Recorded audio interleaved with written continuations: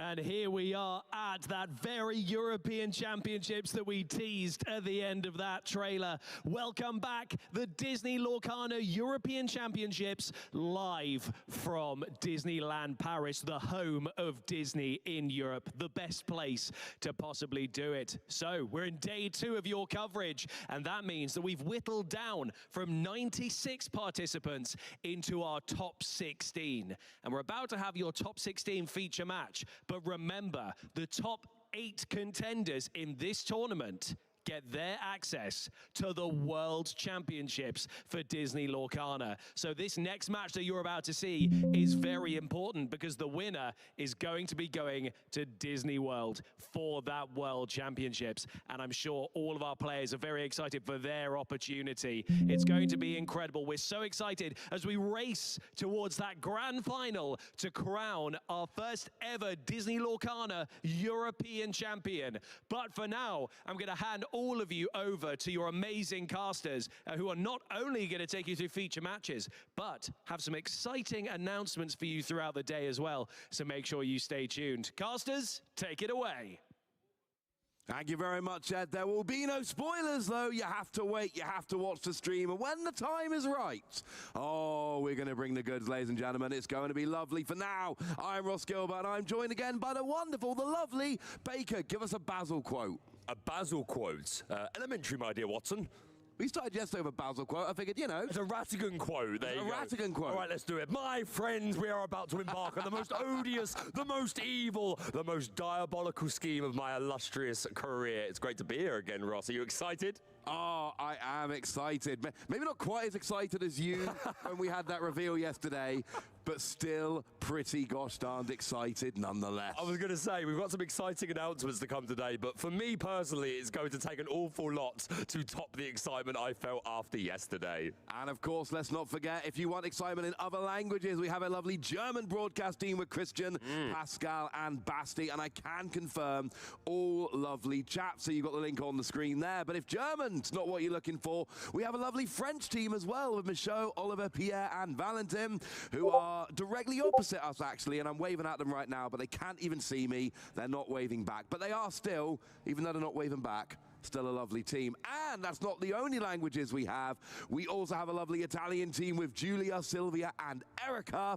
And yeah, she had an umbrella with them on the way over this morning because it was quite wet. So yeah, good teams of people bringing you all the action in 4 languages this morning. What more could you need? If English is not what you're wanting to be listening in, we got you covered. Absolutely right. It's been a pleasure to have all the teams in the room at the same time. Obviously, we've had the pleasure of getting to go to a few of these events and work with the different teams when we were on their home turf. But I'm so glad that we were all in the same room now and we all get to share this excitement. And yeah, the commentary teams are all fantastic. Great personalities, know a lot about the game. So please go and show them some support. But we are very excited for our broadcast of today. We are finally here, Ross. We've been building to it for a long time. Yes. The European Championships. Yesterday, we had 96 players. We did. Go through 7 rounds, 2-game format Swiss. And the top 16 players have earned their right to play today in the single elimination, best of 3, top cut. You could also see on Friday, we had our last chance qualifier.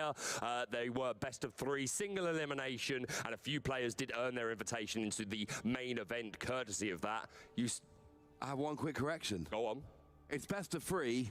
Right until the final. You are absolutely best of right. 3, not good enough for a European Championships final. We're going all the way to best of 5. You're absolutely right, yes. We'll start off with best of 3 for our first top 16 games, and then, yes, best of 5 to finish off. Try and take away those variance games, which, of course, can happen in Lorcana. It is the nature of the beast, as they say. But with best of 5, hopefully we minimize that, and we really get to see some skill expression, see these decks really kick off in the way that we know that they can. Yeah, best of 5 is the best way to really get a good look at the best players and the best decks and really finish it like we're supposed to. Speaking of decks, let's have a look at where we were yesterday. Let's see the day 1 meta breakdown. These are the decks brought by all 96 players at the start of play yesterday, and we can see, and it really is kind of a left and right graphic. The ones on the right are very much your more fringe decks. The one on the left are what really made the difference, but let's be honest here. Ruby Sapphire, by a pretty wide margin, the biggest deck, and we saw it all over the stream yesterday, all over the room yesterday. Ruby Sapphire was a deck to beat coming in here. Yeah, I absolutely agree. Ruby Sapphire for the last sets has been performing extraordinarily well, very popular with the Lorcana community. I must admit, though, Ross, I'm not saying I'm completely surprised to see Ruby Sapphire with such high representation, but there's a lot of murmurings around the community with set 6 that the meta has sped up so much that people weren't sure if Ruby Sapphire could necessarily compete with these much lower to the ground decks. But you see here, 34% of the field felt very differently and decided to bring that control ramping archetype, and yeah, it's great to see it so well represented. And shout out to Knive the Nerd, who I know is at home waiting for this data to present to the community. But yeah, can we look at that Ruby Steel deck for a moment, Ross? Goodness me! Oh, we moved on to the next screen. There's only one. I want to say the one person who brought that. Shout out to them. But yes, for sure. You're all waiting for the top 16 metagame, and here we see 5 players playing Emerald Amethyst. EA Tempo, as it's often known, the most represented deck here in day 2. Ruby Sapphire dropped from 34 to 19%. Ruby Amethyst has gone up to 19%. They were wildly different in the day 1 meta. They have gone and converged, and it seems like we have a single player who made top 16 with Amber Steel. Wow, that is a bit of a surprise, Ross. I'm not going to lie. And yeah, you mentioned the Ruby Amethyst. Definitely a pretty good conversion, considering I think it was only 7%. I believe it's gone from 7 to 19. Yeah, so that is a pretty significant jump, and it really goes to show that while Ruby Amethyst wasn't hugely well represented, still 3 of them making it through to top 16, but just one Steel song list, Ross. Does that surprise you? It does surprise me a little bit. Of course, you know, nowadays, your Amber Steel, it could be Steel Song, it could be a far more aggro version. Sure. That's what I'm playing at the moment anyway. I'm obviously, you know, behind the desk, not out there playing. But still, if I was, that would have been my deck. That would have been what you'd have brought. But my big 3 takeaways from the day 2 meta are Ruby Sapphire dramatically down, EA Tempo being the biggest deck, which I don't think was something we were predicting yesterday, and the conversion rate of Amethyst Ruby is much higher than I think we were expecting. Those 3 decks and their changes, that's what's jumping out to me from that graphic. But, you know, qualifying for this tournament, really difficult. Absolutely. Getting through the 96-player field to get into top 16, incredibly difficult. So, you know, when we look at a Disney Lorcana Challenge and I see one deck on the day 2 graphic, I go, well, you know, we're top 64. They've had a good run. I'm not sure how confident I feel. When I see one deck on the top 16 graphic for Euros, I feel very, very differently, because their journey into top 16 at this tournament was vastly different to a top 64 at a challenge. I don't think that's unfair to say. No, I think it's perfectly reasonable to say, because as you say, Ross, if you are one of the 96 players that played in the core event, that means you earned that invitation. Either you placed highly enough in the Disney Lorcana challenges throughout the year, or you attended the last chance qualifier on Friday, which were 32-person pods, single elimination, best of 3. So however you got your invitation, you have absolutely earned it. But Ross, we have to have a talk about why are our players competing today, other than of course enjoying the game. And here you see our incredible set of prizes just for playing in the European Championships. You have indeed been invited to the ball, and we thought we would represent that with a beautiful full art version of Invited to the Ball. You get that just for participating, Ross, and if you make it to the top 32, then you walk away with this extraordinarily stunning Elsa's Ice Palace. Beautiful card, Ross, right? Oh, absolutely. And the good news is everyone that's still in the tournament has made more than top 32. Yes. They've already got their Elsa's Ice Palace. Let's see what else they've won. They've already won the Kuzco Temperamental Emperor Enchanter, which I know you like. Big fan. And that Baymax playmat, which we've actually been rocking on the stream all the rounds, except round 1. That's been there all weekend. I will never have this playmat, and it makes me a little bit sad. I love Baymax. I love this artwork. Hero Hamada and Baymax. Oh, it's beautiful. But you win one game today, and sure, you get your Worlds invite, but you also get your Baymax promo. Is that your priority, is it, Ross?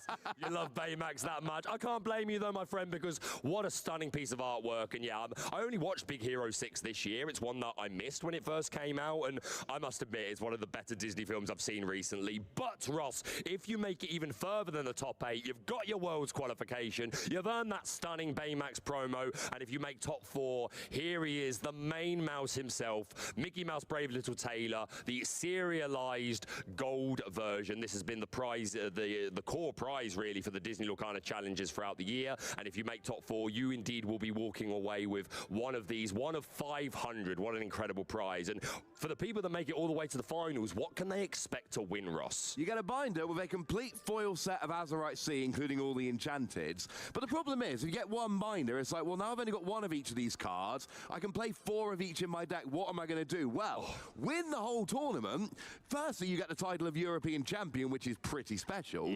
But you then get 4 binders, so you get a play set of complete foil set of Azurite Sea, including Enchanted, which is fantastic. Now, I'm doing a bit of maths here, Baker. Maths? Oh, and wait, I'll get to the maths in a minute. Check out this trophy. It is absolutely stunning. Just look at it, the lore symbol in all of its glory. Super happy that the Ravensburger team have clearly put a lot of love into making sure that this is a prize worthy of a European champion. So that's super, super exciting. Great prizes, Ross. I know what your favourite one is, of course. Oh, absolutely. Let's be clear, for a lot of people here, the big goal is the World Championship qualification. Of course. Get top 8, qualify for Worlds, because Worlds, there's going to be participation. I think we've already seen the whole new World participation. We have indeed, and yeah. that is only if you qualify for Worlds. But I've been thinking about this Mickey, because I was talking to someone yesterday, and they went, well, you know, most of the people here already have a serial Mickey, and that got me thinking, well, I don't think they do.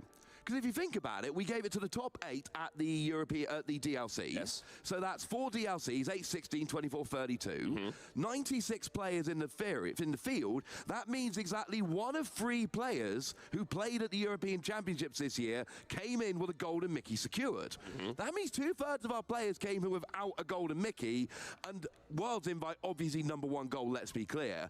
I think there's going to be, and I haven't done the maths, I'm sorry, I'll try and do that if I get a minute today, but there's going to be a bunch of our players in this field that don't already have their golden Mickey, and if you don't have one of them, that is going to be a prize you are desperate for making top 4. Like, if you've got one, you want a second, but that first golden Mickey, that's special, Baker. Of course it's special, and you were saying just a moment ago that the winner gets 4 play sets of all the Enchanted, all the foils, and I know a lot of Lorcana players really like to bling out their decks and play the max rarity of anything. I'm a little too scared to do that myself, personally, but maybe someone will be the first to have a play set of golden Mickeys. What an achievement that would be. I never even thought somebody could ever achieve. I've got him thinking now. I've got him thinking. Well, that's got me thinking. The bracket. Let's have a look at our top 16 bracket. And I know I was wondering this. 2 people bubbled. There were 2 people that got as many points as a 16th player, did not make the top 16. Commiserations to them. So we got one half of the bracket here, and you can see we got Reese against Douglas, which I believe is actually going to be our feature match round 1. I believe that's what we're going to be going for. But you can see there, we got the inks. We've already shown you the metagame breakdown, so you know what the inks look like. Any matchups there that jump out to you? I'll be honest, it's the one that you just mentioned that I believe is going to be our feature match. Yeah, Reese versus Douglas. So Reese, for those of you that may not recognize the name, was the 2nd place finisher from the first ever Disney Lorcana Challenge in Lille. Went one-on-one with the legendary Frank Carsten to get that the accolade of being able to call yourself the first ever DLC champion. And yeah, Reese coming 2nd, an incredible achievement from London as well. Shout out to the Brotherhood store, which I know he represents. And yeah, great player. And his deck is kind of spicy. I'm sure in a little while we'll get a chance to talk about it properly, but I'm super looking forward to that match. We'll get to that in a minute. I'm also looking at that bottom one where we've got you've got Sapphire Amethyst against Ruby Amber. That is not your banner matchup. Let's go to the other side of the bracket, though. That was a Cinderella bracket. Let's go and have a look at the Maleficent bracket, where we got another no mirror matches I'm seeing here, which is making me very happy, at least on this side of the bracket. But we have got some spicy matchups coming in here, including our lone, Amber Steel, which is coming up against one of those Ruby Sapphire decks. And I always think the first round of Top Cut is always really interesting for trying to figure out exactly where we are in terms of the tournament. Because sometimes you'll get the first round of Top Cut and an entire archetype is just wiped out. That is just what happens sometimes in your first round of Top Cut. Other times, you do the first round of Top Cut, and what we realize straight away is, oh yeah, no, this tournament's open. Any of these decks, we've got 8 different archetypes in top 8, and things are getting very interesting. I love round 1. And also, I know Ed said it in the intro, but we got to stress this. And everyone knows this. This is going to be the single most stressful game of the entire weekend because everyone in top 16 knows they're playing for a Worlds invite. Yep. You win this, you've got an invitation to Worlds along with participation prizes, a chance to go and compete for the bigger prizes, including, you know, the super duper duper special Mickey, which we've also been shown previously, unless I dreamt that, but I don't think I dreamt that. No, I don't think you dreamt it. Okay, cool. But also, if you lose this, there's a very good chance you're not playing at the World Championships at all. This is one game to determine whether you're playing at the World Championships. I guarantee you, every player here, if you ask them, the #1 goal this weekend, qualify for Worlds. I feel super confident. All 16 players will tell you that is their main goal at this tournament, get the invite to Worlds. Yeah, I think you're absolutely right, as tends to be the way with a lot of TCG players. Very much, even if you win an event, the attitude is, great, what's next? Where am I going from here? Where's just like playing games, man. Well, exactly. When is my next opportunity to prove my, show my mettle in this TCG? So yeah, I think you're absolutely right. This first round will be the most stressful, even for those that do lose the top 16 games. So much to be proud of. They've had an incredible run here at the European Championships and some amazing prizes. So wouldn't ever take anything away from any of the players, but I'd be silly to say that you're wrong. World Championship, that's got to be the goal for a lot of people. I mean, top 16, you've already got your Elsa's Ice Palace, you've already got your Cusco, you've already got your Baymax playmat. That is a very nice set of prizes, and very exclusive. Because if you look at it, you know, Baymax playmat, your Cusco, top 16, then we give it out at North American Internationals, and we've got 32 of them in total. That is a very rare card and playmat combination. Everyone's going to love having them. But it's like I think we had a conversation in Bologna this year, and the conversation was, would you rather have the invite to Euros, or would you rather have the gold Mickey? And every single person was like, invite to Euros? Like, it wasn't a question for anyone. Everyone wanted the Euros invite over the gold Mickey, and I feel like that's the case again today. It's a Worlds invite, and the reason we're pushing it this hard is very simple. One game. This round, one game, you win, you are in the World Championships.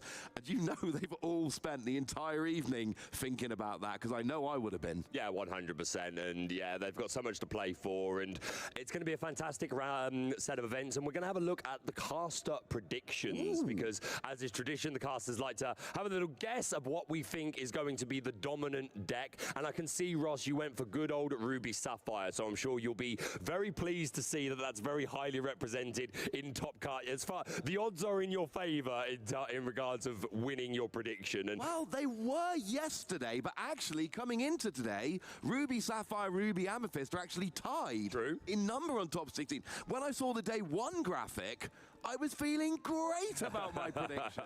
Now I feel like you and Ed are catching up, and commiserations to Spessy, who he tries to make these predictions, but I do feel like he's on the back foot again. Although he put himself out there, we did go for, I think, what could be called low-hanging fruit. I mean, you have used this term to describe me before, Ross, but I take no offense whatsoever. If you know me, you know I am a Ruby Amethyst stan for life. And Ed Templar deciding to go the same route as me. And yeah, same as you, we have 3 pilots in the top 16 that will hopefully bring me and Ed to the correct, to a winning prediction. So yeah, I'm so excited. And just to go back to your point you were making a moment ago, yes, some incredible prizing, which of course is very important to players. But as I said, I think for a lot of Lorcana players, all they're really thinking about is, when is my next opportunity to play Lorcana? So yeah, this first round is going to be super, super tense to try and earn that invitation to the World Championship. And we've just got an incredible day of Lorcana. There's loads of side events going on.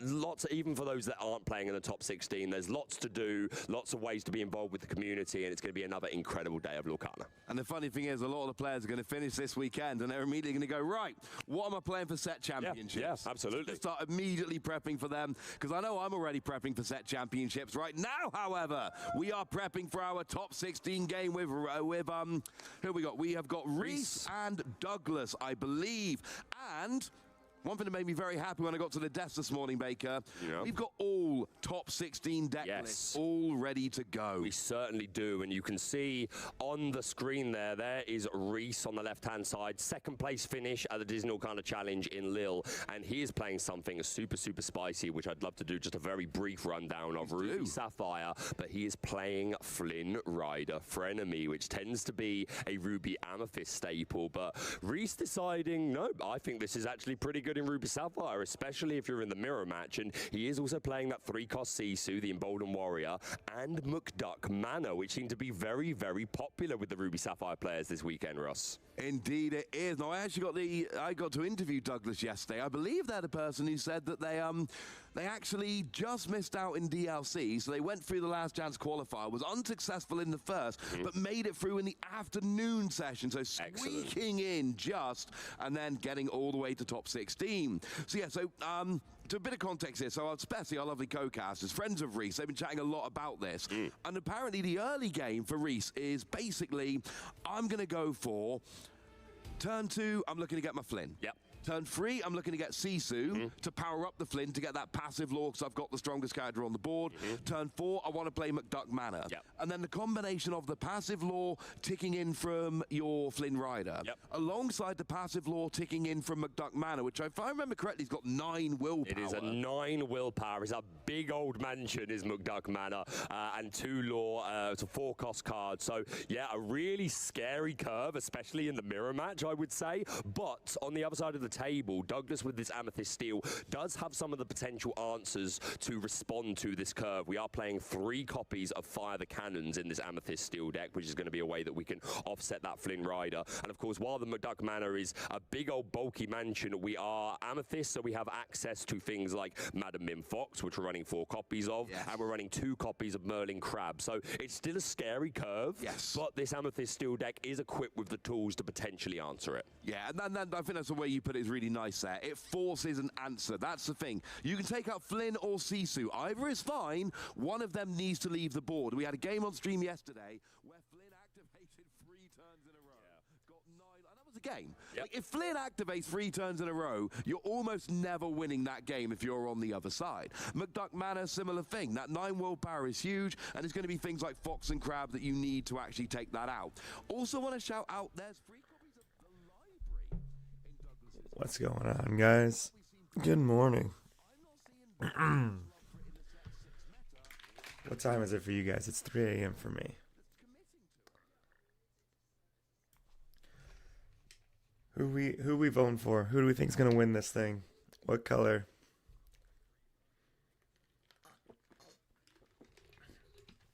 And what's up, Habibi? Yeah, nothing missed yet.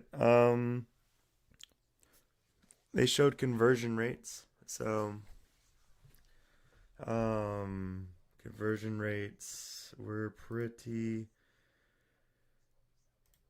looking pretty good. I can throw those up actually. Or no, they won't come up actually. Yeah, I'm not sure my browser.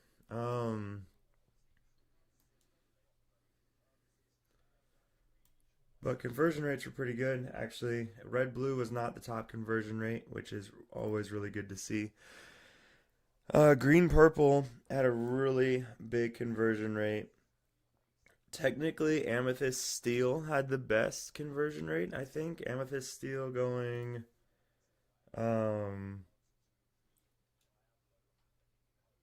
because they only had 3 people show up and 2 people made it, so really high conversion rate for Amethyst Steel actually.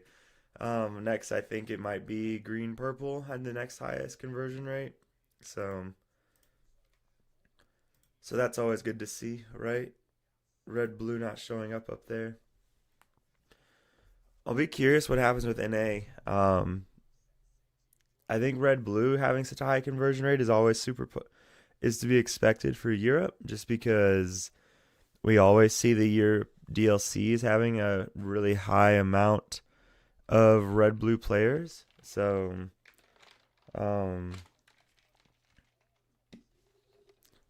we'll see. Hopefully, now that they finally gave the players the deck lists, we'll all get deck lists Soon. I have been trolling everywhere trying to find them. Inkdex has 3 so far.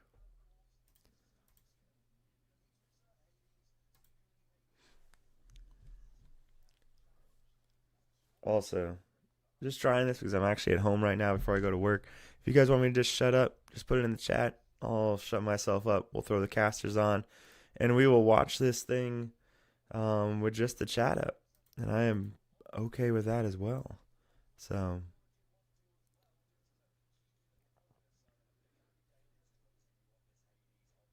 yeah, I agree, Felix. If the Steel Song player can make it through this first red-blue matchup, they're in a really good position to do really, really well. And honestly, because of Lilo's, our best of 3 against red-blue, if we win the dice roll, we're looking really good. Like, so far, red-blue has not been the boogeyman for Steel Song that it was last set. So,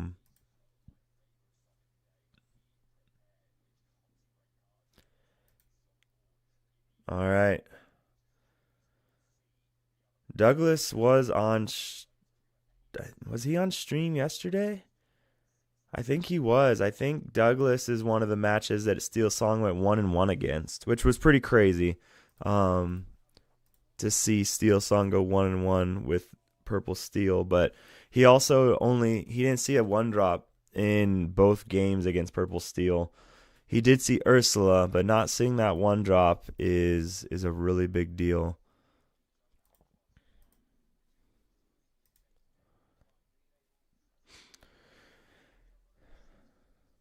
And I think the Steel Song player, I think he was live yesterday too. I think he was one of the feature matches. So I just don't remember. I'd have to go back and check. I was hoping to see the deck list before the event started, but I will say that I think things have been better organized by EU so far from what I've heard. Especially like this feature match area set up, but I will say NA would have had us the deck list already. So just saying. Not saying EU's better, but it might be better.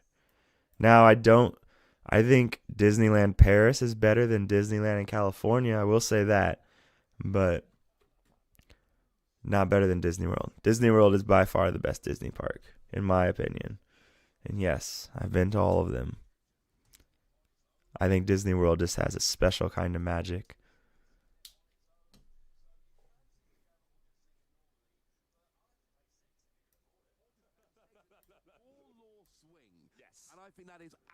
I didn't realize I turned the casters all the way down.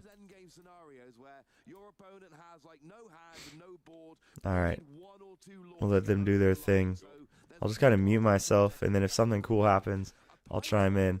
Or if you don't, again, if you guys don't want me to chime in, cool. We'll watch this thing in silence. Just let me know, okay? I've never done this kind of watch party thing before, but I wanted to make sure everyone could watch it on YouTube. So here we go. Let's rock and roll, guys. I'm hoping Purple Steel wins here. That's the goal.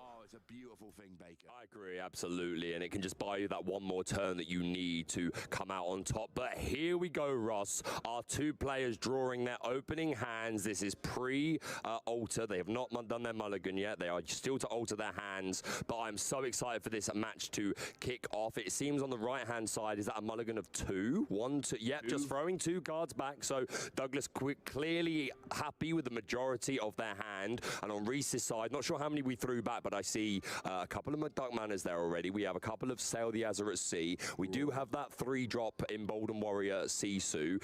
I expect we would like to find the Flynn Rider, but Reese, of course, both players can see the opponent's deck list. Reese will be aware of those 3 Fire the Cannons, but sometimes you still got to play it and just make them have it, right? Absolutely, sometimes you do. And another thing is, and I know it's a simple point, but I'm going to make it while we're here at the beginning of the day, sometimes you just got to play what's in your hand. Oh, you build your deck, you've got your plan for a particular deck, but sometimes you look at your hand and you're like, I have this 2-cost card, I have 2 ink. I will play this 2-cost card because that is the only option that I've got. Yep. I also find it very interesting. We're going to see if Spessy can, if we get an interview with Reese later, I've asked Spessy to ask this one.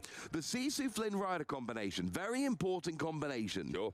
But there's only 3 Flynn Rider and 3 Sisu in the deck. And also something else which I think does need to be borne in mind here. We have Hiram Flavisham in the deck. That, you know, when you play or when you quest, you can banish an item to draw 2 cards. Indeed, no surprises there. Yeah, there's 4 Porpsicle. They're the only items in the deck. And that is very interesting to me because usually in a Hiram Flavisham deck, you'll see a cacophony of items. So it's almost like Hiram Flavisham is a handy little bonus here rather than a real aim of the deck. But there is a fist pump, and it looks like we are... Yes, are we? Yes, we are off with the top 16 of the Disney Lorcana European Championships. We are inking a McDuck Manor and passing over to Douglas. There's no 1 cost in Reese's hand. Yeah, as you mentioned, the only 1 cost, the only items being the Porpsicles. And is that the only 1 cost card in the deck at all? I do believe it is. So yeah, missing out on that turn 1 Porp, instead inking the McDuck Manor, passing over. We see a Diablo hit the board, and now Reese is going to sail into the Azure at Sea. He's going to draw a card, and this will allow him to ink an additional time. It still has to be inkable. It's not a fishbone quill where you can just put anything into the inkwell as a secret. You do indeed need to reveal it. It needs to be inkable, but this card just so incredibly strong. It's amazing how just such a simple effect can become one of the best cards in the game. Anytime a card says draw a card, you have to pay it some respect, and we see a good look at Douglas's hand now, Ross. A copy of Fire the Cannon's already there, so if that Flynn Rider had come down, we would have had the answer. Didn't need it in this occasion. The Bumbling Mate making his way into the inkwell, and another Bumbling Mate going to make his way onto the board. Bumbling together. You love to see it. You do love to see it. Reese, of course, has played no cards so far. Inked both the McDuck Manor that were in the opening hand, and there's a lot of expensive cards. We've just top-decked the Vision of the Future there. There is a 3-cost Sisu, but there's, you know, you've got your Mana Medusa, the boss. You've got your Maui Hero to All. You've got your Sisu there. There's a lot of, as in the Empowered Sibling, the big one. Of course. We've got lots of expensive cards in Reese's hand, sorry. So we've had a start where Reese is just kind of building up the inkwell in the hand, which is what Sapphire decks tend to do, but not being able to get too much further than that yet. Yeah, no, you're absolutely right. We luckily, I think we just drew into Vision of the Future, as you said. So if we want to try and find something for the next turn, it's a shame that we don't already have a Porpsicle on the board, because then we could potentially find a Flavisham and help to maybe find some more low to mid-range cards. But as you said not too long ago, Ross, you've got to play the hand you're dealt. Instead, we're going to ink that Vision of the Future, and this makes all the sense to me. We need to put something on the board. Douglas has 2 bodies here. We can't let the Bumbling Mate just sit there questing. We cannot. In a way. I know he puts a damage on himself each turn, but even questing twice is probably a bit too much. And of course, the Emboldened Warrior, having 4 willpower, will survive a challenge into Mr. Smee, and of course is a shift target for the big Sisu. And another Bumbling Mate and a Magic Broom. Douglas deciding to go wide, going on a quest with Mr. Smee and that Diablo, which brings Douglas, I believe, up to 4. Yeah, I love what he's doing to the wide. He's basically saying, look, Reese, your start's not great, mate. You've not got much on the board, so how about I've got 6 lore available just to quest for? The Biblioteca goes into the inkwell here, and Douglas just going, I don't need to try very much. I'm just going to go wide and hope your start continues to be underwhelming. Yeah, you're absolutely right. And you see in the top left-hand corner, Reese was indeed the first seed in Swiss. So for as many games as Reese plays today, he will be going first. And that is a huge advantage. The way we don't randomize going first, the highest seed gets to choose, and they're going to choose first. So every game here, Reese is going to be going first in top 16, top 8, top 4. If he makes a final, he's still going first. Douglas will always be going second as a 16th seed. Makes a big difference. Of course, if you're new to the brackets, it is always first against 16, 2 against 15. Yep. We are playing opposite records. Yeah, 100%. This Emboldened Warrior going to challenge this Diablo. It does allow Douglas to draw a card, but you've got to take some of the pressure off the board here. And down comes the Maui Hero to All, who will be the answer for the Bumbling Mate. Survives with just 3 damage, and yeah, so far we're responding to this board appropriately, and as our ink continues to rise for Reese, he's going to get access to more of those high-end, high equity cards. Yeah, and that's the thing. Reese started with a bunch of high-cost cards in his hand, but he played a Sail the Azurite Sea. He's had a couple of turns now, so his Inkwell is now getting to the point where some of these cards can actually start coming out. Sure. And if nothing else, Sisu and Maui, they're both pretty good at challenging, so can use those to keep Douglas's board in check. Sisu gets an extra strength for every card in your opponent's hand, so if Douglas keeps keeping a hand of like 5 or 6 cards, that's Sisu and that Maui together. Whew.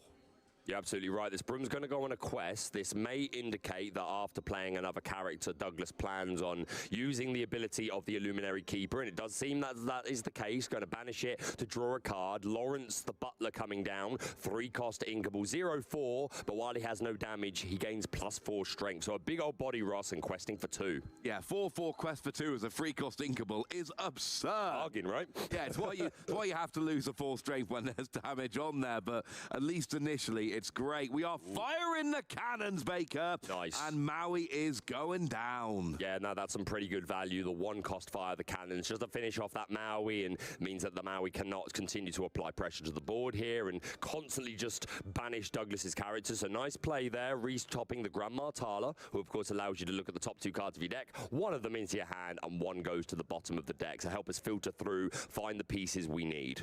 Yes, develop your brain, but as a character skill. Ooh. Here comes Madame Medusa taking out that Mr. Smith, Mr. Smee bumbling mate. So, of course, it lets you banish a character with 3 strength or less, which Mr. Smee absolutely is. So, it took a couple of turns. Reese did not have a great start. No. Things are starting to turn around quite nicely here. Reese is starting to get that board presence going, starting to take away Douglas's board. And actually, right now, you look at the boards, we've got a Sisu and a Madame Medusa against a Lawrence. Reese has the better board. Douglas has 3 more law. But Reese has a better board right now. Yeah, you're absolutely right. This Lawrence is going to attend the local karaoke night and sing "Friends on the Other Side" from his favorite Disney film. Friends on the Other Side, which is obviously a fantastic song, drawing a couple of cards. But yeah, back to your point, Ross. Only 5 law on the board for Douglas by the time that Reese is already at 6 ink. I would like to be a bit further ahead because again, in the Ruby Sapphire matchup, you're going to favour the Ruby Sapphire player the more the game goes on as we reach those later points in the game. With these huge cards like Maleficent Monstrous Dragon, 2 copies of that in Reese's deck, by the way. So yeah, if I'm Douglas, I would like to have already been at a bit of a higher law count by now, so that like you just need to like just get that bit of reach to come out on top, but only at 5, although that's going to jump to 6 because the Merlin Goat is going to enter play, gaining 1 law, and he will gain another law when he enters the board, exits the board. Sorry. Absolutely. This might be a weird analogy, but in our hotel rooms here in Disneyland, we got showers, and the color changes the more water you've used. I noticed that this morning. Darker and darker. That's how I feel this matchup is for Douglas. The more time goes by, the more turns there is, the darker it gets, and that represents Reese's likelihood of winning the game. It just keeps ticking up. The more turns Reese has. Ooh. Here we do see the Queen of Hearts with Rush going into that Lawrence, doubling up with Madame Medusa, taking out Lawrence, and of course you hit it once, it loses a 4 strength, so Madame Medusa can challenge and remove it without taking any damage, because at that point Lawrence has 0 strength. Yeah, and that's a really efficient trade, Ross, because it was a 1-for-1, lost the Queen of Hearts to the Lawrence, but of course the Lawrence costs 1 more, is questing for 2, and this Medusa challenging the Lawrence, you don't miss out on much because she only quests for 1. So yeah, really nice efficient trade there. Of course, this Goat does have 4 strength, so has the option here for Douglas to remove one of these characters from the board. Is that going to be his route, or is he going to be more interested, Ross, in maybe questing and bouncing it back to his hand for this Madam Mim Fox in hand? I think you've got your answer. I think it is going to be questing. Am I the only one that just... Oh, here we do see the Madam Mim bouncing it back. And, of course, Goat gains a law when you enter the field and when you leave the field. And then we use Madam Mim to trade with the Sisu using that Rush. To finish my question, am I the only one that is constantly surprised that Goat has 4 strength? I've played this card since it came out. I've played it in so many decks. It is surprisingly strong. It is. I mean, it is a 4-cost card. But it gives you law when it enters and leaves. Let's put it this way, Ross. I'm not going to argue with you that Goat is a very good card. But I think the 4 strength is, it's great to have, but obviously not the main reason we play it, but it is a fantastic body to have on the board. So you make a very good point. We pass back over to Reese. Finally draws that frenemy, who I'm sure he would have liked to have seen a lot earlier. It's probably, it's going to go straight onto the board here. I did wonder if it would just be the Inkwell. But to be fair, even at this point in the game, Flynn Flynn Rider can still proc his ability. We have that Medusa on board with 4 strength. Thankfully, I see Douglas is holding a 5th Spirit Elsa here, so if Douglas is not able to put a character with at least 4 strength on board, then at least they can put down this 5th Spirit, who will allow him to allow them to exert a character. And you see right here the Flynn Rider being exerted, and Elsa having rush and evasive. So strong this Elsa. Oh, so for one of the best cards for the previous set. Agreed. Rush, evasive, and you exert a character on play. So even though you can't challenge an active Flynn Rider, you can play Elsa. I mean, you're not supposed to be able to challenge an active character, and you're not supposed to be able to challenge the turn you play. Elsa can challenge the turn she plays and challenge an active character because you are resting it first. You're absolutely right. And finally, Ross, we do see the toy maker. Unfortunately, there are no toys to play with. There are not plenty of toys here at Disneyland. No toys on Reese's board. But again, this is the consequence of that deck building. There's only 4 Porpskull in the deck. Douglas replays that goat, goes up to 11 law. He's up by 7. Diablo comes down. Elsa, I believe that's no, that's just a quest from Elsa. Yeah, no, just questing away. Again, now we're at that law point where we're feeling a little bit more confident. Douglas jumping up to 12, courtesy of some questing and a couple of goat bounces. So now the pressure is starting to come on a little bit. Finally, we do see ice cream for Reese. Apparently, he was a good boy. He gets some ice cream, and I'm sure Flavisham's going to be thrilled to see that. Does go on a quest, banishing that Porpskull and allowing us to draw 2 cards. And Reese is already holding 1 copy of the dreaded Be Prepared. He's holding a copy of Sisu, Empowered Sibling, which of course could remove this Elsa and this Diablo. So we are kind of in the danger zone, but at least we're at that point in the game where our big removal cards are online. Yeah, and that's nice. Having that ink there, having it available, being able to have those options is always a good thing. You are quite behind in lore, and I'm not really seeing the end game built up for Reese yet. We don't have things like we often see in these decks, like Tamatoa, for instance, or things like the Maui Sharkhead, which, you know, is something we see Reese playing in fairly high numbers. So, or half shark, I should say. I just always remember the Sharkhead. T-Bow going to make his way into the inkwell, so we are now at 7 ink. We've already used 1 for the turn, so 6 left to play with this turn, but as we all know, 7 is kind of the magic point. We are going to brawl. Elsa's going to pop in for a nice social at the Snuggly Duckling. Unfortunately, a bit of a brawl there, and she's thrown out the window. Unfortunate for Elsa, but pretty good for Reese, and we pass back over to Douglas. How many cards is in Douglas's hand? 4, and he is holding that 1 copy of Hades that we were talking about earlier, Ross, which could represent game. We can quest for 2 here, going up to 14, and then just establishing this Hades would mean something like a B prep would jump us to 18, and then it's just a goat and a bounce away from game. Are we going to see it? Yeah, we are going to see that Hades, Lord of the Dead, 6 cost uninkable, 3/4, quest for 3, and while this character is in play, whenever one of your characters is, during your opponent's turn, whenever one of your characters is banished in any way, doesn't matter how they were banished, gain 2 lore. So this is kind of scary for Reese. I imagine I think you still have to play into the Be Prepared here, because otherwise this Hades is going to quest for 3 next turn, and then I think the writing is on the wall. So I imagine we are going to see that 7 cost Ingable Song coming down. We will see though. Reese first seed. It's interesting. It's the best time to play Hades, right? Because you play it down and you go, you can be prepared and board wipe, which I think is probably about your plan. That's going to be great for me. Or you can not play Be Prepared, and I'm just going to quest for 5 and go up to 19 next turn. Yep. So it forces Reese to be prepared, but you gain 4 lore and go up to 18. If they do be prepared, we do see Maleficent Dragon. You actually go up to 19, Ross, just because obviously this goat will gain another lore. Of course leaving the bill. So goat gets removed and gains you 3 lore. That's absurd. 2 from Hades and 1 from its own skill. I don't know how much choice there is though, because if we just see, I think you absolutely have to do Douglas it here. goes up to 19 regardless. Yes. If you don't board wipe, Douglas goes up to 19. Yeah, if you do board wipe, Douglas goes up to 19. The only difference is Douglas still then has a board. You're absolutely right, Ross. But it's very, very early, but let's start strong. Be prepared! And for the first time today, we do see a big board wipe. And yeah, not the greatest situation for Reese to find himself in. 19 lore on Douglas. Does he have a go? Can we finish the game right away by putting down another Merlin? No, it's a genie coming down. We don't have a goat yet. I don't believe there's... Oh, and Calhoun comes down as well. Okay, we can remove the genie because we have the Sisu, but this Calhoun, unless we've got a Medusa, and Reese says no, he's going to shuffle his cards up, and Douglas wins game 1 of round 1 here at the European Championships. Going second was on the draw. Huge congratulations to Douglas taking down the first seed in that first game, and Reese needs to reset now and just come back all the better. I've seen this happen in so many tournaments. Players refer to it as the curse of the first. You're the top seed. You're coming in feeling really confident. You're paired against a lower seed. And I've seen so many times that first seed get bounced out of the tournament by that lower seed. And Douglas, I mean, your confidence has got to go through the roof. Absolutely. Here. You've just beaten the top seed in the first game.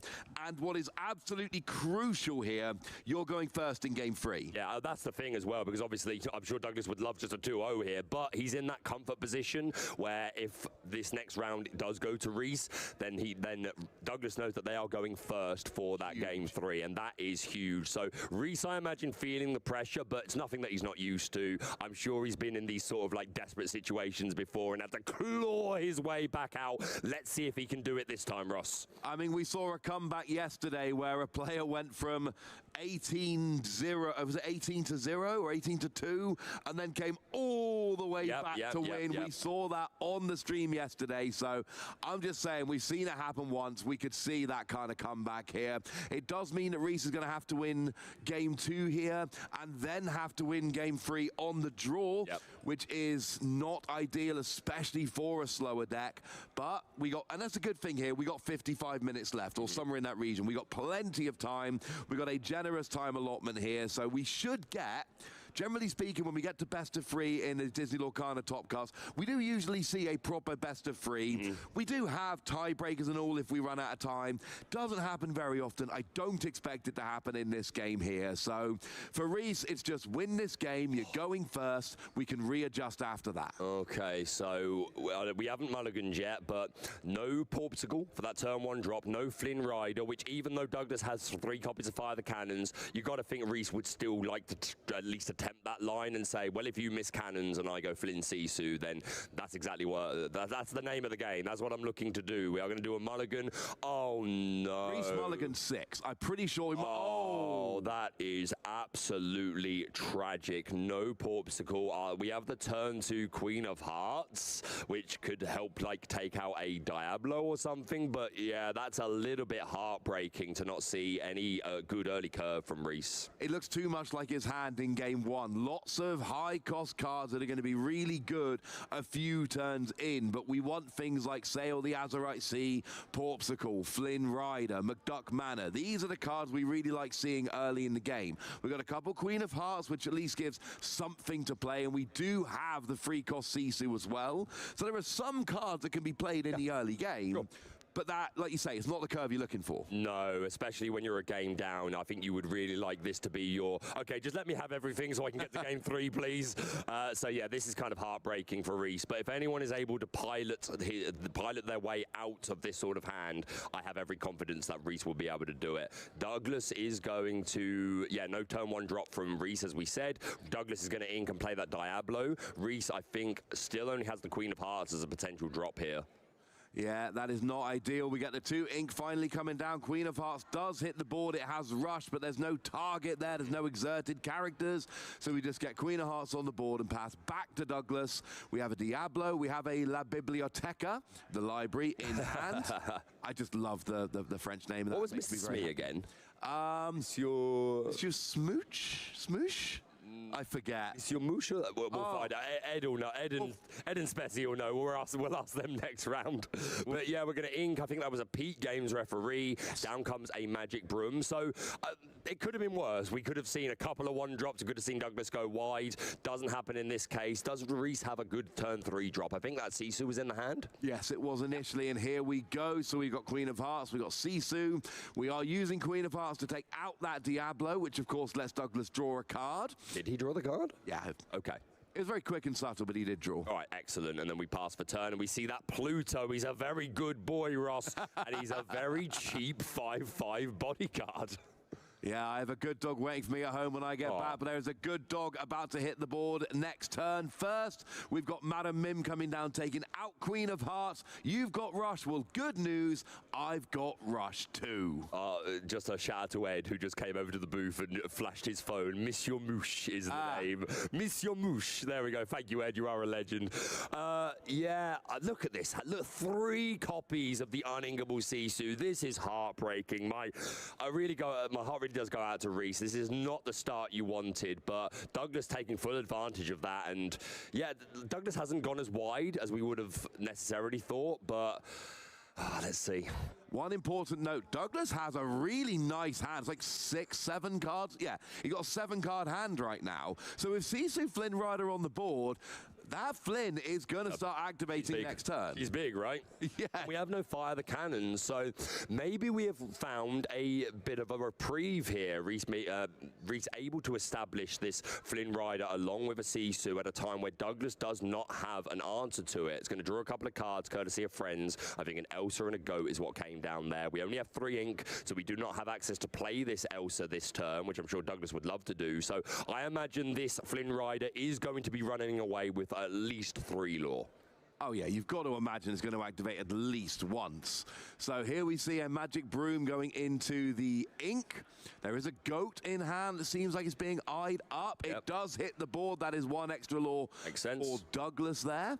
And again, a 4 strength, sneaky strong. I think I'm going to phrase it with the Goat. Sneaky strong. Sneaky strong. Stronger than you think it's going to be when you remember, because we just think about the lore game. Yeah, absolutely. So yeah, this Flynn Rider is indeed going to steal some lore and run away and gaslight the community. So +3 for Reese, but I do imagine that's going to be the only time this particular Flynn procs. We're going to ink up a McDuck Manor, and we're going to play nothing because we have nothing to play. I did wonder whether Reese was going to play the McDuck Manor there in that kind of classic opening we know he likes, but I think the reason why it wasn't was... no other ink. Yeah. No other ink, unfortunately, and you need to build to that big Sisu, so this is super unfortunate. We choose to ink the Elsa. Oh, is it? Oh, we have a second one, and we drew into that fire the cannons.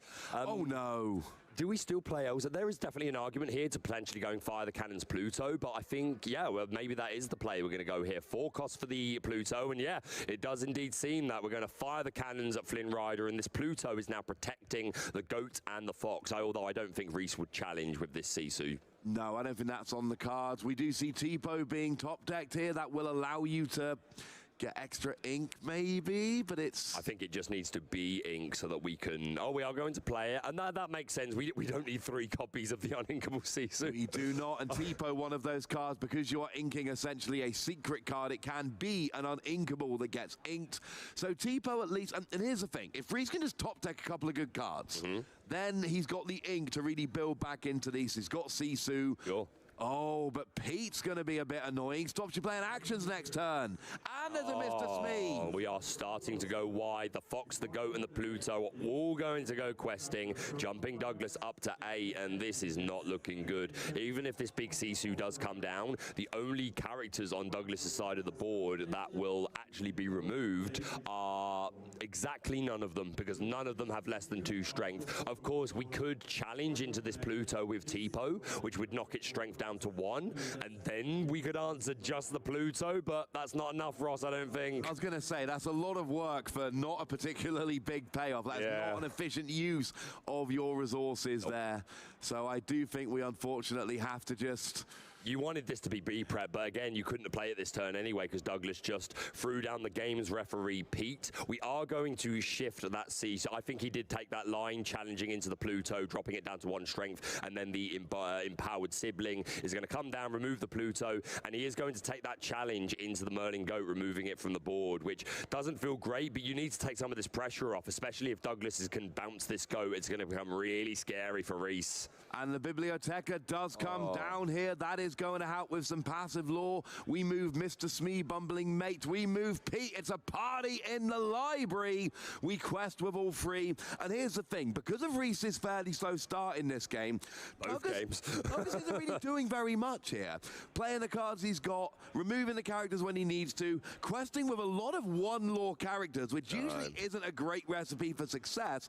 But because your opponent has nothing, It's absolutely fine, and it's building up. This is big. Sorry to interrupt you, Ross, but this could decide the game right here. We're going to play Vision of the Future. Looking at the top 5, I see a Flynn, I see a Maui Half Shark, I see a Sail the Azure at Sea. A couple of cards that I can't quite make out there. I'm not seeing a Be Prepared, although I don't think we would have enough ink to even play it. I don't like to try and call it too early, Ross, but this is looking pretty bleak for Reese, unfortunately. We're going to need board wipe, we're going to need big characters, and the problem is, at this stage of the game, you need to board wipe and then keep the board in control. For sure. We're going to play down that Tipo, who's going to add an extra secret ink, and pass back over to Douglas, who's going to gain 1 lore courtesy of that library. We're going up to 18 this turn. Yeah, and we're going up to 18 in a deck that plays things like goats. Yeah. And when you're at 18, you play a goat, that's game. Yeah, and it's not like Reese's version is like that Tamatoa Dime build, which can potentially make these huge jumps. It's a very different style. I think Douglas is taking this 2-0. I think he could do. We see Genie hitting the board. We've got a lot of there. I think everyone's in the library now. Everyone's getting their books. They're building up their knowledge. Reese has to end the game here. If he doesn't, Douglas will win 2-0. There's a handshake, and Douglas wins your top 16 match. Douglas goes through to the top 8 of the Disney Holy Lorcana. crap. Oh my goodness gracious. That was... I may have just deafened some of you guys. I apologize, but oh my God.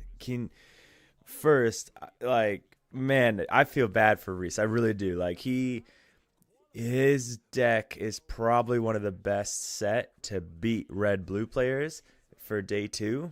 And this is probably his worst matchup to get paired up against. So yeah, I don't know. Even the Steel Song player might be. Excuse me. I would have been interested to see how they did into Reese's deck. So, but man, does it feel good? As much as I feel bad to see Reese lose that one, but man, does it feel good to see Reese lose that one in the sense that he's a Ruby Sapphire player. But when other Ruby Sapphire players see Ruby Sapphire lose, it makes all the meta deck guys question doing it. So this means we might see less at locals. But oh my goodness, I'll turn the casters up a little bit so we don't miss anything they might have to say. But man, oh my goodness, I forgot his name already, but he is living on cloud 9 right now. To come in on day 2 with a 2-0 victory, that is, oh my goodness, what a start to day 2. That was insane. So, jeez. Yeah, and I've always preferred the more mid-range purple steel. Isaac, I do really think it's just better suited into just about everything. And I think you just don't have to play aggro, right? I think there's better aggro options if you're going to play aggro. So I think the mid-range version is just, I think it's a little bonkers, and I think Calhoun was what it really needed to take off. And of course Genie, right? But that Calhoun does some major damage against a lot of these other decks. And yeah, that Hades game 1 was spicy. That was really good. But when you look at this list in the red blue, like there's a lot of 3-attack, 4-attack, characters. So it's just hard for red blue to deal with if they're not running a lot of B preps. And if they are, then that's when they can rock and roll the Peats as well. So jeez, just crazy. Slow start that Douglas does a bit of board removal, takes out a few characters, plays a Biblioteca, moves everyone into the Biblioteca, and then that is enough for Reese to extend the hand and Douglas to become the first player that we see moving on to the World Championships here. The first ever player to qualify for the world. Well, that's not strictly two, because at the European Championship. Yeah, it was very clear. Yeah, the first player to earn a World Championships by playing the Continental Championship. So huge congratulations to Douglas. We're definitely going to be very keen to see his future, but we're going to be be heading over to the main stage where the legendary Joe Spessy Curly is standing by with Douglas. Joe, please, I'd love to hear from Douglas. Take it away. Douglas, you've just qualified for the Disney Lorcana Challenge World Championships. How are you feeling? What a blast, man. I didn't expect that. I qualified Friday, and I had no expectation. So to be here right now, it's mind-blowing.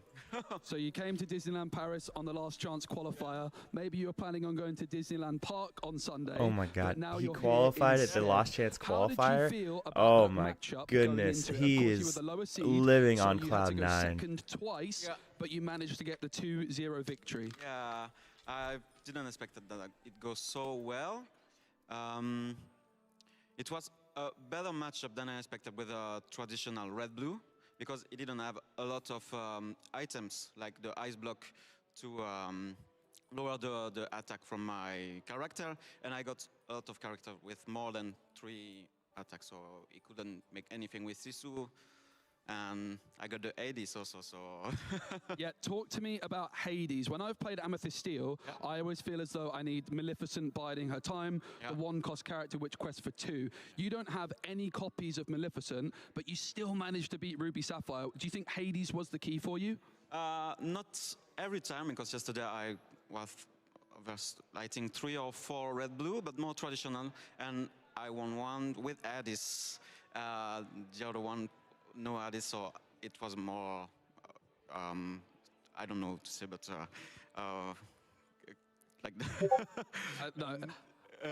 You also have cards like Lawrence, Pete, Mr. Smee with 3 strength and more, which is great against the Sisu. So, yeah. And Maleficent is uninkable. You have to play at least 2 or 3. And I play Maleficent in Bologna, and that's what make me lost, because I drew it like when I wanted something else, and so for me it's a good card, but not on the deck I have right now. Amazing. So you played Amethyst Steel. You mentioned you played Amethyst Steel in Bologna. Were you always going to play Amethyst Steel this weekend? And if so, what is it about Amethyst Steel that you like so much? I really love Amethyst Steel because it's an even with about every matchup. You can win for. I'm too stressed, so I lost my English.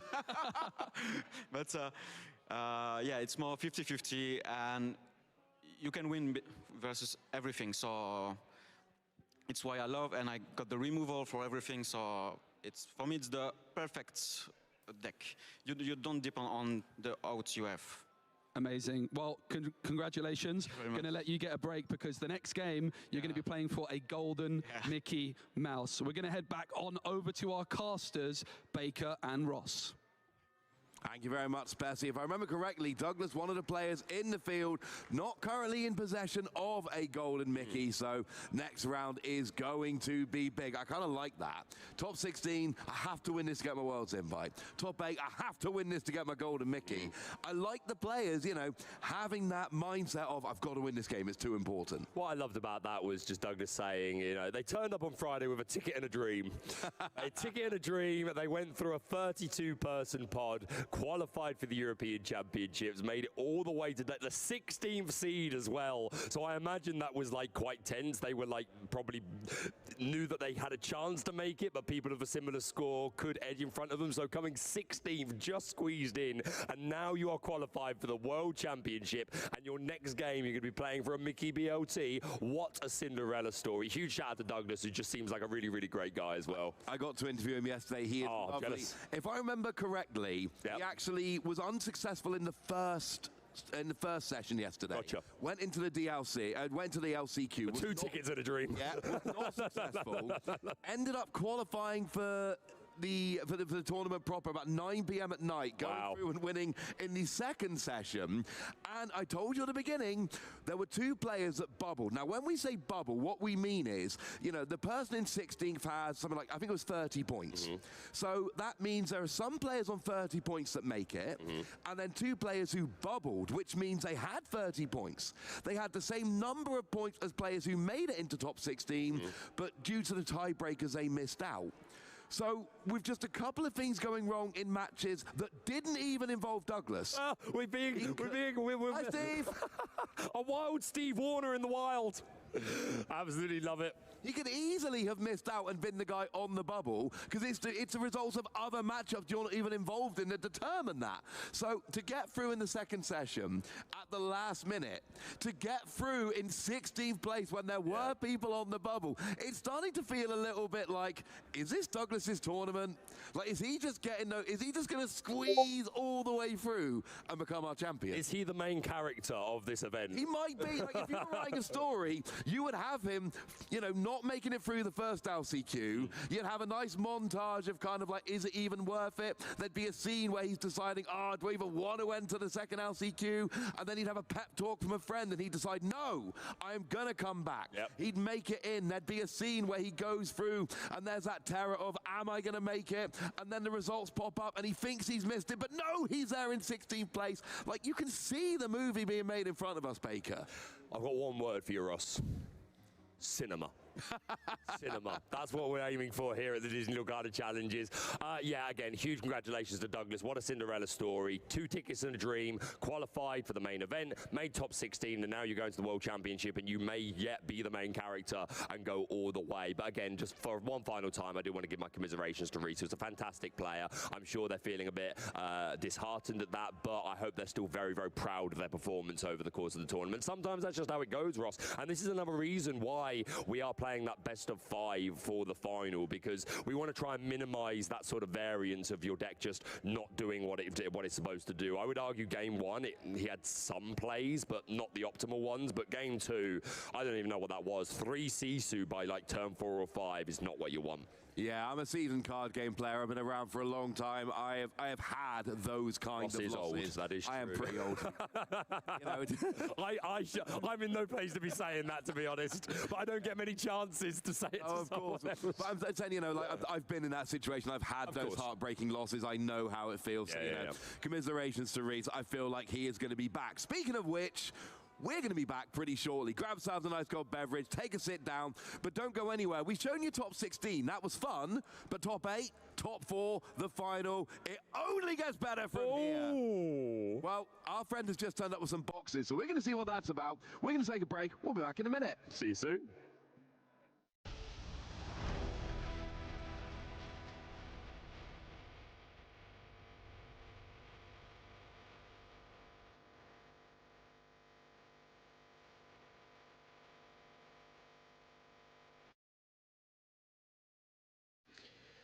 Oh man, what a start to day 2. And it's best of 5 in top. In top 4, I think it's best of 5, or top 2. I missed that part, but what a day. Oh man, I hope work is slow for me.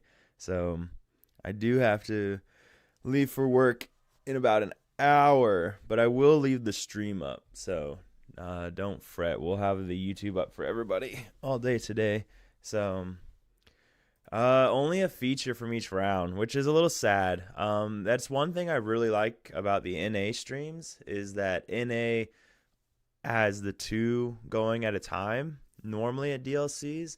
So when one match ends, they can pan over to the other match. So hopefully NA does that again this time, so that we can have games to watch the entire time. But yeah, sadly, it would seem like we won't get to see much Lorcana today, which is unfortunate. We're probably gonna have a really big break here too, which really sucks, because that purple steel won 2-0 so fast. So that's unfortunate as well. But yeah, I agree, Isaac. Rip Aroni for sure.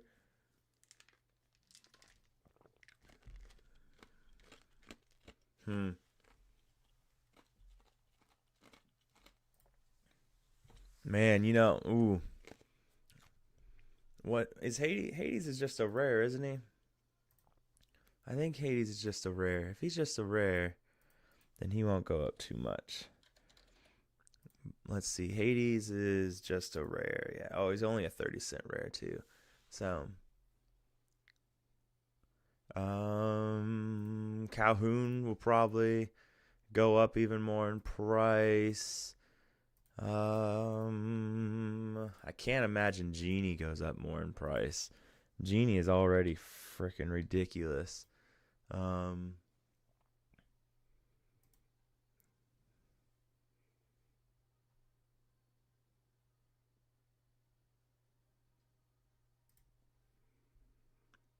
Not convinced it's an upset.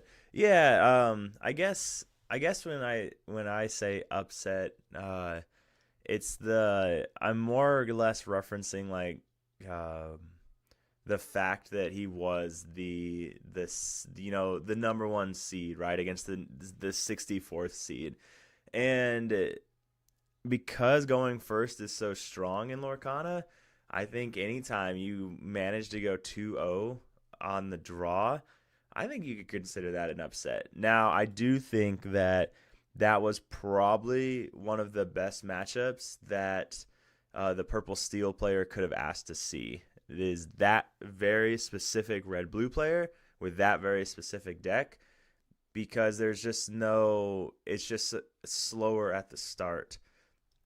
And Purple Steel is just, what we saw his Purple Steel, why it's so good against that slower start. So yeah, that was probably the perfect match for that Purple Steel player to see. That's probably exactly what he wanted to see going into his first match. I bet he was feeling pretty confident. Yeah, set 6 rare. Yeah, that's what I was looking at. So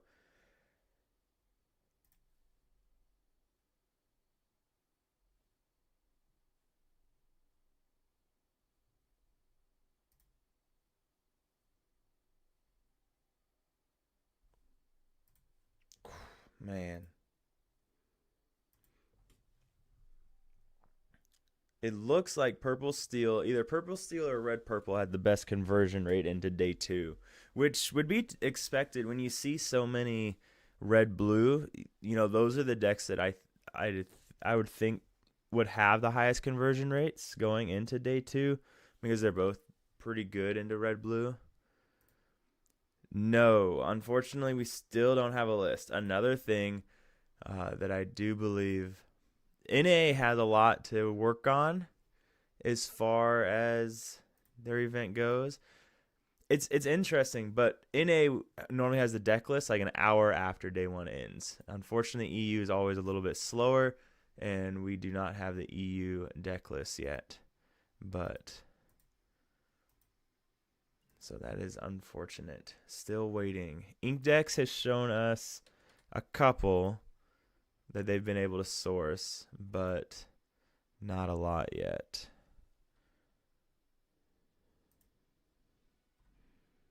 Yeah, only 3 on Inkdex so far from the top 16.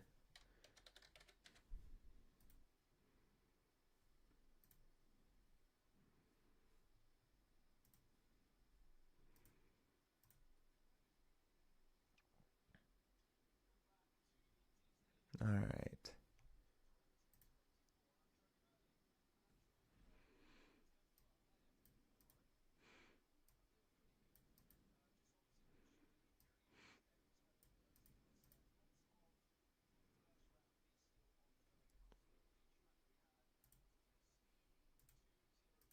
Yeah. Oh, yeah. I wonder. I also missed how much time they have for each round. I'd imagine. Do they have longer than 55 minutes, or then is it a 55-minute cap? I don't know.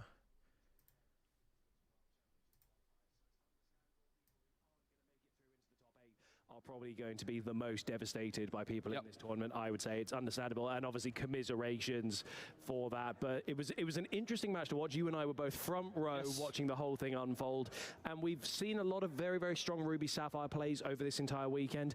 But that Amethyst Steel just really managed to just get stuff on board, and also Ruby Sapphire just not drawing any of what was needed throughout most of that game. So a very, very tough game to be going through. Yeah, I have to say, I think Reese got very unlucky with the draws, but I think Douglas played so exceptionally well. I was really impressed with the deck building on display. Every card he played had a really big impact. When I looked at the deck lists, I have to say I thought Douglas was almost doomed. I thought there was very, very little chance. I thought Reese was going to be coming in really, really strong.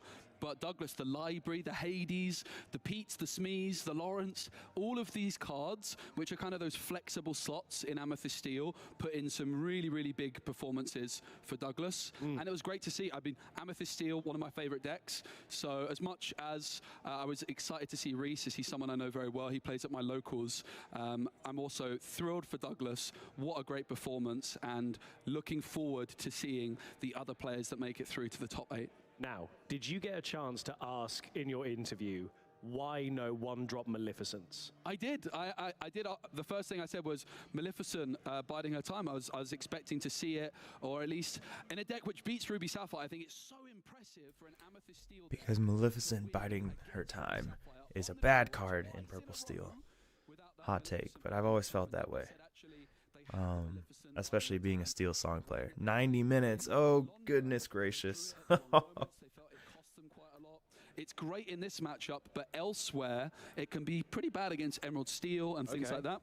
And yeah, it was super interesting to see that they managed to build their deck in a way that could still beat Ruby Sapphire. I think that Hades was so unbelievable. What a play. Yeah, because that was one that I hadn't seen so far in the tournament, and it's one that when something's banished, you gain lore. Yeah, two lore in fact. 2 lore, so that's such a threat against decks like Ruby Sapphire, which anything Ruby-based is one of the only decks that has that wide spot removal ability with Be Prepareds or Sisus. There's a lot that you can do to get rid of things like that, but also, I mean, it's less threatening, but when you've got one-drop Diablos on there as well, that also has the threat of being removed and getting more card advantage. You then have goats as well. Of course. So that's another thing. So a really great deck to just discourage that play of just trying to wipe the opponent's board with some of those removal cards, I think. So a very interesting deck building. But speaking of deck building, segue, we have some sets to open because we've got a lot of time to fill before we get to our next round, because it was such a speedy feature match before we get into our top 8s. And we got some Azeroth Sea, and of course we're chasing the enchanted cards. I'm yet to ever pull an enchanted card on Has a it happened yet? Challenge. Obviously, I've only been here since DLC Birmingham. I think Ross has certainly pulled at least one. I think he got one in Bologna. I believe Baker might have also pulled an enchanted. I think Ross has actually got 2 enchanteds. Wow. I think Baker's pulled. Yeah, Ross is. He's telling me he's giving a thumbs up and a nod. And I believe Baker might also have gotten one. I did get a foil Diablo on stream in Bochum, I believe. Did you? Okay, well I've gone straight in on first because I've managed to open mine quickly for once. So we've got Juju, Basil, we've got Aladdin, we've got Baymax's healthcare chip, a Prince Naveen there, Jim Hawkins, Dr. Delbert Doppler, we've got Vanellope von Schwitz, Hot Potato, and then we see a Mystical Tree and a Daisy Duck Pirate Captain coming in. Ooh, a nice prepare to board foil there, and obviously the marketing card there as well. Nothing exotic there. Yep, and for my one, now what's interesting, Ed, this is my first time opening Azeroth CPAC since we had the set 7 and 8 reveals yesterday, and I'm really interested in looking at some of the flavor text and seeing if we can sort of start piecing together the story of this Gadget hack wrench. So let's look at the flavor text here. All clues pointed to an island, but I never thought I'd see it on a map. Golly, this is incredible. I mean, the island actually exists, so it's technically credible, but still, it's amazing. That's a lot of flavor text, and maybe riddled with clues. Yes. We know. Rabbit. Oh, White Rose. We're seeing a lot of that. Definitely a card which is seeing quite a bit of play. We've got Fred, Hercules, Magic Carpet. What a great card that. We saw that in yesterday's features. Transport Pod. One of our German colleagues, Pascal, is a big fan of this card. We've got Prince Naveen, Kakamora, the Pirate Chief. Oh, I think it's a legendary. It's a legendary. I think I know who it is. I think it's John Silver. I think it is. It is John Silver. In your first turn, captain. Don't mind if I do. Can I follow it up with a foil legendary? I think it's Good Job. It's Scrump. Wow, very nice. Okay, so now it's my turn again. I want to get one of these legendaries. I think last time when we did it, I did actually get some quite nice ones, but let's have a look and see what we can get. So we're starting with the Carpenter, Heffalumps and Woozle, very confusal. We've got Kakamura, we've got Sour Bill, we have 100 Acre Island, which we saw during yesterday's Pack Rush. Okay. Hercules, Yokai. Now I was wanting to see if we were going to have any microbot decks, but so far haven't had any. Sadly not. Unfortunate situation. Card Soldier's Spear, Stitch, and then we've got Jim Hawkins there as well. And there's another Jim Hawkins, a foil Jim Hawkins. Always quite nice, I'd say, to get some of those cheeky foils. I'm going to see how long it takes for me to get one of the legendaries. Yeah. Probably longer than yourself because you got it immediately. For me, I've got Aladdin. I have Baymax's healthcare chip, Prince Naveen, Fairy Ship. We have Tootles, Hercules, Diablo. One drop. Seeing a lot of Diablo. Very nice. We have Myrtle Edmonds. Yeah, I hope I hope NA continues to do what they've been doing at their DLCs and has multiple games going at a time.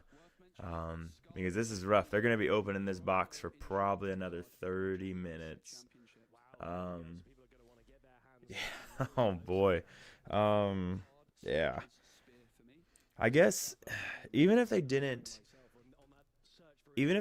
have another feature match going, which would be unfortunate, just having something, like maybe having a setup, if it's possible to have like a setup at a Pack Rush table or a side event, you know, top table, even if it's not casted, just something for people to watch, you know, like, because everybody that comes wants to watch Lorcana,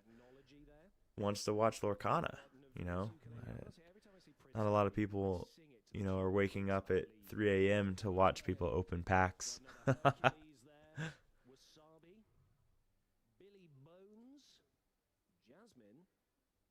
but I'll give it to the casters. They're doing what they...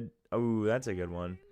They're doing what they can with what they've been given. So, continuing the conversation, things like that. So, I want that Cinderella pin, though, that he has there.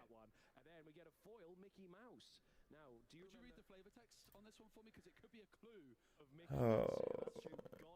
How's things looking for you guys as set champs, though? We already have 2 stores that have scheduled their set champs. So it's looking good for us in the Delmarva area. Do we think Pete will become a 4-of to try and combat the Maui Shark? So a lot of Steel Song lists already run for Pete's. Personally, I'm down to 3 right now, and I've liked that number just because I'm not as worried about B-Prep as I used to be because of Lilo. And there's a lot of decks that I don't want to see Pete in. Like, so for example, Green Purple, Blurple, a lot of these purple decks, I just don't really care to see Pete. That being said, maybe going down to 3 is not the right answer. I mean, I'm trying to think. We've seen Frank Karsten in the LCCC. He's only running 1, and he's been doing okay for that event. He did go 206 yesterday, though. So maybe, I don't know what he was running. I'd imagine he was running Steel Song, but I have no idea what his list was. So one thing to note, though, is of the red-blue decks we've seen today that it made top 6 or top 16, both of them had at least 3 Maui Sharks. So maybe that does spur a bigger need for Pete's. But a lot of the Steel Song lists are running 4 Zeus's, which answer Maui Shark very well. Super rare. Matthew Robert Davies, the artist. Not sure what this is actually. Let's find out together. It's the Mad Hatter. I really want to do something with the Mad Hatter as far as a logo for the channel. Like his hat on like a Rapunzel or an Ariel or something. I don't know. But yeah, I don't know. I think that's where it's tough to say. I think Lilo's opened up the opportunity that we don't need a whole bunch of Pete's, but again, Pete only helps into some of our tougher matchups. There's my version of Tinkerbell now, so I can add that to a deck. Excellent. We've got Alistair Cray, Kakamura long range specialist. Tinkerbell, queen of the Azure. I like that Tinkerbell card. I think it's pretty. As far as usable, I'm not sure, but I think it's a pretty card. Prince Philip, which we have seen a couple of times. Prince Philip also in the top 16 as well. Top 16, Rescue Rangers away, Owl Island. And then what else have we got here? We've got the Tigger in the Crow's Nest. And then we've got their foil Hercules. The Hercules is interesting. Gosh, I hope we see deck lists soon. I want to see deck lists before I go to work. In Emerald, 4 strength, 4 willpower, quest for 2 with ward, which is pretty powerful. Very true. But whenever you play a character called Hercules, you can ready Megara and quest or challenge again. I've been absolutely wrecked by one of the Disney Lorcana game developers, Tim, with a Megara Hercules draft deck. Carpenter, Basil. Footprints from a large owl with droplets of water. Clearly some avian menace has crossed the Azurite Sea and absconded with the crown. And of course we now know that Disney Lorcana set 8 is called the Reign of Jafar. We know that Jafar has hypnotized Basil, and clearly this piece is something very important to our Disney Lorcana story. We're really theorizing here. Jim Hawkins. I'm just speculating, by the way. I have no intel. Tinkerbell, Queen of the Azurite Fairies. Myrtle Edmonds. Get out of my way before I run you over. Gopher. I keep fixing the same ding-danged hole. I should start charging overtime plus 10%. I've always liked Gopher because he's got one of those What do you guys think of the Enchanteds this set? I really like them. Like this is the first set where I'm actively collecting the Enchanteds. So I'm a huge fan of these Enchanteds. Katie, I cut down to 2. Only happy to see it versus Emerald Steel and Mirror. Yeah, no, that's honestly one of the bigger arguments as well. Of if I want, it'll be a meta call. So I'm not going to any big events this year, other than just locals and stuff. So if I see that a lot of the local meta starts jumping to Steel Song, which they probably won't, then I'll probably go back up to 4. But just because I think Pete is one of the strongest cards in the mirror. Ursula 2-drop being the strongest, but if you can go Ursula 2-drop into a Pete on a 3-drop when you're on the draw, there's a really good chance that you can take back that game. And it sets so strong into the mirror.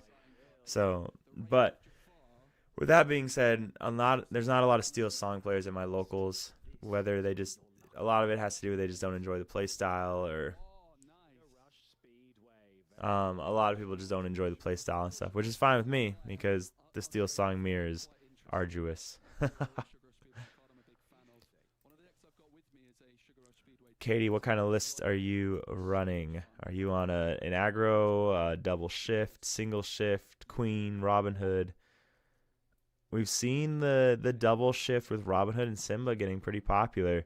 I believe the gentleman who is in day 2 for Steel Song, the only one who made it, is on the double shift with Robin Hood and Simba, which is cool to see. I think there's still a lot that can be done with Simba. I really do. That's a good rare to pull. I think there's a lot that can be done with Simba. I just think it has to be. It's going to be one of those things. Like it's so much different than the other shift lines as far as how you go about with your mulligans and everything. And I think it's a more difficult card to use, but it's really good.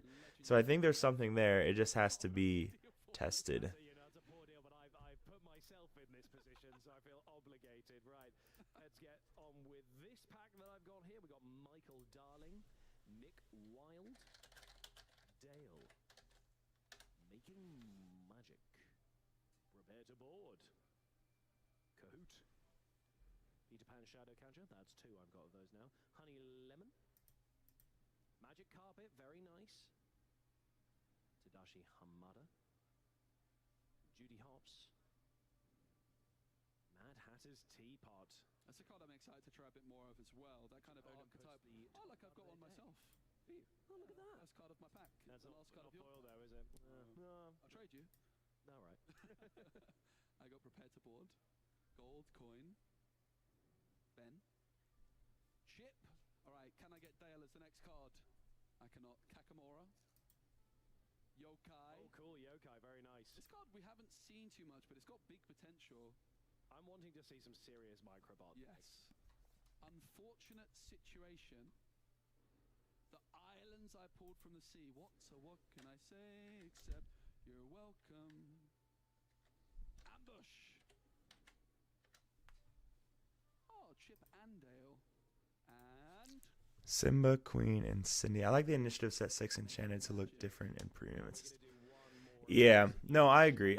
And that Ravensburger's doing a pretty good job of making, just changing things up. Like last set we saw the new legendaries, which were really cool to see. I really liked those. I thought that was pretty neat what they did with that. And then this set with the enchanteds, just trying new things, making them different. And it just worked really well with this set as well. So I was really happy to see the different quality and everything. So we'll see. They're showing us that they're not afraid to try new things, which is really neat for a game that's only, a little over a year old. And we see that in everything so far with them, in the best of 2 and best of 3 format.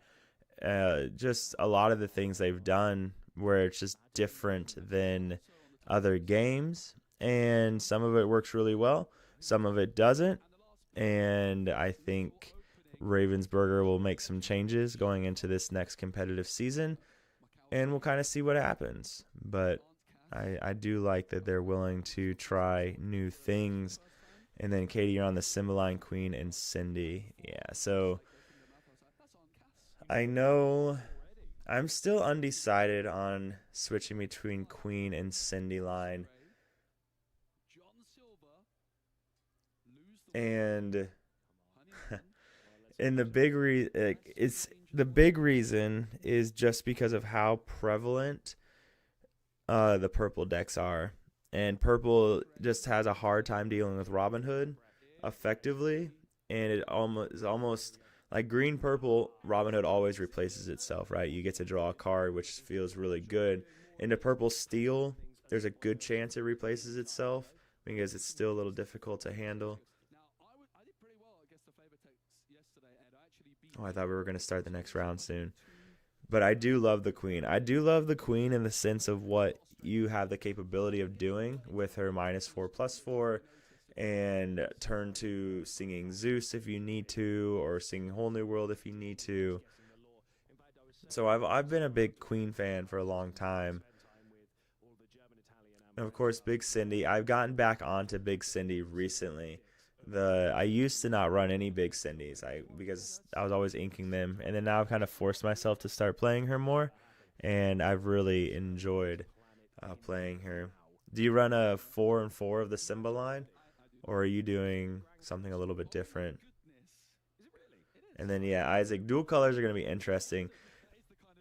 I wonder if we see like a monocolor before we see dual colors, because that's another option they can do, is a monocolor set where it has no color and it can be played into anything, and that would be really interesting. I think that could be a very interesting idea.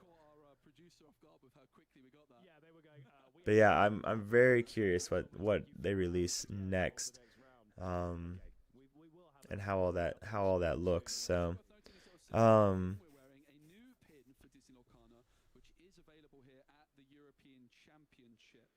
yeah, and that's very true as well, Katie. In that it is less resilient to red blue, and also if you are a fan of keeping wheel in your opening hand, then Queen on the play guaranteeing you refill your hand is massive, because like if you're able to get the Queen, if you're on the play and you get the Queen wheel off on turn 2 against green steel, there's a good chance you just won the game. And like, let's be honest, especially because green steel is going to try so hard to mulligan for Diablos and that perfect line, so you probably just win the game at that point on the play. And there's something pretty pretty exciting about that. So, and then of course Queen definitely being better into red blue, and being pretty good into red purple as well. And I think we might see a big uptick in red purple after today, because we had such a high conversion rate from day 2 to day 1, or sorry, day 1 to day 2. So we'll see. It'll be interesting. 3 Pride Protector and 4 of the, so 7 Simbas. Hey, you're like, the nice thing about that is if you see big Simba, you can pretty much hard mulligan to get a little Simba, and you will most likely see little Simba. Like, there's still times you don't, but by your third draw, like, you should statistically almost always see a Simba at that point. Pride Protector, that's the bodyguard one, correct? So you can lay it down in bodyguard and then put Simba, shift Simba, and then ready all your characters, which is a super exciting, spicy play. Yeah. Oh yeah, man. It was Marquis, the Hades. If it's, I think it's Marquis. The Hades was a super exciting play. Like, that was super cool to see. And I'll admit, when I saw Hades the first day, I was like, I don't know how. But I definitely underappreciated how the potential of that card.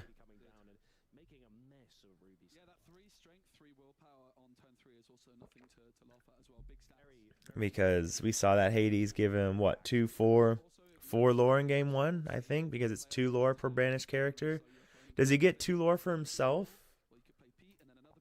I don't remember. I know one of my locals in his purple steel list, he loves to play him whenever one of your other characters vanish. So 2 lore for other characters. Okay. Being colors is hard. It's very easy to make broken staples that are dumb expensive, I think.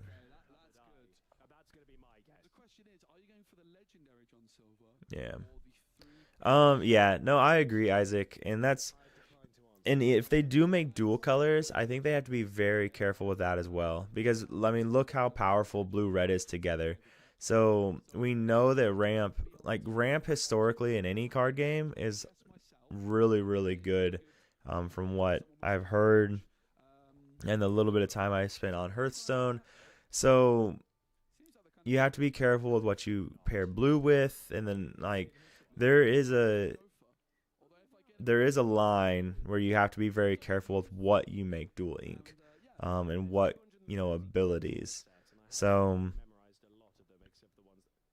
because imagine giving, it'd be so interesting.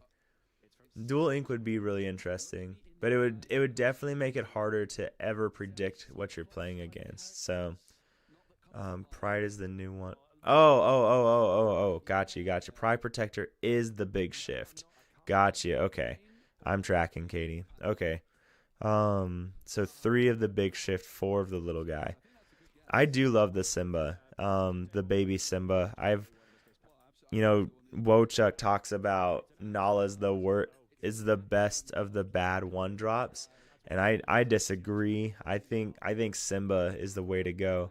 Because there's so many times you're playing Steel Song where you kind of just lose to your hand. But if you played a Simba, which is useful from beginning to end, you can not reset your hand, but oftentimes it's just the one card you need to just completely win you the game and to completely turn everything.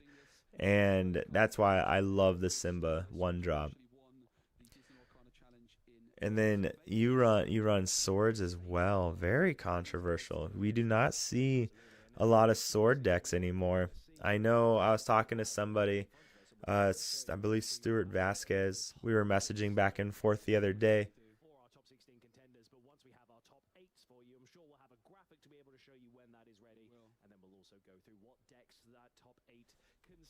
I'm listening. Top 8 feature match, and that means we're only 3 matches away from seeing who is going to be crowned our European champion. But remember, everyone you're going to be seeing from now on. They were talking about the deck lists, and I don't think they're going to make them public until all of the top 8 are decided, which is so weird to me. That is so strange, but yeah, that is really weird. That is so weird. I just don't understand why they just didn't share it last night. But yeah, you don't see a lot of sword players anymore. But I was talking to a gentleman the other night, and he really likes swords, and he runs a lot of swords because it just makes everything easier to target, right? You can take out more with, you know, you're the Storm Rage is on and the strengths and everything because everything's already down 2. And then when you see so many Curse Merfolks and everything,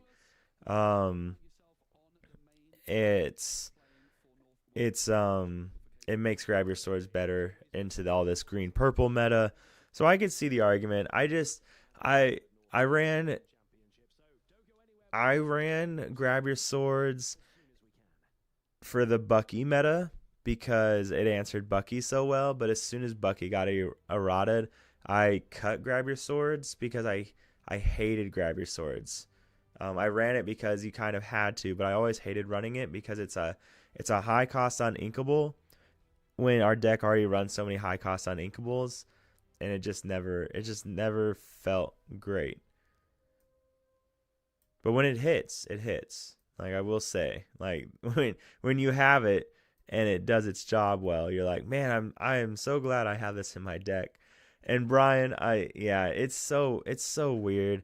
I will say that the 3 decks that are on Ink decks, like those decks are the players themselves either submitted it to Ink decks or they posted it on Twitter, and that's how Ink decks already got a hold of them. So with that being said, because if they would have just given all the top 16 players the deck list last night, they would have all gotten them at the same exact time.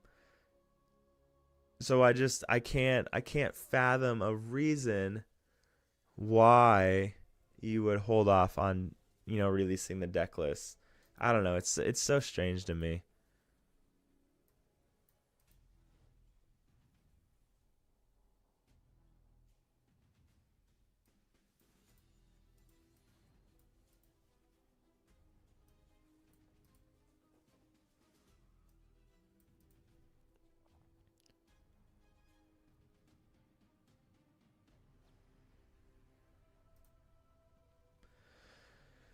So weird. I hope NA is watching this though, like, or paying attention to this, because they are different organizers. The ones who organize the NA events versus the ones that organize this event. So I'm hoping the NA organizers are watching this and thinking, "Wow, that is an incredibly large amount of time where the viewers just had nothing to watch. So let's change that." Like, yeah. So it's a little. I feel it's a little rough. I did think about starting up a Pixelborn Connect game just for funsies, but I'm also getting ready for work, so it would have been. And then I also didn't want to start up a Pixelborn Connect game and then possibly miss like a really cool announcement. Like yesterday they released the next 2 sets, so I've kind of been watching the casters in case they change screens to some big super cool announcement.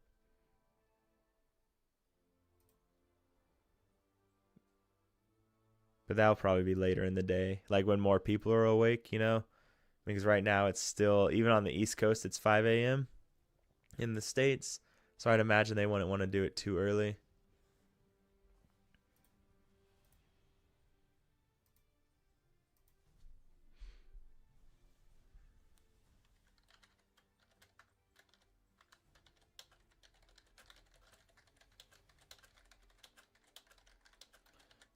Sorry if you guys can hear me. So I'm getting some messages that I want to respond to.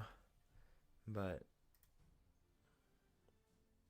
yeah, I will give PPG that. PPG does a really good job about setting up their events. I think there's some things and thank you for reminding me who it was that puts on the events. I think there's some things that they can take from this event that they did really well and take it to their event. Like, for example, the backdrop and everything of where the players are playing. Like, I've heard nothing but really good things about how it looks and everybody that's there in person, how well it appears. For the feature matches, the lighting is really good, like all of that. So I hope that PPG can replicate that, and do something good with that. I hope that PPG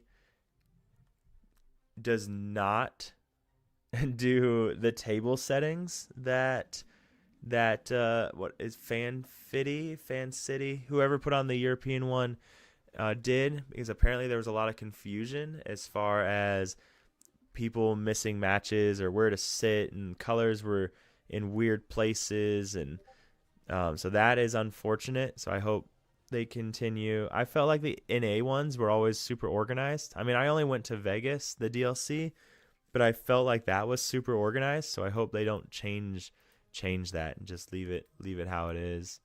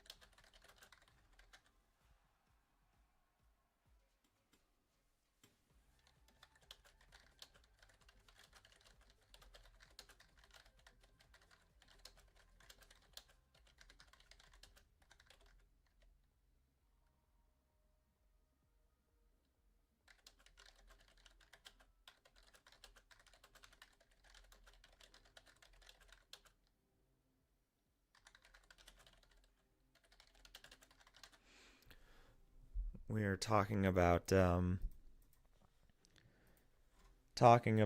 the what kind of Steel Song representation we'll see at NA Continentals, and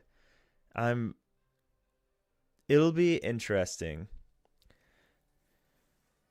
It will be very interesting to see what kind of representation we have because I think there's a big difference playing at the level that they're playing at Continentals and a normal DLC or locals, and that you can get away with things that you can't at the top tier.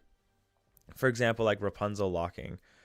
There's a lot of times you can set up a Rapunzel turn to get a strong Rapunzel heal. You can bait people into it and they'll fall for it.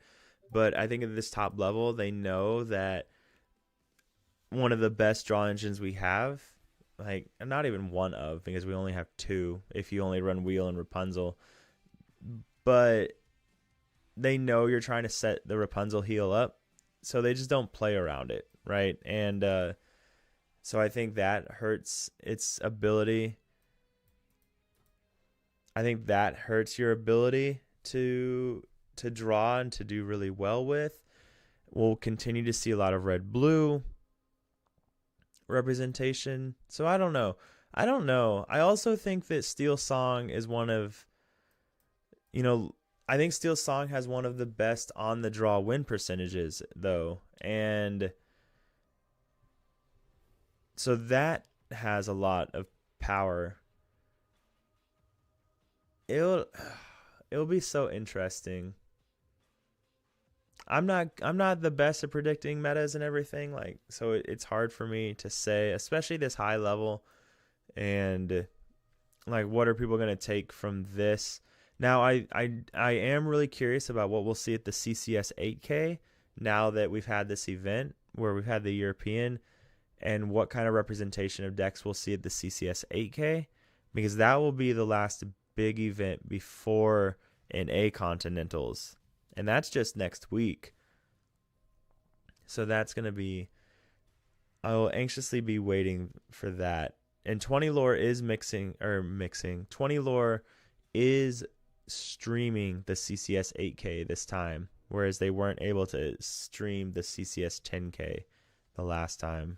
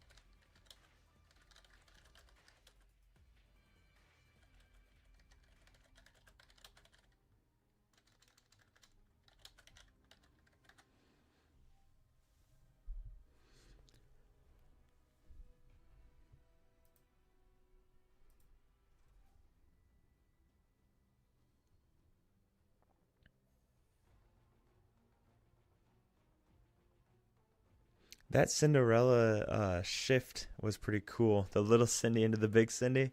I haven't seen this this kind of video before.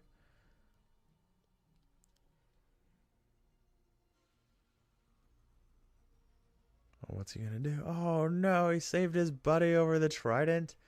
What a fool.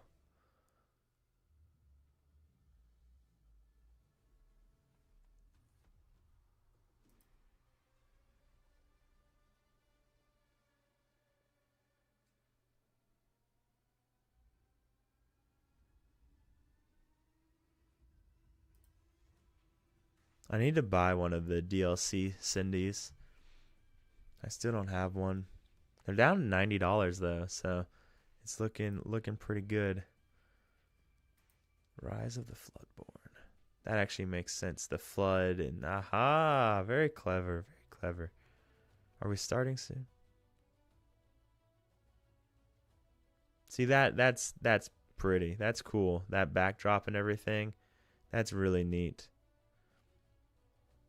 And these giant pillars and everything, and the book behind you. This is all really, really cool. Dude, whoever sat in that chair. Oh, it was Reese. That is some leaning back action there. Welcome back to your coverage here at the Disney Lorcana European Championships. My name is Ed Templar, and I'm joined once again by the amazing Joe Spessy. All right, let's see what these guys have to say. Different superlatives in there every time I describe some of my co-casters, although I will say the match we're about to have is going to be the last time you'll see me casting before this event, because over the next couple, before we get into that final, I won't be there. But what I will be doing is giving our prizes away at the end of the tournament, which I'm very much looking forward to. Now, Joe, you've just been downstairs to go and check on the current matches in the top 16 that are still going. Yeah, there was just one still ongoing. The round, I believe, has gone to time, so it's going to be over fairly soon. And before the next round starts, we will also be having a graphic on screen showing us the top 8, the updated bracket graphic, so we can see sort of which players won each game and that sort of thing. So I'm really excited to see that. I've got quite a few players down there that I am familiar with and excited to see who has won. Of course, we saw on the main stage, we saw Douglas beating Reese, which surprised me based on the matchup. I was really, really impressed by the gameplay from Douglas, and that Hades card in particular, absolutely popping off was just a brilliant thing to see. We're also going to be able to have a look at the decks that are in the top 8 once we get those as well. And fingers crossed that Baker and I are still in with a shot of getting our prediction right. We win nothing for predicting this right, other than the pride of knowing that we called it. Well, but Ruby Am still doing pretty well. I can tell you one thing I know happened, having spoken to a player. There is 2 Amethyst Steel players, the 16th and 15th seed. We saw the 16th seed Douglas winning, so we know 1 Amethyst Steel is in the top 8. The 15th seed, who is also playing Amethyst Steel, also won their game and qualified for the World Championship. So 2 of the top 8 are Amethyst Steel, which makes me very annoyed at myself that I didn't pick it. You took the words out of my mouth. Amethyst Steel and Emerald Steel. Not sure how Emerald Steel's doing. We will find out soon enough, but Amethyst Steel is making up a quarter, 25% of our World Championship qualification, which, when you think about it, is really good. I think there was about 5 players out of the 96 who were playing Amethyst Steel, and 2 that's quite a lot. Made it through. So it's a really good conversion rate. Wow, that is an amazing conversion rate. And actually, like Baker and Ross were saying earlier, the conversion rate for Ruby Amethyst was amazing, because it was only, I believe it was something like 9, and now it was up to 23% of the top 16. Wow. So that's a crazy conversion rate. So it shows that, and that, one of the reasons that I picked that, and I'm sure Baker did as well, Baker is actually the person who got me into Ruby Amethyst, because when yourself and myself were doing some of the influencer set championships and stuff with Disney Lorcana, you guys were always topping with those. Baker was really fluid with playing with it. I remember watching it and going, this deck just makes a lot of sense. And also, it's very consistent in its build. It is. Through all the sets, it only really has the odd 1 or 2 cards that change it. Its general structure has been mostly the same for a while. Yep. So I like a deck that can remain consistent despite the meta. I find it really fascinating. Every set that's come out, I'm like, yeah, Ruby Amethyst didn't get much. It's not going to be that good. But every set, it's proved me wrong. It's continued to do really well at Disney Lorcana Challenge events. So no surprises to see a lot of players staying loyal to Ruby Amethyst and performing really well. What's also interesting about those 2 Amethyst Steel decks, Ed, both of them, of course, being the lowest seed. We talk a lot about, in Disney Lorcana, that advantage of being the player going first. Well, both of those players had that disadvantage being the lowest seed, but were still able to come out on top. And I think that's a big strength of these Amethyst Steel decks. A lot of them playing Fire the Cannons. Despite going second, you can get that early tempo lead on turn 2. You can play a 1-cost character and fire the cannons, your opponent's card, and that can give you a really good lead in the early game. So it's amazing. I'm really excited to see Amethyst Steel doing well. It's a personal favorite of mine, and I think within the community as well, it's a very affordable deck. You've got lots of budget-friendly cards, and I think lots of people are going to be excited to see it doing so well. Absolutely. And will we see anyone using that 1-drop Maleficent that you were so fond of? I don't think so. Unfortunately not. I don't believe so. Well, I'll tell you what we are going to be seeing more of. Segway. Hop on my Segway, Joe. I'm good at these. We've got more cards to open while we fill some time. Okay. Because we're going to see if we can pull anything extra. So right now we're going to be opening more of these Shimmering Skies. That's all right, C. What did I say? Shimmering Skies. Sorry, it's because I was so enchanted by the Shimmering Skies trailer we were watching. More. Not more cards. No, God. God, no, not more opening of cards. Oh, God. Oh, goodness gracious. Oh, man.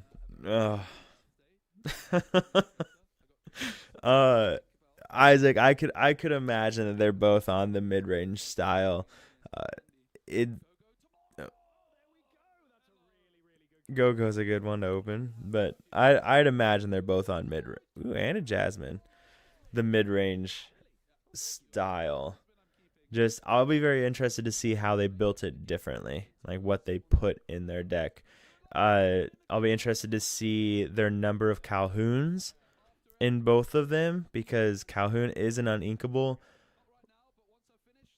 I mean, it's a really good uninkable, but I'd be interested to see that number. I'll be interested to see the Zeus's. Of course, will we see any of the big Tinkerbells? That will be interesting to see. I'm very excited to see them because you could build them so differently. And that's another exciting thing about Purple Steel.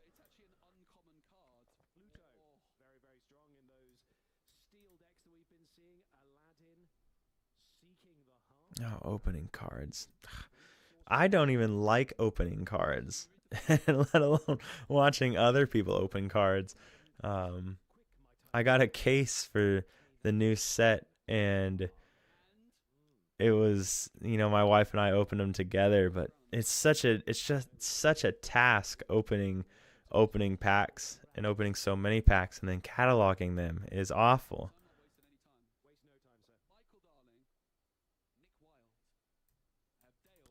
Calhoun numbers do seem like a bit of a hot topic. Yeah.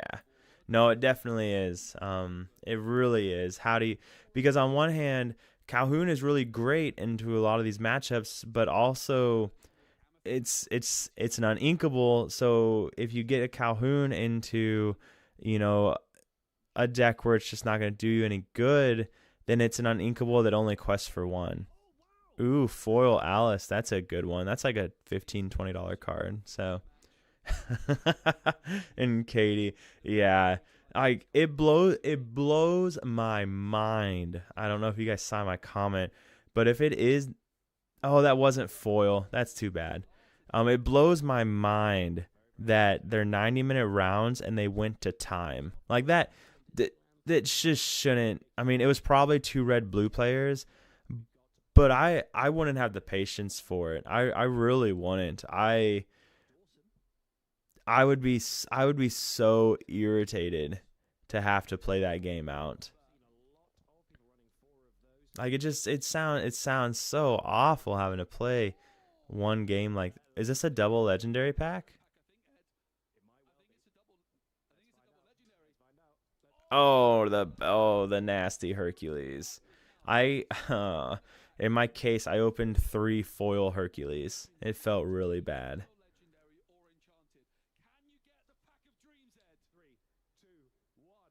No.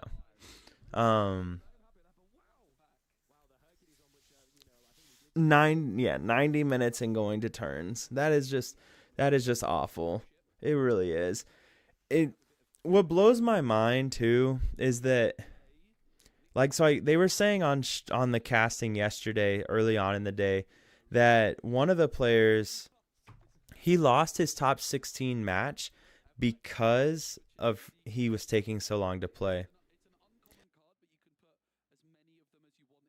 Like, he straight up lost top 16 because he was playing so slowly. And it just blows my mind. Like, imagine losing because you think you're playing smart by taking so much time to make your moves. And red blue are the worst. Like, they have one play. The only thing they can do is play like this B prep, right? It could be the only card in their hand, and they're still like, you know what? I better take 10 minutes to decide if I need to play this B prep or not. And it's like, oh, stop.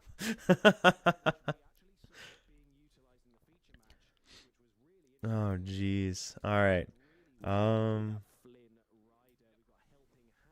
I need to start putting my uniform on. Gotta go defend freedom, ladies and gentlemen.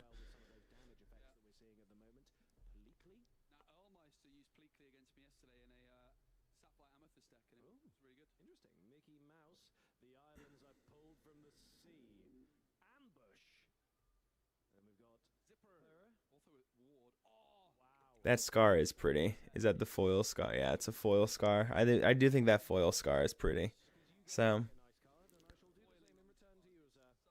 oh, not more packs. Come on, guys. Come on. At least start the next match before I have to go to work. Come on. Like, come on.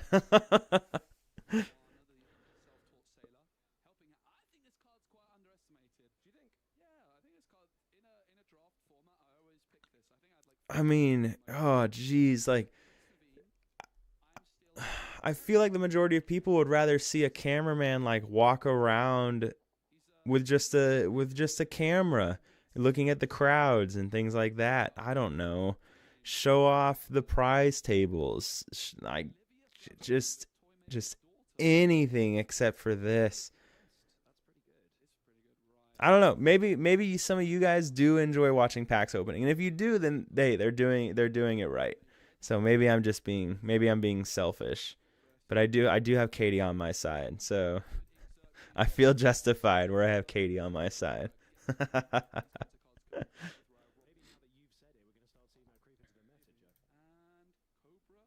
Poor Cobra Bubbles. He always gets screwed over. He never gets anything good.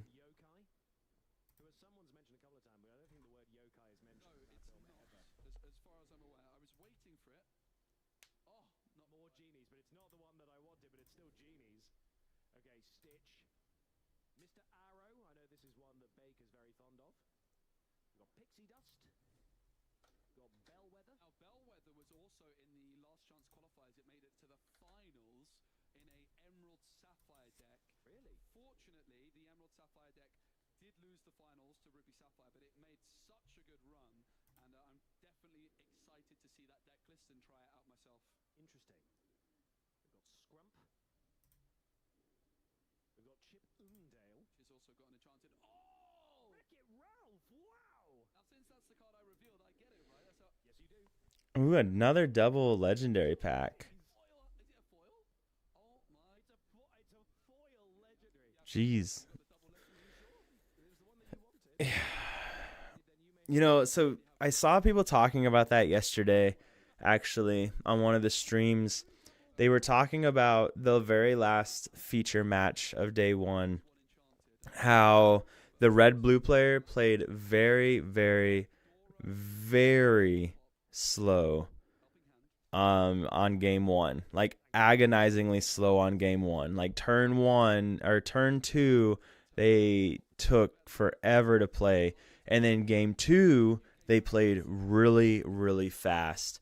And so when you say that, Katie, it kind of makes sense, right? Because, you know, just you're on the play, so just stall, take it like that, and then pretty much just guarantee yourself the draw. And then going game two, you might as well play super fast, because if you won game one, then try and get the extra points of winning both games. So, and that's really crappy. And I've always felt that way about Lorcana since I started playing, is there should be a turn time limit. Because, like, let's be honest, like, there's really no deck right now that needs that much time to make a decision. Like, you just don't. And people just, no. So I really think there needs to be a time limit on turns. But yeah, they are Disneyland Paris. They had many there yesterday, actually, like in the lobby and stuff. So yeah, bring on a character or something, too. Anything, but another pack. It's another pack. I'm gonna have to leave. I have to leave for work in 15 minutes, and I'm not even gonna get to see round two. Oh, he's going fast. Was he opening fast because it's almost time? Was that the same? Oh, that's cool. Oh, it's another pack. Oh my God, it's another pack. This means they're.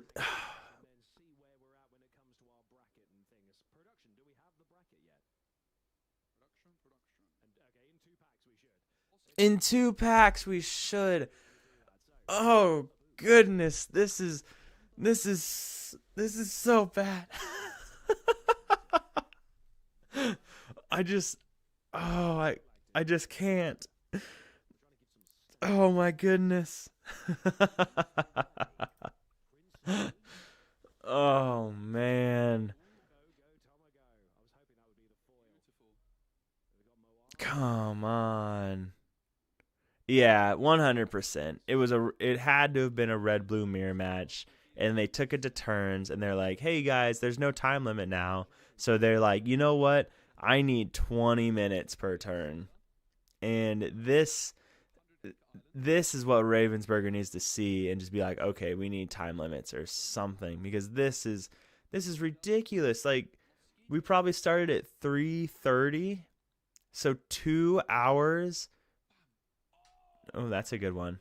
But 2 hours to play one match of Lorcana? I mean, come on. Like, I know on the LCCC when I casted blue, like Cabo versus Lamb Chops, that match was 2 hours. With that being said, a big reason it took so long was because they're playing online. That's pretty. And when you're playing online like that with Pixelborn, both of them had never played on Pixelborn Connect before, so they had that issue. They had the issue of very limited space. They couldn't see each other's discards. Like, there was a lot of extra things going on that made it difficult to play. But 2 hours in person, just... Ugh. Brian, hopefully soon they've got to do something exciting, right? I mean, if anything, just slip an Enchanted to them. I don't give them a Baymax to show off the Baymax promo. Anything. Oh, that's cool. Shiny foil Stitch. So, like, imagine they brought Minnie on stage to show off the Baymax promo, right? How cool would that be?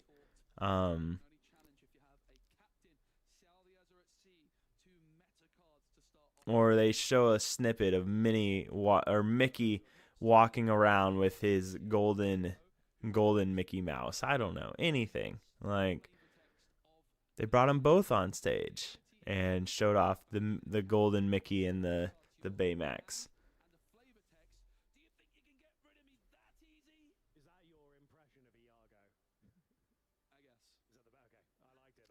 Specky's probably never seen Aladdin. I remember he was casting an LCCC match, and he didn't know it was a super famous Disney character, and he didn't know who they were or what movie they were from. He has not seen a lot of Disney movies.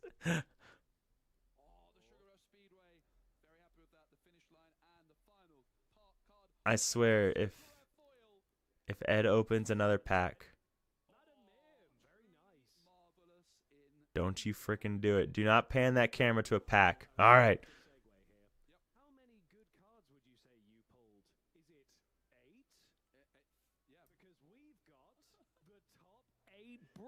Okay, let's see what we got. Smooth as butter, that segue was. I'm really excited to see this. I really, really am. Let's see. We saw Reese get taken down by Douglas, and in the quarterfinals, it will be Douglas. Just to correct that at the top there, it's going to be Douglas in the quarterfinals up against Luca. So Luca beating Thomas.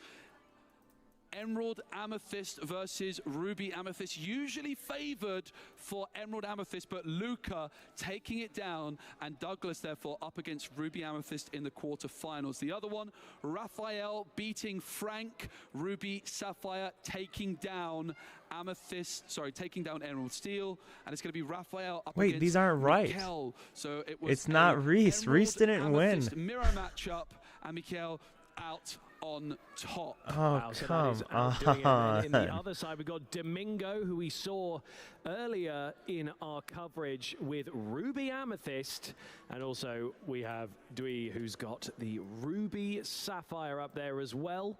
And then we got Lucas with another Ruby Amethyst. It's looking good for me and Baker, and Andrew with Amethyst Steel. Now, do you know it's not looking good for? It's not looking good for my prediction of Emerald Steel. Emerald Steel, it seems, is out of the Disney Lorcana European Championships 2024, which is quite a shock, if you ask me. Ruby Amethyst, Ruby Sapphire, and Amethyst Steel are still going strong, and Emerald Amethyst. I also believe no Amber.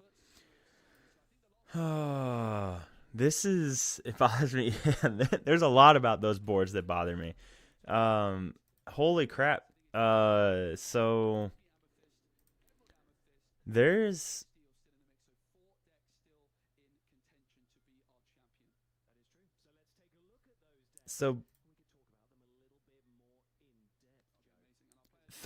all three red purples made it.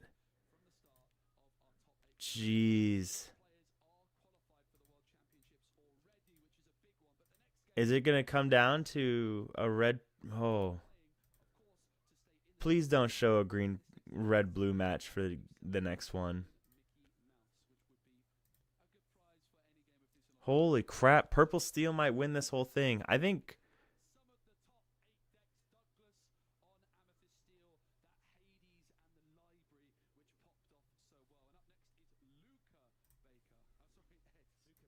Baker, yeah, thanks very much, Ross. So, Luca there doing Ruby Amethyst, which obviously a very big favor for myself and Baker. I'm going to assume that's why you said Baker, just that, not that you got my name wrong entirely. But then also we're seeing Domingo, who we've seen on stream there with another Ruby Amethyst, and Lucas with Ruby Amethyst. It's a Ruby Amethyst fest in this top 8 so far.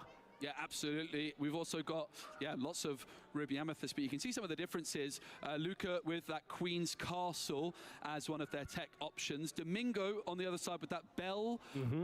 Not a card I've ever seen in Ruby Amethyst. I believe they might only be playing one of them, but that is definitely something to keep an eye out on. Raphael, though, with a Pirate's Life and also a couple copies of this Cuzco Selfish Emperor, which is, when played, you can put a location or item card into a player's inkwell. That would be a great card, for example, to deal with a Queen's Castle. Michelle Azzarelli, Michele we're seeing with the Emerald Amethyst. Andrew. That's crazy. There was no red-blue mirrors. Oh my goodness. What match was it? I just want to know what match what match was it that took so long. And then yeah, super unfortunate for the Steel Song player to get matched into red-blue. Really unfortunate. So, I'm excited to see how the rest of this plays out. Everyone, I'm going to leave the stream going on the computer, but I do have to head to work. So, enjoy the stream. Hopefully they don't open many more packs, and yeah, chat with yourselves, but have a good one, guys, and thanks for chatting with me while I was here. Disney Lorcana European Champion, and that is very exciting. I think it's going to be something that people are going to be seeking every year, but the fact that it's going to be the first is going to be amazing, and there are our players. Now, I can tell you the player to the right will be playing Amethyst Steel. It's someone I've been speaking to quite a bit throughout the weekend. So the 15th seed, Amethyst Steel with that Captain Hook and the Mr. Smee as the cards that we drew your attention to.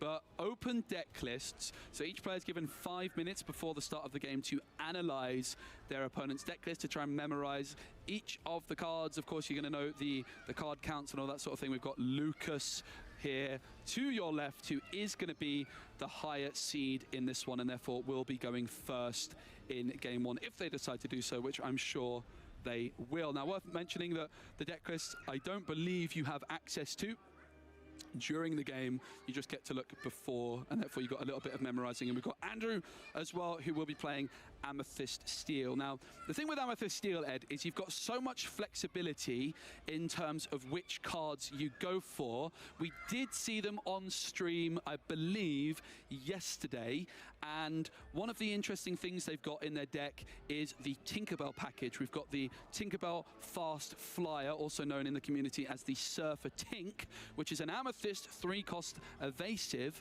but then, of course, that giant Tinkerbell as a shift 4 option is something to fear for any player. It certainly is. It does a brutal amount to a lot of people's boards, and currently we're having a quick look through some of the deck lists that we've got just to see if there is any spice in there, but mostly I think a lot of these decks are looking pretty much like the kind of thing that we've seen all weekend, although, like we said, Andrew is running that Captain Hook, which you mentioned earlier. I think Andrew's deck is super fascinating. I haven't quite had a chance to look at Andrew's yet, but we're going to definitely give you some information on that as soon as we can. We've got a bit of a messy table, Ed, from all the cards. I say it's mainly my part of the table that's a little bit messy. I'm currently going through the lists of decks in front of me because we have all the top 16. The one problem is they don't have names on them. Yes. So I'm currently trying to guess, which means that I might have a little bit of a problem when it comes to actually actively predicting it. But we don't need to, Joe. All we need to see is these two top 8 contenders trying to make their way into the top 4, and we will see those cards as they hit the board, and that is all that really matters. So we are going to be seeing both of these players at the Disney Lorcana Challenge World Championships at the start of next year. So get used to these faces. These are two of the very best Disney Lorcana players in Europe. They're going head to head. They want to keep going. There's so many prizes to play for, but also the prestige of being the first ever Disney Lorcana European Championship is a big deal for all of these players. You can see a Merlin goat in the hand here, so it's going to be Ruby Amethyst up against Amethyst Steel. Ruby Amethyst is the higher seed and will be going first. and it's going to be a really, really interesting matchup. These Amethyst Mirror matchups, Ed, can be a little bit of a battle of the genies. Genie on turn 4 into Elsa on turn 5 is a really good combo as the player going first. And you can see Andrew to the left here does have both Genie and Elsa in the opening hand. So I'm going to be really curious to see how they mulligan, because it is risky to hold on to those cards, but they're so strong in this matchup that Lucas might decide to hold on to them. It's going to be a fascinating mulligan. Andrew on the other side, you can see, does have that Gantu Captain Cranky Head, a card I'm a big fan of, as well as a couple copies of Captain Hook, which are a little bit slower up against things like Ruby Sapphire, but in this matchup, they could be all important. So we're just having a quick look just to gather, thank you very much, what is on our list of decks here. And now we've got both of them on our table, which means we can have a look. So these are seed 10 and seed 15 that we're looking at here. Andrew, like we said, the most interesting thing there was definitely seeing the Captain Hook. But having a quick look at Lucas's, I'm not seeing anything that's standing out too much. This looks very much like a sort of standard Ruby Amethyst deck. And nope, nothing in there that's really out of the ordinary. Yeah, worth mentioning, they have one copy of Lady Tremaine and also one copy of the Peter Pan Shadow Finder. Not something you always see, but that Lady Tremaine, while there's just one copy of it, in an open deck list situation, that is going to give Andrew a lot to think about, because it is open deck lists. He's going to know that there is potentially that Lady Tremaine, and look out for Lady Tremaine taking out that Gantu. That could be a game-changing moment for Lucas. It's something that I suffered when I played against Ed, one of the Disney Lorcana Challenge champions from North America. He used Lady Tremaine on my Gantu, and it was game changer. But here we go! Chernobox followers kicks things off for Lucas. This is the top 8 of the Disney Lorcana Challenge European Championships 2024,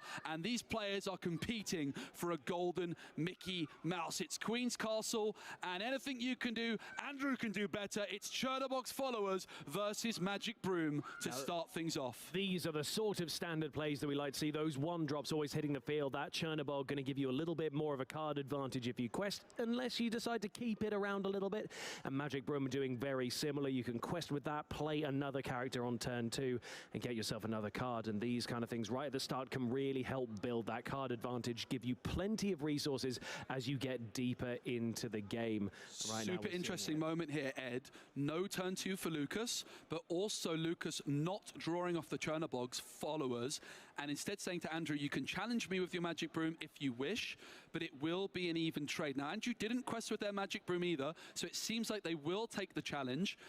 They're actually going to quest. Interesting. Now, I'm a little bit surprised about this, because this opens up the possibility for Lucas to rush in with a Madam Mim Fox and remove that Magic Broom quite efficiently. But perhaps Andrew's saying, you can do that if you wish, I don't mind, because then I'm going to take your Fox out with my Calhoun and gain 2 lore. It's a really fascinating start. But now Lucas will take the trade, and Lucas will go for the Sisu. So I was surprised by Andrew's play to quest with the Magic Broom, but it's massively worked out, because instead now Lucas feels forced to make the trade. So Andrew gaining 1 lore by that decision. Already I love the way Andrew's played this one, playing it better than I would have done myself. We have seen that Calhoun disappear off the board as well, a card that has been getting a lot of play in all of these steel decks, and one of my favorite steel cards that we saw in the most recent set as well. It's really, really great being able to just see that, get those extra 2 lore whenever it manages to banish something. But we do see the Diablo come down, and the Captain Hook. Is there a third?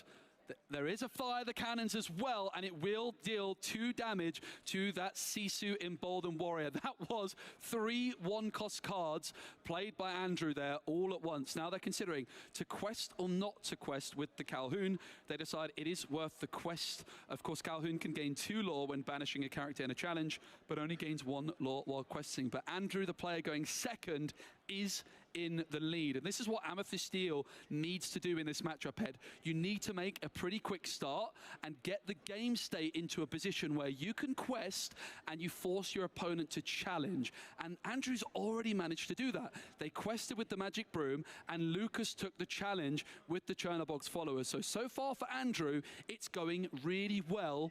despite being the player going second. It's the genie on the job now, though, for Lucas, who will draw a card. What are they going to do with the Sisu? Are they going to challenge? They certainly will. But Andrew, this is exactly what you're looking to do. Force your opponent to take challenges while you quest. But Lucas is also controlling the board quite nicely and might have that Genie Elsa combo we talked about. It's Genie versus Genie, Ed. Now this is where Elsa could be huge for Lucas, because Elsa on turn 5 for Lucas can exert that Genie, and then you can challenge with the Elsa, challenge with the Genie to remove your opponent's Genie, and Lucas would have so much board control. The question is, do they have it? And this also comes back to the mulligan. Did they keep that Elsa in the opening hand? Do they have it? They have it, Ed. So now we've also got Brawl in hand. Which do we see? Do we see the Maui get inked here just to be able to facilitate this play here?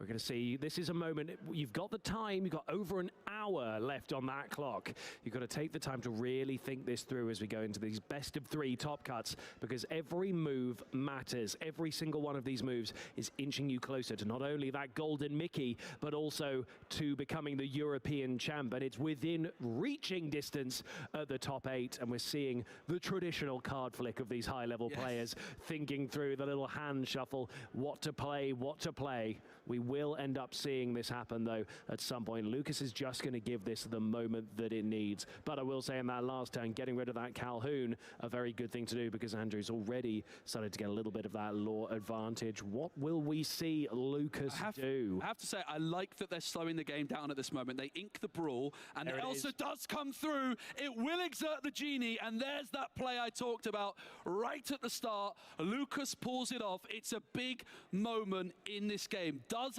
Andrew have an Elsa of their own to equalize this board? It doesn't appear so. So that is going to be a big issue for Andrew. 2 evasive characters down on the board for Lucas in the form of Elsa and Genie, wish fulfilled. The Captain Hook and the Diablo cannot challenge the Elsa and Genie because of their evasive. So instead, Andrew will quest. They are in the lead. They have 7 lore, but Lucas has control of the board. The longer this game goes on, the more I would imagine it will go in Lucas's favor, with big cards like Madame Medusa, Be Prepared. So Andrew inks the Strength of a Raging Fire and passes on over to Lucas. I saw the Strength of the Raging Fire almost be considered being used a couple of turns ago by Andrew, and I was wondering if holding on to that would help, but seemingly getting rid of it for the ink for more resources is better. We do see the Maui come in and also challenging that Captain Hook there. So now we've got Elsa getting rid of Captain Hook. The board presence is now being removed. We get 1 draw off the Diablo. When it's banished, you do get a chance to draw. There's the Tremaine as well, Ed! Lucas with the 1 copy of Lady Tremaine taking down that goat, which otherwise was a pretty difficult card for Lucas to deal with. Madame Medusa, of course, cannot remove a goat from the board, but Lady Tremaine certainly can. This is going so well for Lucas. That Genie on 4, Elsa on 5, Lady Tremaine on 6 has turned this game on its head. There comes Smash taking rid of Genie there, and we do see the Fox getting inked there, because with nothing on the board for Andrew, the Fox is pretty much useless. You can't do it. You've got to bounce itself back if you do that. We do see friends on the other side come out getting more card advantage, and we do see a Be Prepared as coming to the hand. This could be useful later on, especially with the amount of ink that Lucas has from this point in the game onwards. That card is going to be useful as an emergency backup, but we do see Peter Pan come down onto the board, as well as that Madame M. Fox bouncing back with 1 copy of Lady Tremaine, meaning that that is going to be usable later on. Lucas has so many answers for a lot of what Andrew might be coming up with. All you need is 1 Lady Tremaine if you pair it with a Madame Mim Fox or a Madame Mim Snake. Rinse and repeat for Lucas. Andrew now fully aware that that Lady Tremaine is in Lucas's hand. I also love that play off Lucas, singing friends on the other side with Elsa. And the hand for Andrew is Queen's Castle and that Tinkerbell. Of course, Queen's Castle not exactly doing too much on this board. No, but it does take away any of the questing power for 1 turn, because you would have to use almost everything on board that Lucas has to be able to get rid of it. Unless, of course, we see that Maui come down, who can immediately get rid of it along with Peter Pan. And then we still have the ability to quest for 2 there with Elsa and Madame Mim Fox.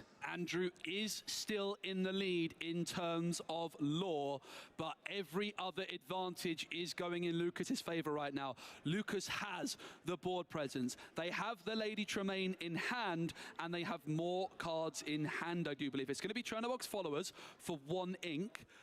Tinkerbell still in hand, only 6 ink for Andrew, and needs to try and play around that Lady Tremaine. So only a 1 ink turn from Andrew. Meanwhile, Lucas just continues to play threat after threat.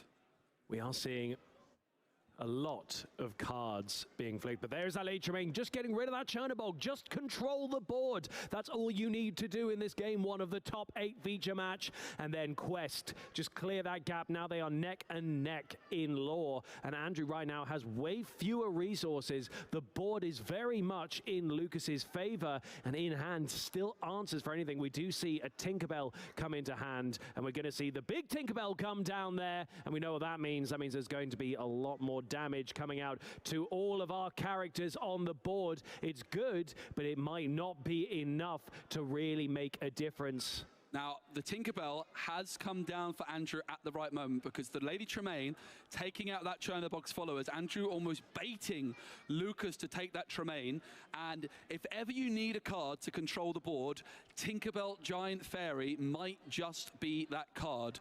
However, there's a lot of evasive characters there for Lucas with that Peter Pan Shadow Finder and the Elsa, the only exerted characters have both been bounced back by Andrew, and now Tinkerbell is not able to challenge a single one of Lucas's cards. Lucas is at 13 lore, Andrew is trailing at 8. That was a fantastic use of Madam Mimfox there, not only getting rid of the other Madam Mimfox, but then immediately playing that again, getting rid of its damage, and then taking that 1 copy of Tremaine back. That is getting a lot of use out of a 1 of, which was slipped into the deck there. That's why you need these bounce cards in a Ruby Amethyst deck. Those Amethyst cards being able to just bring things back to the hand when you play them. Madam Mim is very versatile in this moment. We do see there are 2 copies of Be Prepared in hand, and also that Tremaine. Not that they're needed right now, but we do see Rabbit come down just to be able to get a couple of extra cards in. Probably quite useful, but now we do see Maui swing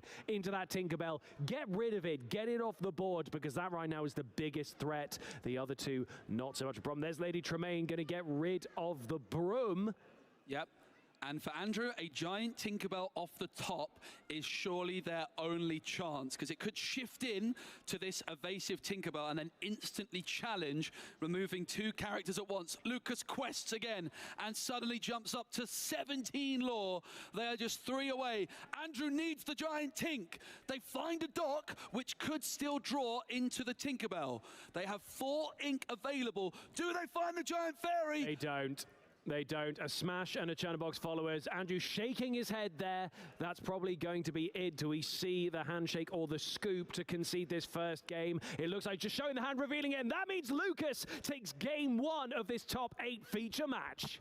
Lucas on Ruby Amethyst, making advantage of that higher seeding and using that all-powerful combo of Genie Wish Fulfilled on turn 4 and Elsa the 5th Spirit on turn 5. It really does seem to be the key in these Amethyst battles. Before we got to this tournament, Joe, you and I were talking on Discord about the kind of ways that these decks go, and you repeatedly have said Genie turn 4 into Elsa turn 5 over and over again, that this is what you think might be one of the best plays that in this current set 6 meta, and we did see it there, taking Lucas into a fantastic win to already have that game advantage in this top 8 feature match. That's 1 step closer to the Mickey and 1 step closer to that trophy that we've already seen a brief shot of in this montage of our 2 players here, and it really is a gorgeous trophy. One of these 2 may be lifting it, but first they have to get through this. Will we see Andrew have a slightly better time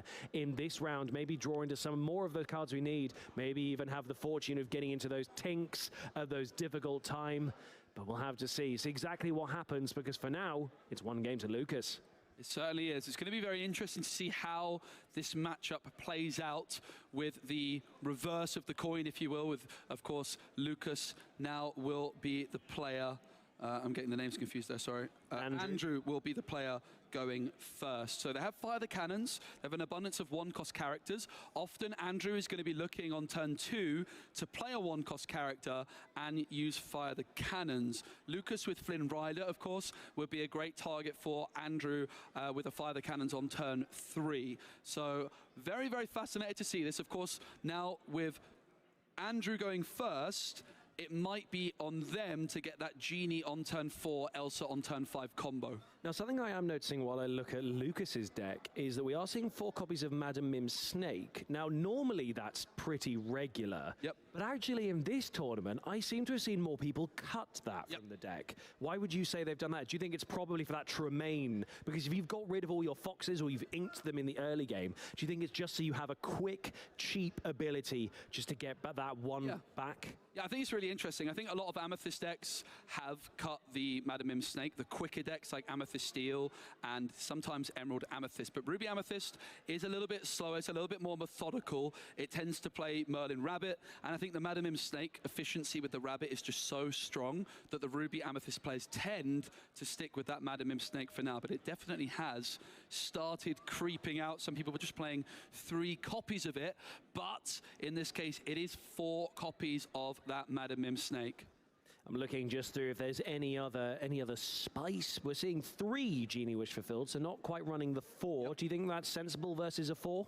Yeah, I think it's like a toss-up with Rabbit, and they've gone for 3 Rabbits, 3 Genies. We see some people maybe going for a 4 Rabbits, 2 Genies, but I think I would never play less than 3 Genies. You can see how important that Genie-Elsa combo is in these Amethyst.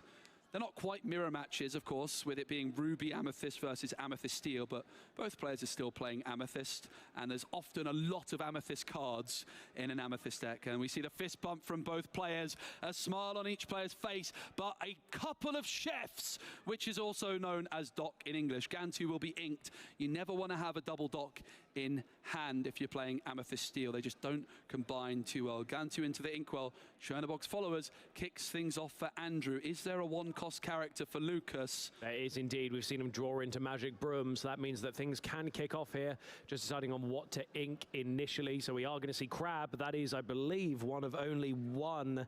That is the only copy of Crab in Lucas's deck, so it's now in the inkwell. We will not be seeing that used to an advantage at any point later in the game from this point on, but we do see that Magic Broom. We're going to see Andrew use the Chernobog ability right there to questing for 1 and then banishing it. So what is the card drawn off the top? They have a Fire the Cannons, Ed, in hand. They might be looking for a 1-cost character off the top. Genie.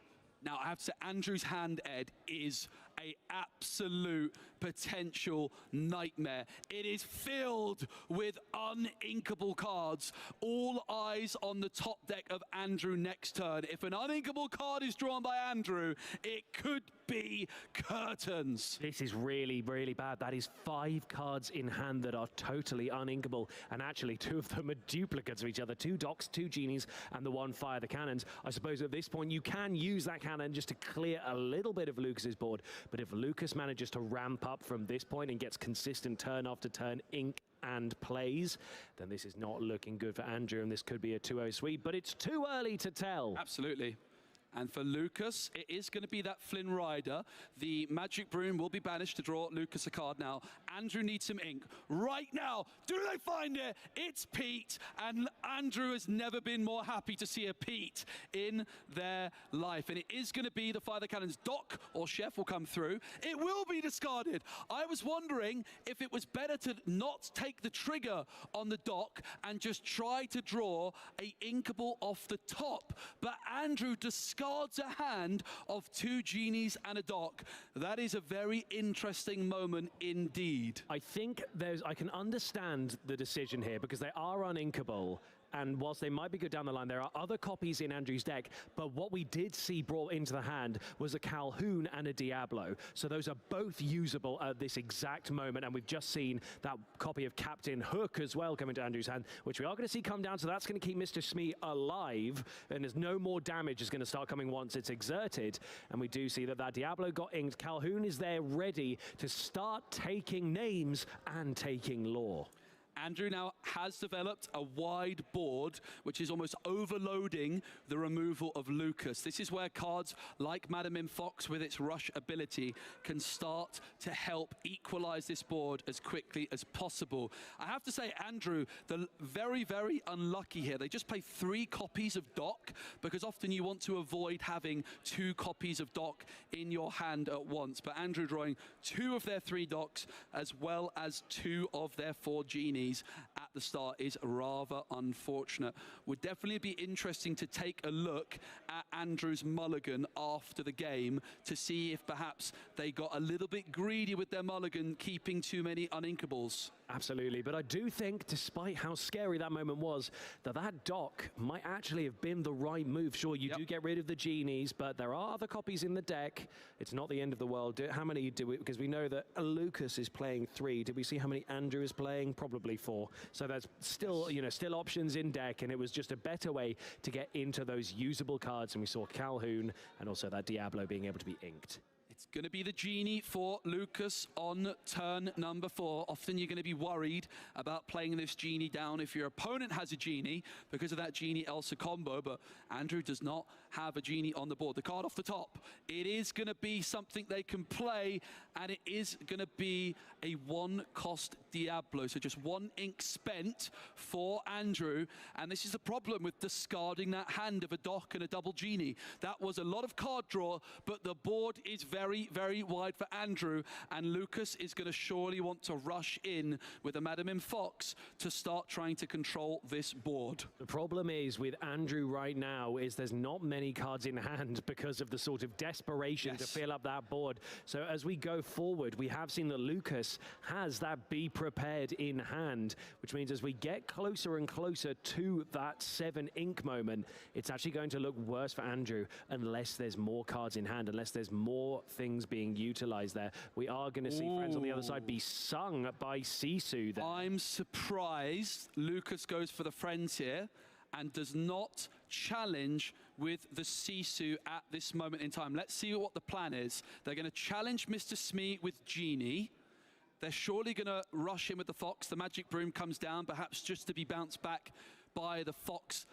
Now, it is going to be the Fox bouncing back the Broom, and then the Calhoun will be traded for the Fox. But of course, Sisu could have challenged either this Captain Hook or the Chef, also known as Doc, and removed some more lore. So we're going to have to look back at that moment. It's a Queen's Castle off the top. The Queen's Castle is pretty good at this moment in time, Ed. Andrew is creeping towards that 20 lore mark. They are 6 lore away. This has been a significantly better game for Andrew, despite what seemed like... Maui off the top! Maui has arrived just in time to deal with that Queen's Castle. Is it Maui time, Ed? We must see it. At this point, you have to get rid of that because that lore advantage is too big, and we know what Queen's Castle does. It's going to give you that 2 lore every turn, and it only has 7 willpower. Got to be able to get rid of it. You could get rid of that with both the Broom and the Maui and still have Sisu and Genie available for 4 quest. Lucas went for Singing Frenzy on the other side the previous turn with Sisu. I was surprised, but as a result, they've drawn a couple of extra cards, which meant Maui arrived just in time. It's going to be the Magic Broom taking out Diablo, drawing a card. Sisu deals with the Captain Hook. That Doc, though, with 3 willpower cannot be removed by the Genie, but Genie and Maui could combine to take down the castle. And I think that is it's exactly Maui what's time! Happening. Oh, it's Maui time, and there goes that Queen's Castle. So that is getting rid of some more advantage that Andrew has. That is now going to stall Andrew out for a bit with that gap in lore being pretty big. Lucas right now has a pretty good chance to be able to catch up, and with that Maui on the board as well, that is going to create just a bit more of a threat for Andrew. Has fire the cannons in hand. What's the card off the top? Something like a Fox. Could be a game changer. Calhoun. It's not bad. It's Captain Crankyhead. Do they have enough ink to play it, though? They don't. Only 4 ink for Andrew. No. After that awful, uninkable start, they can't get the Captain Crankyhead down onto the board. They do not have enough ink. But we do have a Tremaine coming into hand, and we've seen the interactions that Lucas does with that one copy. But if Andrew can get rid of it somehow, then that advantage is got rid of for Lucas, and it really puts Andrew in a really fortuitous position. But we do still see that actually Lucas right now, despite having quite good board domination, needs to start getting some lore, because at the moment Andrew is sort of within spitting distance of getting to that 20. Yeah, and Andrew, though, just 6 away.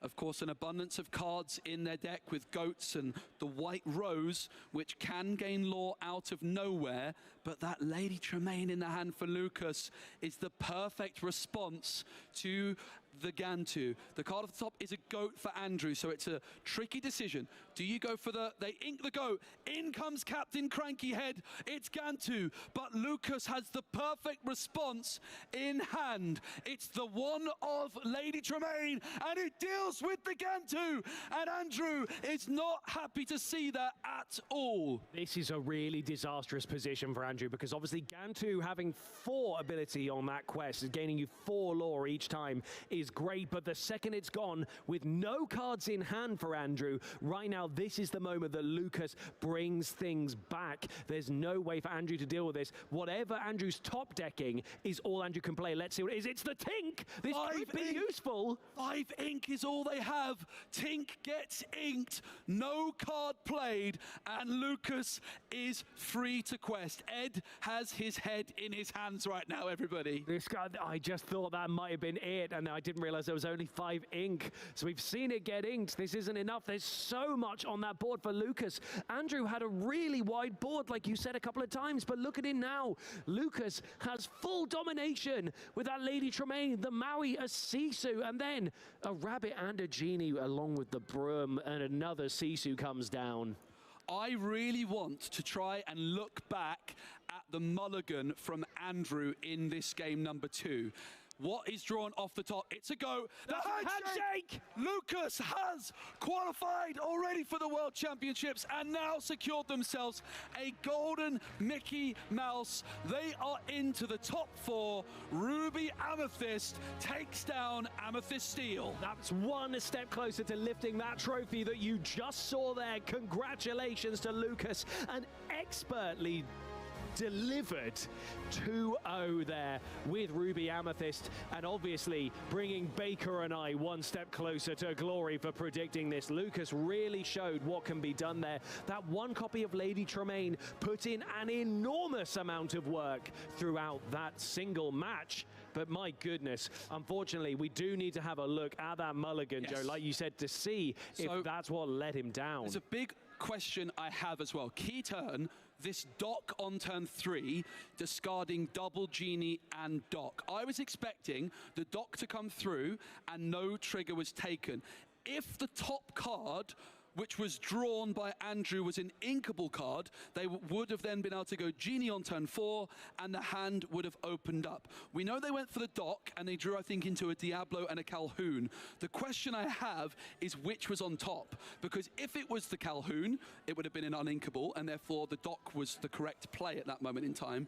However, if it was the Diablo inkable on top of the deck, they could have gone dock, no trigger, top decked in ink, played the ink, Genie down, and then suddenly your hand opens itself up, and it could have been an entirely different game. It could have been. I'm really interested to see which card was on top. Was it the Diablo or was it the Calhoun? Of course, it's all in hindsight, but that was a big, big moment. That turn 3 dock, discarding a dock and 2 genies can never feel good. No, it certainly can't. And even that moment with the Tink, I was ready for that to be the thing that separated it. But unfortunately, there was only 5 ink on Andrew's side, and that gap really, really just shrunk immediately. So we're going to have a look at some of the moments here. Joe, we've got to keep an eye out for that mulligan if we do get a quick glimpse. Yeah, this is game 1. Game 1. The big, big moment. Early on, Andrew started off really well. They forced Lucas to make some trades which they weren't too happy about.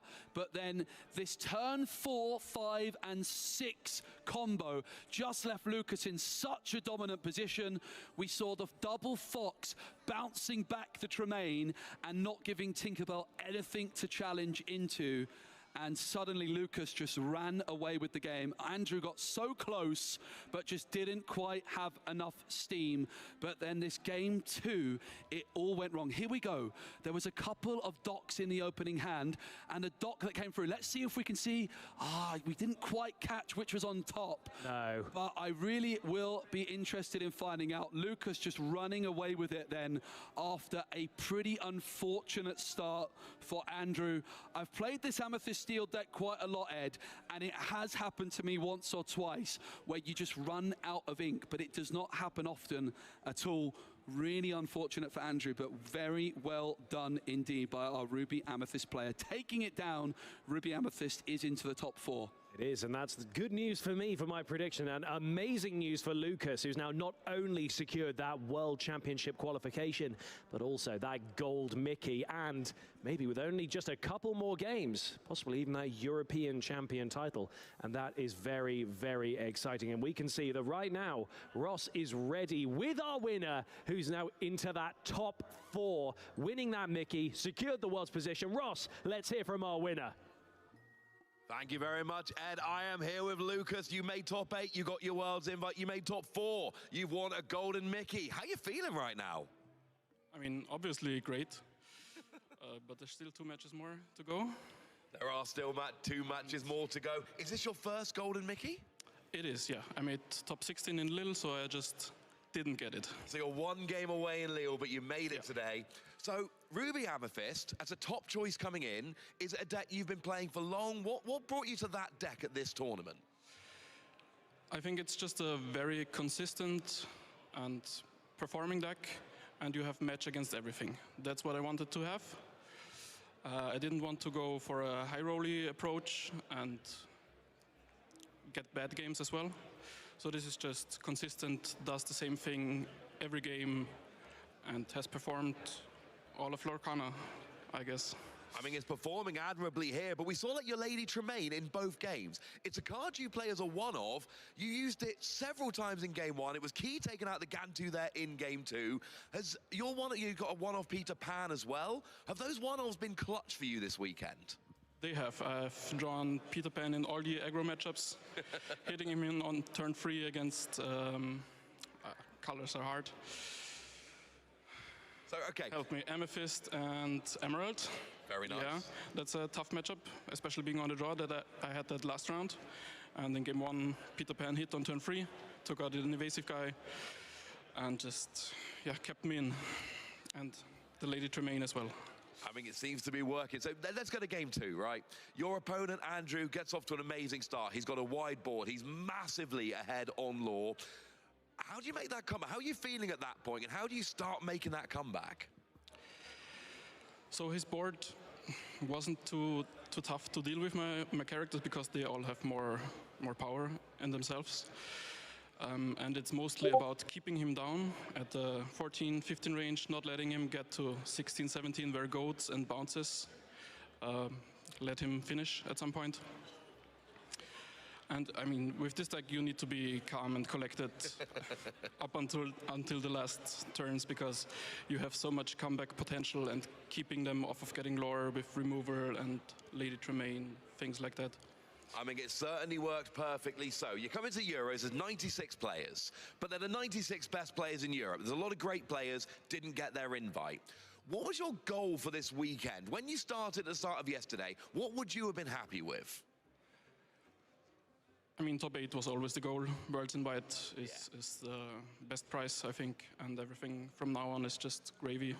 Everything's gravy from here, but okay, I'm going to ask you a hard question, but I've got to ask it.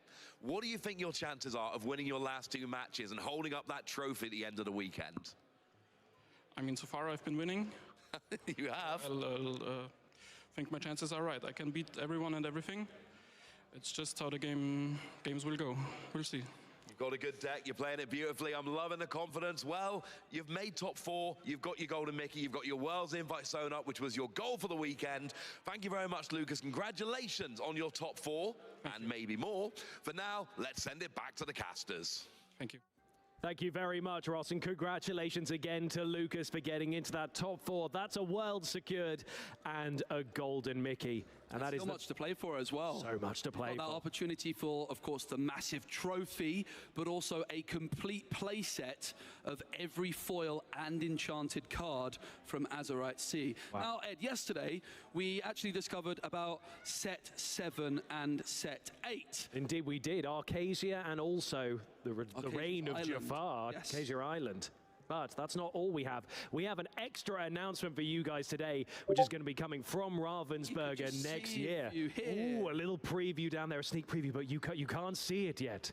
We'll tell you about it in mere seconds, but this is very exciting, and we're honored to be able to announce even more accessories that are coming to you guys, and you can see them there. We have the amazing card sleeves and deck cases of Cinderella, Ballroom Sensation, and also Ursula, Deceiver of All, the enchanted artworks. But that's not all. What else have we got? That is certainly not all. We've also got 2 brand new playmats, Tigger in the Crow's Nest and We Could Be Immortals, featuring Big Hero 6. Now, this is really exciting, and in fact, Ed, we have in front of us exactly that. We have the new accessories with us, and we are going to be able to show you. I'm so excited to see the Cinderella Ballroom Sensation and the Ursula Enchanted. But also, that's not all. Also coming in March 2025, a brand new gift box, Ed. Featuring Lilo Escape Artists as an alternate art promo card. Illustrator Grace Tran drew this alternate description of Lilo Escape Artist at the time, featuring Lilo and Stitch together. And this is the art from Azurite Sea that fans have been excited about. So seeing a new version of it is already great. It'll also come with 5 random boosters that can be from the first 6 sets. Wow. And a storage box featuring the same Lilo Escape Artist artwork. Yes, and we've been seeing Lilo Escape Artist all weekend long. It's an incredibly strong card and going to be very popular. And also we've got, of course, here you see the playmats, the card sleeves, the enchanted Cinderella Ballroom Sensation card back, sleeve, and also the enchanted Ursula Deceiver of All as well. We hope you've been as excited about the reveals this weekend as we are. But that is all of the news that we have for you throughout our European Championship. But I'm so excited. We've got the products in front of us, and we're going to have matches back for you very soon. But in the meantime, we get to wave these about at you. Look at these. These look incredible. And even the playmats, we have them all here. This is so exciting. I'm so glad that we got to announce these. Thank you very much to Ravensburger and Disney Lorcana for this. These are your new products. This is great. And I really must say that I really like this. I'm a very big fan of the Tigger in the Crow's Nest one, but also I cannot wait to get my hands on these ones. And that Lilo gift box set as well, I think that is going to be absolutely amazing for people. So we're very, very honored to have been able to announce those for all of you guys. Just to know on that Lilo gift box as well, just to confirm, it's coming with 5 random boosters that could be from any of the first 6 sets and a storage box featuring the same Lilo Escape Artist artwork. That is really exciting. Very exciting you get indeed. Some first chapter booster. Who knows? You could get anything, and that's exciting. So make sure you guys keep an eye out until March 2025 for more of that. And we're very excited to have been able to bring you those and even be able to see them here. You guys got to announce a couple of sets, but you can't show sets that aren't out yet, but we can show you these. Look, I'm very, very honored to be able to hold these in my hand and again see the previews of them that you guys saw on the screen. I think these are going to be my new go-to deck boxes. Oh, absolutely. I love the enchanted artwork on a deck case. I think it's the first time we're seeing that ever happen, and I, for one, am all for it. I'm going to be using this forever for my playmat. I'm going to be using this one. I'm a Tigger fan, so... Well, then there we go. This is going to be great. This is perfect for us. So that's all for this announcement, and that is all from this top 8 feature match. We now have started to speed towards our final, and that means the next feature match for you will be the top 4. That's going to be goodbye from me from the casting desk, though, for the rest of this tournament. But I leave you in the very capable hands of your amazing casters, Joe, Baker, and Ross, who are going to be bringing you some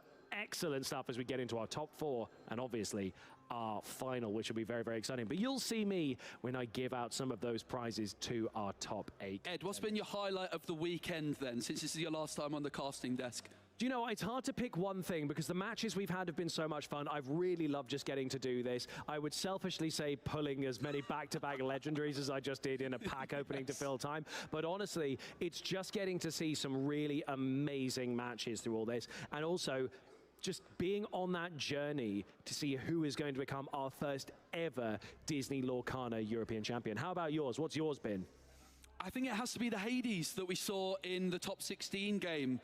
Reese, a very good friend of mine, was on the receiving end of that, but that be prepared, clearing Hades on the board, but suddenly 6 lore was gained from it. I think that was an absolutely incredible moment. And I have to say also, my first time walking into this beautiful hall, we've got the big stage, we've got the crowd watching.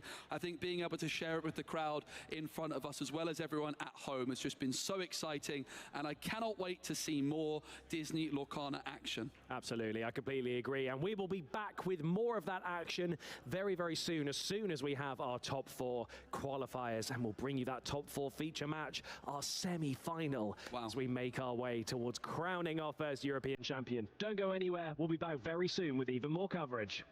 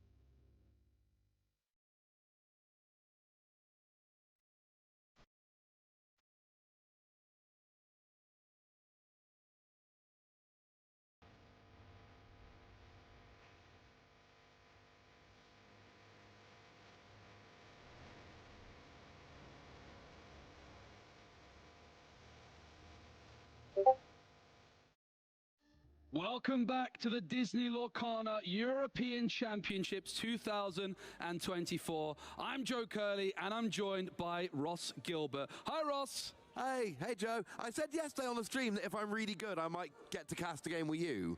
And then I didn't get to cast a game with you. So I spent all evening being like, was I not good yesterday? Like, was I not? But it's okay. I'm back here. I'm with you. We got top 4 action.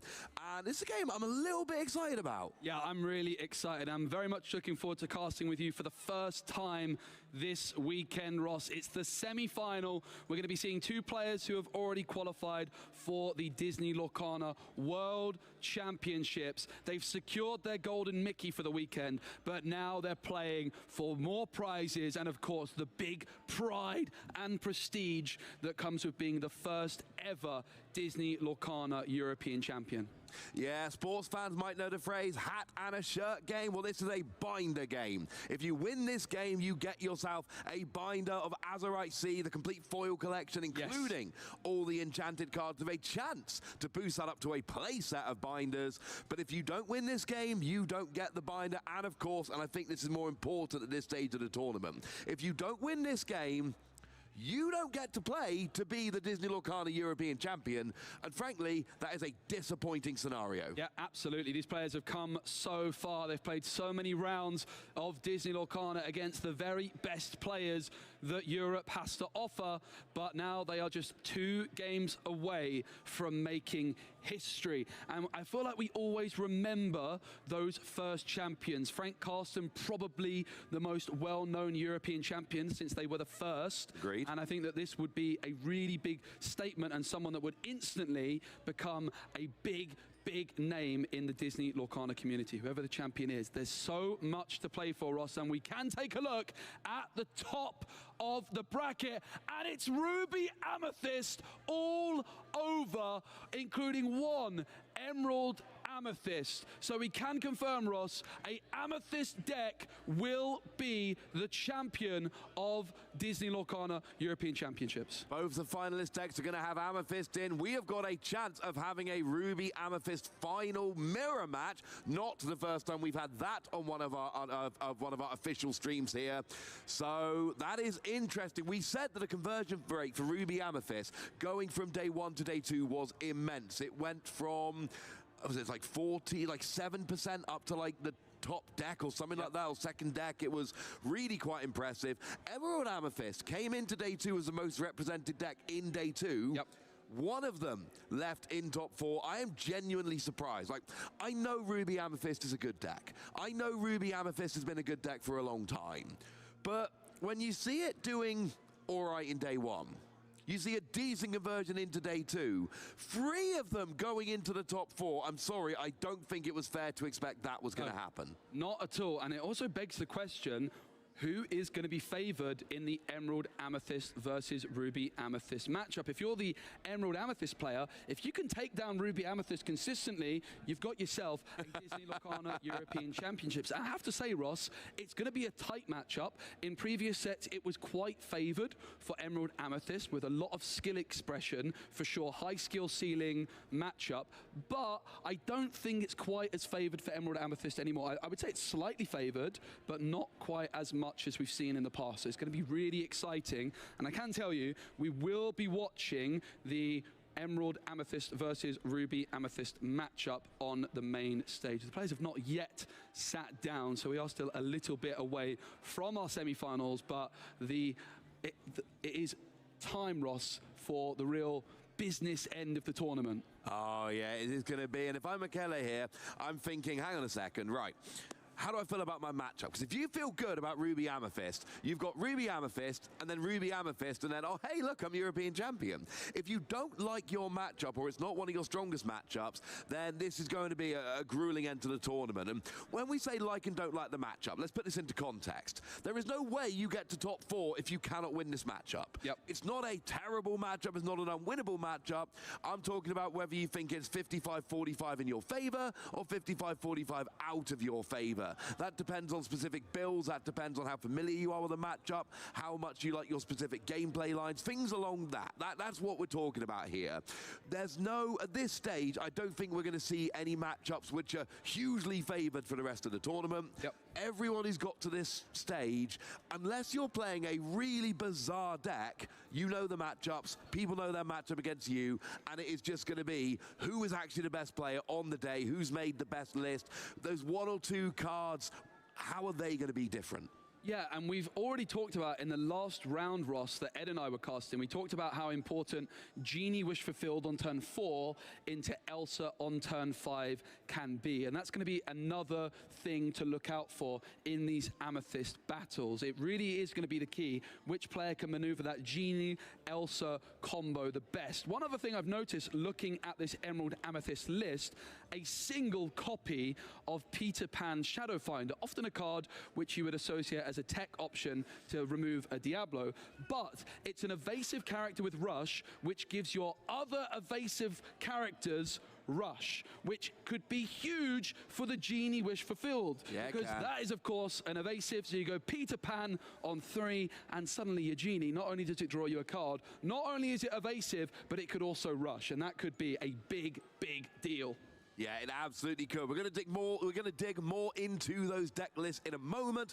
But first, let's go and have a look at a little bit of an explanation of these decks. We've got some highlight slides here, tell you a little bit more about these decks because, you know, got the top 4 coming. Yep. Maybe we have a little bit of a primer of these decks before we get rolling. So hopefully we can show one of those slides in a second and we can start taking a look. Here we go. Here is Emerald Amethyst, often referred to as EA Tempo. And basically what we've got here, it's similar to Ruby Amethyst. It utilizes the Merlin Mim bounce combo. Yep. And it utilizes powerful Emerald cards that have a strong synergy with being bounced. And on this slide here, we're saying it's got a good Ruby Amethyst matchup, but you said with set 6 has changed a little bit. Yeah, I was speaking to a Emerald Amethyst player that was in the top 16, and while it was a favored matchup for them, they said to me, yeah, but it's not quite as good as it was in the last set. Worth mentioning this Lyle Tiberius Rourke. It was a card which we saw in almost every Emerald Amethyst deck in the set 5 metagame, but in Azure at Sea, it has fallen out of favor a little bit and is not appearing in the Emerald Amethyst list. What do you think about it? Are you surprised to see Lyle falling out of favor in this meta? No, not especially. Lyle has always been one of those cards which it's good against particular matchups, it's good in particular situations, but it's, you know, it's an uninkable, it's a free cost, and early in the game, you need to think about your early game curve, and if there's another free cost you want to be playing, you know, you keep talking about cards like Genie and Elsa and all nice and early on, it needs to fit with your curve, it needs to help your particular matchups. It's a card that I can see coming in and out of deck lists for the next couple of years as the meta shifts and as deck building changes. So that is Emerald Amethyst. What about Ruby Amethyst? Let's go and have a look at that one here. And we can see, well, what we got? We got a flexible game plan. Yep. We got card draw. You certainly do. We've got control. Oh, yeah, you bet. Oh, yes. When we talk about control for newer players, what we mean is you can stop your opponent doing stuff. What Ruby Amethyst is particularly good at is just getting rid of your characters, controlling the board by making sure your characters don't stay around. And we got things like Be Prepared, which, if that comes down, I think we're going to have to try singing that this time. We'll try and be as good as Baker. But we've got cards like Merlin Rabbit for draw, bounce effects from Madam Mim, both the Fox and the Snake, that in order to play, force you to bounce one of your characters back to your hand. But Merlin Rabbit draws a card when you play and when it leaves. Merlin Goat gains a lore when it's played and when it leaves. So these are cards that are very, very good. And of course, we saw some bouncing from Lady Tremaine in the last round. We certainly did. Being able to bounce Lady Tremaine can be really powerful. There is one copy of Lady Tremaine in this Ruby Amethyst list. Some of the other things I'm just taking a look at which catch my eye, because these Ruby Amethyst lists, you tend to see, Ross, maybe like 52 cards are roughly the same, and it's very difficult to fit in anything extra. But 4 Queen's Castle Mirror Chamber is in this Ruby Amethyst deck, which is a lot. We've seen some players cutting it entirely, and it's going to be really interesting to see how those 4 Queen's Castles come up against the Emerald Amethyst, which has 4 Merlin crabs. You can do that Fox combo, bouncing back the crab, giving your Fox challenger, and that can have 7 strength to deal with a Queen's Castle in a single swoop. That's something to look out for sure. It's a huge combo. Merlin crab gives challenger +3 to one of your characters, but of course, like we said with the goat and the rabbit, it activates when you play and when it leaves the board. And if you play Fox, Fox goes down, it is down, you bounce the crab, it can give challenger +3 to the rabbit, to the Fox on its way out, so all of a sudden you have a 7 strength character with rush. That happens to be the perfect number to take out this Queen's Castle. And it's weird to me, because you go back a few months, every Ruby Amethyst deck is playing Queen's Castle. Yeah, absolutely. There's no question, it's a 4 of every deck. But these decks evolve over time. Back then, you would see people playing Hercules instead of Maui sometimes just to deal with it. Nowadays, a lot of people are dropping it, like you said, for a lot of the reasons you've outlined. If you can get 1 or 2 of them to stick for a couple of turns, huge swing in the game. Question is, you're going to be able to do that? Yeah, and you have to think the longer the game goes on, the more in favor of the Ruby Amethyst player the game will go. You've got both players on Amethyst, 1 on Emerald, 1 on Ruby. I think it's fair to say Emerald has a slightly stronger early game, and Ruby has a stronger late control game. So if Emerald Amethyst doesn't get that quicker start, it might be an uphill battle. One card we haven't talked about, Ross, in Emerald Amethyst is a card I know you're a big fan of indeed, and there's 4 copies of it. It's the Go-Go Tamago. Did I say that right? Tomago. Tomago. Tomago. Tamago means egg, if anybody's wondering in Japanese. I misread it initially. It is Go-Go Tomago, and basically this is one whereby you can pay an extra couple of ink on play to gain lore equal to the amount of damage on one of your opponent's characters. But one of the great things about this is you basically set it up and resolve it in 1 turn. You challenge with some of your characters, damage one of your opponent's characters, and then you play the Tomago and immediately activate the skill. You don't give your opponent a turn to bounce a character back or to heal them or do anything else. You set up the damage and immediately pay it off. It doesn't work that much. It's like, I like to liken it to the Flynn Rider Sisu combination. It doesn't actually always work. There's a lot of games where it doesn't work, but it works so well in so many games that it's worth playing, because when it does work, oh, it's a thing of beauty. Yeah, and here is Luca. Luca from Italy. I do know I've seen him speaking with some of our Italian colleagues. A familiar face for me. I've seen him at quite a lot of Disney Lorcana Challenge events, and of course has done so well this weekend. And then on the other side, this is going to be our Amethyst Emerald, is Mikhail. So really excited to see these 2 players. Look at that Disney Lorcana Challenge t-shirt as well. That is a very nice shirt to have indeed. Players on the main stage, I believe, for the first time this weekend, Ross. What do you think? Do you think it's adding a lot of extra pressure to be the semi-final that's on the main stage, or do you think at this stage it's not going to matter at all? The players are experienced enough playing in these high-pressure situations, or do you think it adds a different element? Oh, it adds an element. It absolutely adds an element. It's fair. They're both playing on the stage, so you're not getting an advantage over your opponent. But, you know, I've been around here for a while. I've spoken to a lot of players playing on stream. And the fact of the matter is, you're up on stream, you're being watched, you know you're under a bit more scrutiny. You know, just having the headphones on during the game, having the white noise in the headphones so that, you know, you can't hear us on the stream. All of this adds up. It is a different playing environment. It is a more stressful playing environment. That is all true, but I think you made a very good point yourself. By the time you get to this stage of the tournament, you should be okay with this. You should be able to, and let's face it, it's 2024. We have a very high level card game tournament here. People at home want to be watching it.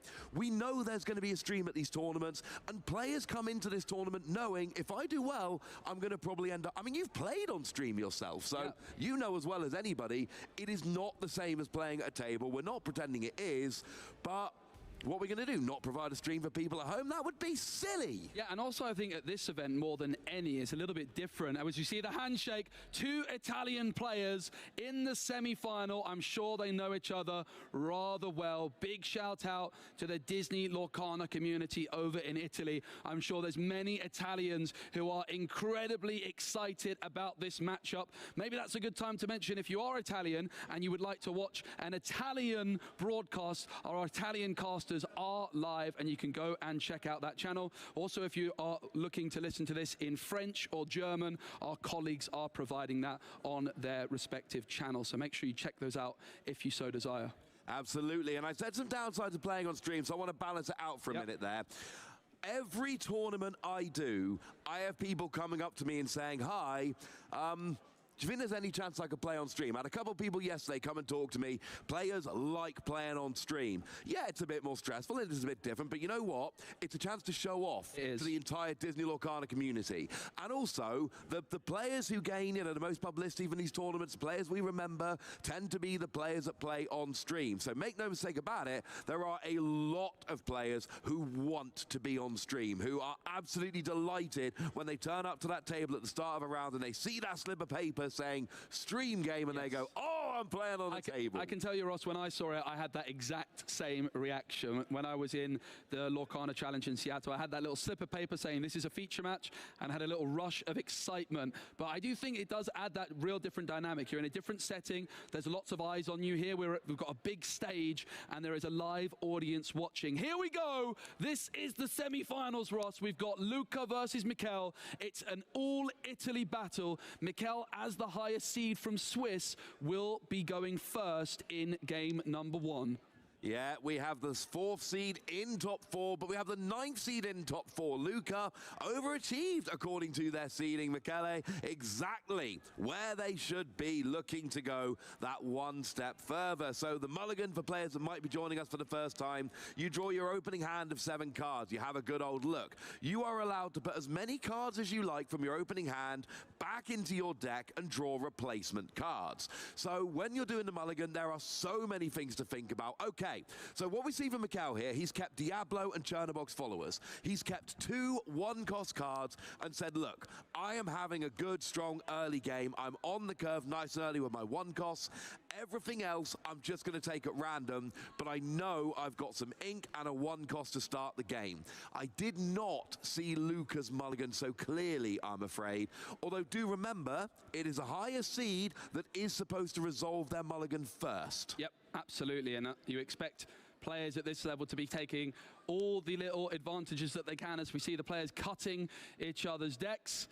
And I'm sure we're going to be getting started very, very soon indeed. Let's take a little peek at the hand for Michele. They've got a few Chernobog's followers. They've got a few Diablos. That does give them the potential to have a very aggressive and wide board start. Luca might have a little bit of a slower start as the Ruby Amethyst player. We tend not to see too many one-cost characters in those decks. But a Madam Fox on turn 3 with Rush might be very important in this situation for Luca. Yeah, it's always a card which you're happy to see coming down. It's one of the best cards in the game. I'm going to say we are off. We've got Broom being inked. We've got Diablo hitting the board. Michele did take that first turn there. And now we're over to Luca, who's going to be trying to match. We do have a Broom that could be inked if you wish. But no, ink actually goes up, so we are good. Yeah, absolutely. So we've got Michele on the right, Luca on the left. It's an all-Italy battle as we see a Diablo on the board for Michele and Luca with that magic brew. Michele, though, coming through on their second turn. Is it going to be the double one drop of dreams? It's going to be the crab into the inkwell, and it's going to be a Chernobog's followers, and it's for another Chernobog's followers. This is the perfect opening for an Amethyst player when going first, and it's something I love to see on the main stage here. But Michele set up for this. They kept the Diablo and the Chernobogs, and that was all they kept from their mulligan. They absolutely were trying to maximize their chances. Looks like, did we see a Broom going in there taking out the Diablo in a challenge? Not an interaction we see very often, but it does get a character off of Michele's board there. So that was quite nice. We've seen the Maui, hero to all, go and get inked. Unfortunately, I hate to break it to you, Joe, it is not yet Maui time, but it is Flynn Rider time. Yeah, Flynn Rider down on the board for Luca, but Michele has an interesting way of dealing with it, and it's the card that they've put to the top of their hand, which might suggest it's forthcoming. It's that Kit Cloud Kicker, and it could be absolutely devastating for Luca. Luca, I said, probably looking for a Madam Mim Fox on turn 3 to rush in and equalize the board, but if you've got no character on the board, you cannot play the Fox, and Kit comes through, and Luca's not going to be too happy to see that.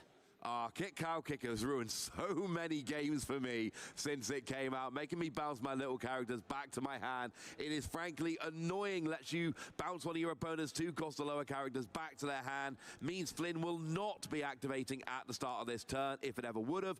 Actually, Luca chooses to ink Flynn and then just play the Sisu there, and of course, with a bunch of cards in Michele's hand, we are going to see that Sisu. I mean, at the moment, it's like a 6 strength, maybe? Is it 5 cards in hand? Yeah, it's a lot of cards. It's certainly not going to be able to be bounced by Kit Cloud Kicker anytime soon. Of course, Fox and Sisu, often a trade that you might see happen. Michele at 3 ink is going to quest with the Churnabox followers, and the first question is, will they banish it to draw a card? They decide not to, and it seems as though they're hovering over the idea of that Madam Mim Fox. Of course, they could ink this turn, Ross, and go to 4, but you could instead play the Fox, bounce the Churnabox followers back, and potentially even replay it. 2 Ursula Deceivers in hand. It seems as though one might be inked. I was going to say, 2 Ursula in hand, one of them being inked seemed like an easy call. So that does get inked. Churnabox followers does come back down after having quested, gone and got on a lore. So Michele there is up to 4 lore. Luca still stuck on 0, but we said it ourselves at the beginning of the game. The Emerald version does tend to be a bit faster. The Ruby version does try and take over later on in the game. So that's something we'll have to see if we can do that. We do have the location, the Queen's Castle being inked, and it's a rabbit. The first rabbit of this semi-final, and I'm sure it won't be the last. I want to say I love the way Michele played this last turn, Ross. They had the opportunity to quest with Kit Cloud Kicker and Churnabox followers, but instead they just left them ready and waiting. And I would imagine what we see from Michele is when they quest, they will quest with everything, trying to overload Luca's removal. These Amethyst battles are really all about making sure you gain every possible little edge from your resources. You want to control the board, you want to have more cards in hand than your opponent, and of course, you need to get to 20 lore before they do. Yeah, that's always fairly important. Get into 20 lore first, one of my favorite things to do in Disney Lorcana. We have a Genie in hand for Michele there, which of course is a card we know a lot of players are going to like. What are we doing? So we're questing with Chernobog here. And it will be banished to draw. That's always a decision. You can banish it to draw, but you do not have to. We've got double Genie in hand now. I think the last 2 draws were Genie. Yeah, we haven't seen that turn 4 Genie into turn 5 Elsa we talked about in this case, but it is certainly something which can happen later on in the game as well. The next question really is this other Churnabox followers. Will it also be banished to draw? It certainly will. Is there something in particular they're looking for? It's Go-Go that's found off the top. 3 ink then going to be, it's going to be 4 instead, and it's going to be that Genie, Ross. Yeah. And another Genie in hand. Drawn 3 Genie in the last minute. Play a Genie, draw a Genie. But Genie's wish was fulfilled in this case. I mean, I often wish to just have another one of me coming around. But that's going to be good. We're starting to build up. We saw having a lineup of evasive characters in our last stream game did prove to be quite important. Yep. And really overwhelm the board. Michele could be doing a similar thing here. We see Goat going into the ink, so no lore gained, but we do have another ink bill ready to use. And Kit Cloud Kicker is just still being left ready and waiting. Michele is not wanting to give Luca that favorable trade, and Kit is valuable to have on the board because it means that Luca has to be worried about Michele bouncing it back and replaying it. Speaking of bouncing back, the rabbit has hopped back into the hand thanks to the fox. The fox has chased the rabbit back into Luca's hand, and Luca draws a card as a result. Yeah, could be eyeing up a trade between foxes here, and it is exactly what we see. Foxes trading into each other. Both players lose a fox, but Luca did get that draw from Merlin Rabbit as it bounced back into his hand. That Genie wish fulfilled on the board Being an evasive is a very big deal. It will only be able to be challenged by other evasive characters. Luca currently does not have any. Does, however, Ross, have a Brawl in hand, which down the line could be a nice way of dealing with these genies, which are surely coming anytime soon. 2 more genies in Michele's hand. I would not be surprised to see Michele playing both of these over the next few turns, just going treble genie and going, look, I'm questing for 6 with my evasive characters. You better have some removal or some evasive characters of your own, or this is not going to end well for you. So only a Sisu out for Luca right now, eyeing up his hand. What's he looking for? Only 2 ink available, so can't play the Brawl. A little bit of a shake at the head from Luca, not being able to utilize all of their ink at this moment in time. Luca does have a few more cards in hand, though, thanks to that rabbit. So Michele is going to be fully aware of that and is going to therefore wanting to do something, and in comes Ursula, a very well-timed Ursula. Will it find the Be Prepared? There is no songs. There is the Be Prepared. Oh, it's right there. Started at the perfect moment. Michele, as soon as Luca is at 6 ink, the threat of that Be Prepared is any moment now. In fact, Luca just at 5. He's at 5 ink, but the next couple of turns, that Be Prepared could have been absolutely big. And if I'm Michele there, I'm going, hang on a second. I just got rid of the Be Prepared. Now, I know there's a Sisu there, but I can start going a bit wider here. Yep. But having said that, everything right now is in range of that Sisu, so I'm still not feeling great. Yeah, Sisu costs 8. Yes. But it is a shift 6. And of course, Sisu and Bolden Warrior is on the board. Yeah, it is. Michele, therefore, a very heads-up play, not only utilizing the Ursula to discard a Be Prepared, but using it a turn earlier than I maybe anticipated to scout out Luca's hand and see if that Sisu is in hand, bouncing the genie back. We expected those genies to come down, but Michele knows that that legendary Sisu would deal with them all very swiftly indeed. Yeah, legendary Sisu could come down. It would take out the Cloud Kicker. It would take out the Ursula. And it will! There we go, and I think it's important that Michele did quest with Cloud Kicker at last, going, oh, I know it's going next turn. Might as well use it before I lose it. Madam M Fox survives, but crucially, Michele still has all 3 of those genie in hand, available to use in future turns. Really heads-up play there. Scout in the hand with Ursula, and now genie comes down. You draw a card, and that seems like Michele really dodged a bad situation there. Yeah, I am so impressed by the decision-making we've seen so far from Michele. Lots of incredible small little details which are all adding up right now. The card drawn off the genie was this 1-cost Diablo, which will come down.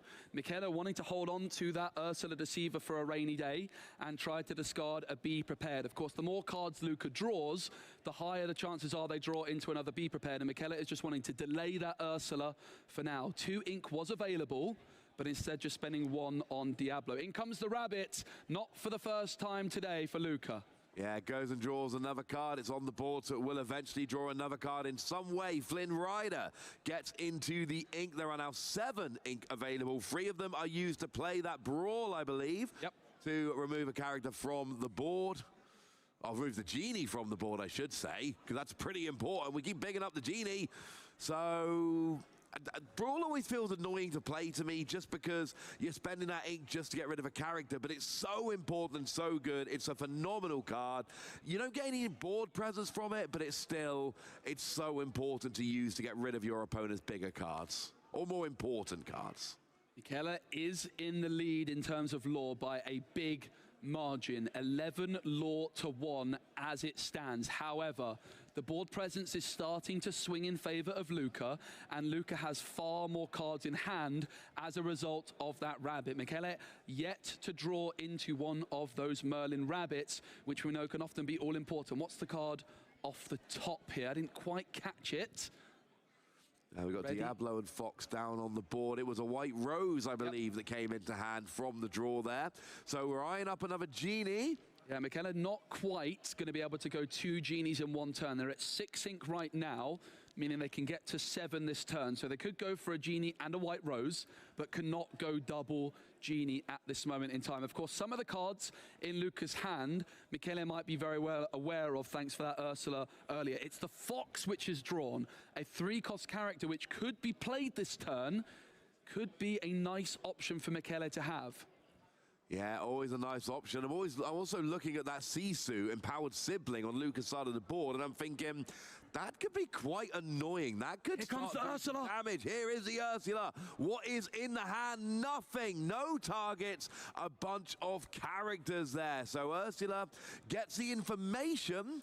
We do see the Lady Tremaine in hand. That one of Lady Tremaine.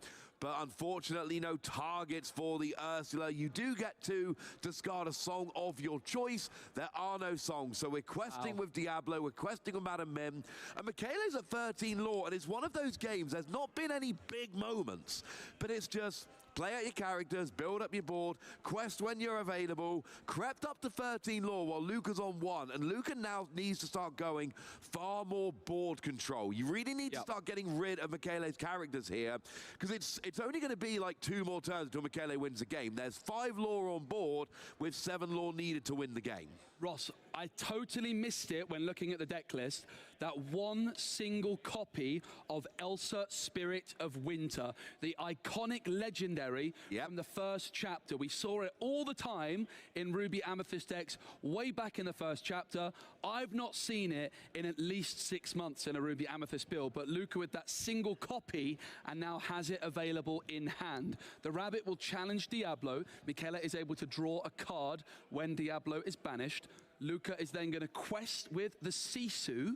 Going up to 4 lore, starting that comeback, still behind by 9, but is very, very much on the way here. Will we see Elsa hit the board? It's going to be 2 ink on a snake. Bouncing back Sisu, not something you see every day. The Madam Mim snake bouncing back both copies of Sisu. I like this. You want to reuse the empowered sibling as a shift target, and there are a bunch of 2 strength characters on the board. We know there's a bunch more in Michele's deck. That's a wonderful play there. Keeping that card available for, well, next turn. Literally next turn. It could just be shifted into. And Michele is not prepared for it now like they were previously. I love that play. And like you say, that Elsa Spirit of Winter could be coming down in the future as well. Yeah, Michele, I believe, is looking at, well, there's a lot of cards in hand. Where did these all come from, Ross? So many cards in hand for Michele right now. It's just the little draw, playing Genie. It's not been going aggressively into playing everything the last couple of turns. Let the hand build up a little bit. But it's cards like Genie. There's been Diablo, which have gone and been banished. So Michele's been replacing a lot. And that's what a lot of these Amethyst cards do. They really just replace themselves. Diablo replaces. Genie replaces. And it means you end up with a decent hand size. We do see the White Rose coming down. Importantly, a 3 strength character, Ross. Michele is fully aware that Luca has that Sisu in hand ready to shift, and therefore not wanting to play a character with less than 3 strength. Ooh, we're questing up to 18 here, I believe, with Michele, and I love this. Basically saying, look, I know Sisu's coming down, so here's what I'm going to do. I'm going to quest with all my characters that Sisu takes down because I know they're not going to be around. But then I'm going to start playing another character. And the White Rose back in hand, Ross. I love this. This means that next turn the Fox has to go down. If any one character is left on Michele's board, then all you need to do is just quest with one of them, play the White Rose. That will be the game there. Game 1 to Michele. If a single character survives this turn, if Luca's got a be prepared, now is the time. Madam Mim Fox goes down. Madam Mim Fox goes down, but Luca now has no board. Now Sisu empowered sibling comes and takes out the remaining characters. Luca has managed to completely wipe the board. There is no, it's a cloud kicker coming into hand for Michele. A goat or a White Rose would have ended the game, but neither of them are available. That would have been ink depending, of course. Yep, I think there would have been enough. Yeah, because we would have needed 7. So that would have been fine. But, okay, so we can play White Rose, go up to 19. We've not won the game yet. The question is here, Ross, does Michele actually play the White Rose, or do they try and delay and fish for another Madam Mim? Because if you've got the White Rose in hand and you draw into a Madam Mim, you might just be able to go double, and instead goes for the rabbit, draws into another kit cloud kicker. 2 ink available, but can, of course, ink for a 3rd. Will it be the White Rose from Michele, or will we just see the Diablo? I like playing White Rose here. Now, I'm not saying one is necessarily better than the other. I like going up to 19, 2 active characters on the board. Michele's changed the mind. Oh, they're going for here. I play Kit as well. Yeah. I mean, I'm naturally an aggressive player, but my theory is if you don't have Be Prepared, taking out 3 active characters is going to be extremely difficult to pull off. Yep. And if any of them are still available, then I win next turn. However, you're ahead by 15. Elsa! Oh, here comes Elsa. They're not taken out. 14 they're ahead by. They're not taken out, but they are exerted and will not come up at the start of your opponent's next turn. So Michele will not have either of those cards available to use. Elsa has, well, as Elsa does, frozen them in place. All right, big moments off the top of the deck for Michele. Is there a goat? Is there a white rose? I don't think it's a goat or a white rose or a Madam Mim fox or, I mean, Madam Mim snake, I believe, would also be game at this point if you inked. Michele not able to ready their characters because of that Elsa. There's a bunch of outs here. No, it was a Banzai, who is out of range of Sisu with that free strength. In comes the genie. The card drawn is a white rose. So we don't have the ink though, do we? There's not enough ink, but that means that Luca has to win next turn. Michele is just 1 law away from victory. And he's got white rose in hand. So there's no real hand disruption played in Luca's deck here. So Luca basically needs to get 13 law this turn. I don't see how it's possible. I see 6. I think 6 is eminently possible. Maybe you can push to 8 with some things like Goat. I don't see how Luca's winning this turn. And at the start of next turn, Michele's just going to go, boom, white rose. Let's go to game 2. And of course, Luca does not know, however, that that white rose is in the hand of Michele. So they're going to continue to think about, how can I win from this position? They're going to know that there's a lot of cards they lose to, a snake, a fox, a goat, a white rose. However, they have to still continue at this moment to decide, how can I win? And it's going to be a rabbit to try and draw more cards. The main goal of your Luca right now, you have to get rid of that white rose because it removes the win condition of they're fox looking and for snake. Be Prepared. Looking for a Be Prepared, which they could sing with Sisu or Elsa. Don't find it! Oh, we are done. Michele wins game 1 and is 1 game away from making the European Championships final here at Disneyland Paris. And I got to say, being able to say here at Disneyland Paris, that is still giving me a little bit of a rush. I love that. But that game was so well played. We were pointing out, you were doing a great job of that. All those little plays, it was those little moments of, I think Sisu's coming down, let's prepare for this. I am going to make sure I am not overextending. Even little things, like keeping that rose in hand until it didn't matter if it went down. Those plays were phenomenal. That was not a game where Michele got lucky. That was a game where Michele played beautifully. Yeah, I really loved how they just left this Kit Cloud Kicker for a few turns. It didn't end up being that impactful, but I could just see the thought process behind it. It's not something I would have done, but I can, as soon as they've done it, I can understand why. Just really, really high-level gameplay from both players. I loved the decision from Luca to bounce back that Sisu and then play it back the next turn. The Elsa was absolutely extraordinary to see on the big stage, but the player going first, Emerald Amethyst, taking game number 1. Yeah, and it is important to note we did see both players playing absolutely wonderfully there. That was really well played from Michele, but also from Luca there. So many of those plays, you feel like they should have been game-winning plays, but it was those first few turns where Michele was just getting a bit of law, getting a bit of law, getting a bit of law. No big swings, no massive cards, just playing the cards out, not over-questing to put himself in danger, but playing just enough cards to get just enough law to keep it ticking along, and by the time the comeback started, it was too late. But now we go to game 2. Yeah, and I'm taking a look at the mulligans here. You can see to the right, this is the Emerald Amethyst player. You might not know that because it's just a handful of Amethyst cards right now. All Amethyst. And well, we saw, are we going to see the same kind of mulligan? It looks like we're seeing a very similar mulligan. Game 1, all we saw was keep the Chernobog and the Diablo, put everything else back. Here we've kept another 1-cost character and a White Rose. Yep. Which, again, White Rose, free strength, survives against Sisu. Yep. I really like that. Gets the cheeky lore. I like having that as your potential turn-free play. So Michele here, kind of a man after my own heart, playing these really aggressive mulligans, saying, I want this card and this card. Everything else is random. Yeah, I think what's really interesting is Michele's decision to hold on to the white rose there. I don't think that's something many players would do. Often the white rose, we saw it's a card which you want in your deck to top deck in the late game. But actually, those 3 strength and 3 willpower is pretty impactful in this kind of matchup. As you mentioned, Ross, it dodges the Sisu, but also in the early game, it can just make some nice trades. It is going to be a white rose into the ink for Luca and a magic broom to kick things off. Michele now will be able to respond with a Chernobog's followers of their own. The question is, Ross, what to ink? And there's a lot of decisions. I find often the most tricky decision in a game of Lorcana is the first card you ink, because you're often thinking ahead 11, 12, 13 turns. Yeah, I would have gone white rose here because there's 2 in the hand. There's the one you kept for the mulligan, then you top decked one. That makes it easier, doesn't it? If you have 2 of one card, that tends to make your ink decision a little bit more easy. And it feels like a good turn-free play in this matchup, but I don't think it feels like a good turn-3 and turn-4 play. So keep 1, ink 1, move on from there. We've got a broom from Luca, we've got a Chernobog's followers from Michele, and we're back over to Luca here. We are questing with broom. Luca takes the lead on lore. It's still early, but you know, he's got the lead.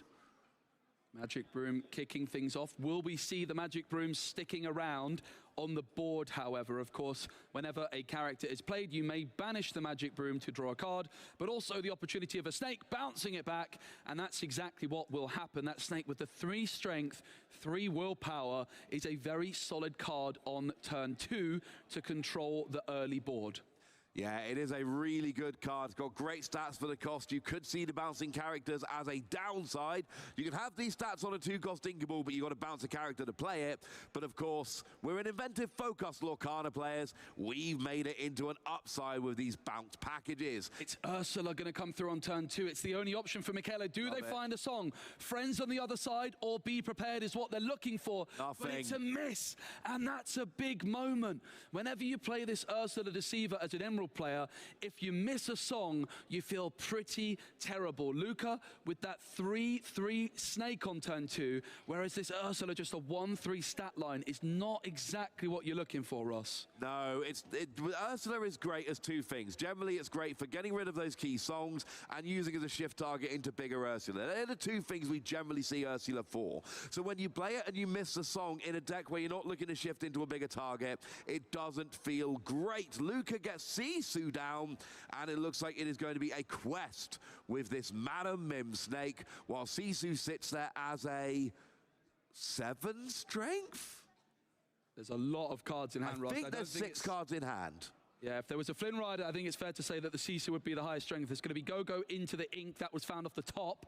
I think that would have been Michele's ideal turn 2, but the White Rose, which we saw them keep in the opening mulligan, does come down on turn 3 as expected. That Chernobog's followers is still sat there ready and waiting for Michele. No need for them to exert it just yet. However, Luca can get to 5 ink in a couple of turns, and of course that means that Elsa could exert the Chernobog's followers, so Michele might want to go for it soon. It's going to be the rabbit for Luca on turn 4, and the opportunity to quest with this snake will be taken. Luca jumping up to 3 lore, Michele at just 1 thanks to that White Rose. Absolutely. Doesn't quest with a Sisu, but especially with that White Rose on the board, Michele could take out Sisu. If Sisu quests and is exerted, Michele could combine White Rose with Ursula, for instance, and then, you know, it would be a 2-for-1 trade, which is not ideal, but it would take out that Sisu before it could potentially threaten the board, and that would open up Michele's board to play more of these low-strength characters, Genie and the like. As long as that Sisu's down there, you've got to respect the potential shift into the empowered sibling Sisu. Yeah, very, very true.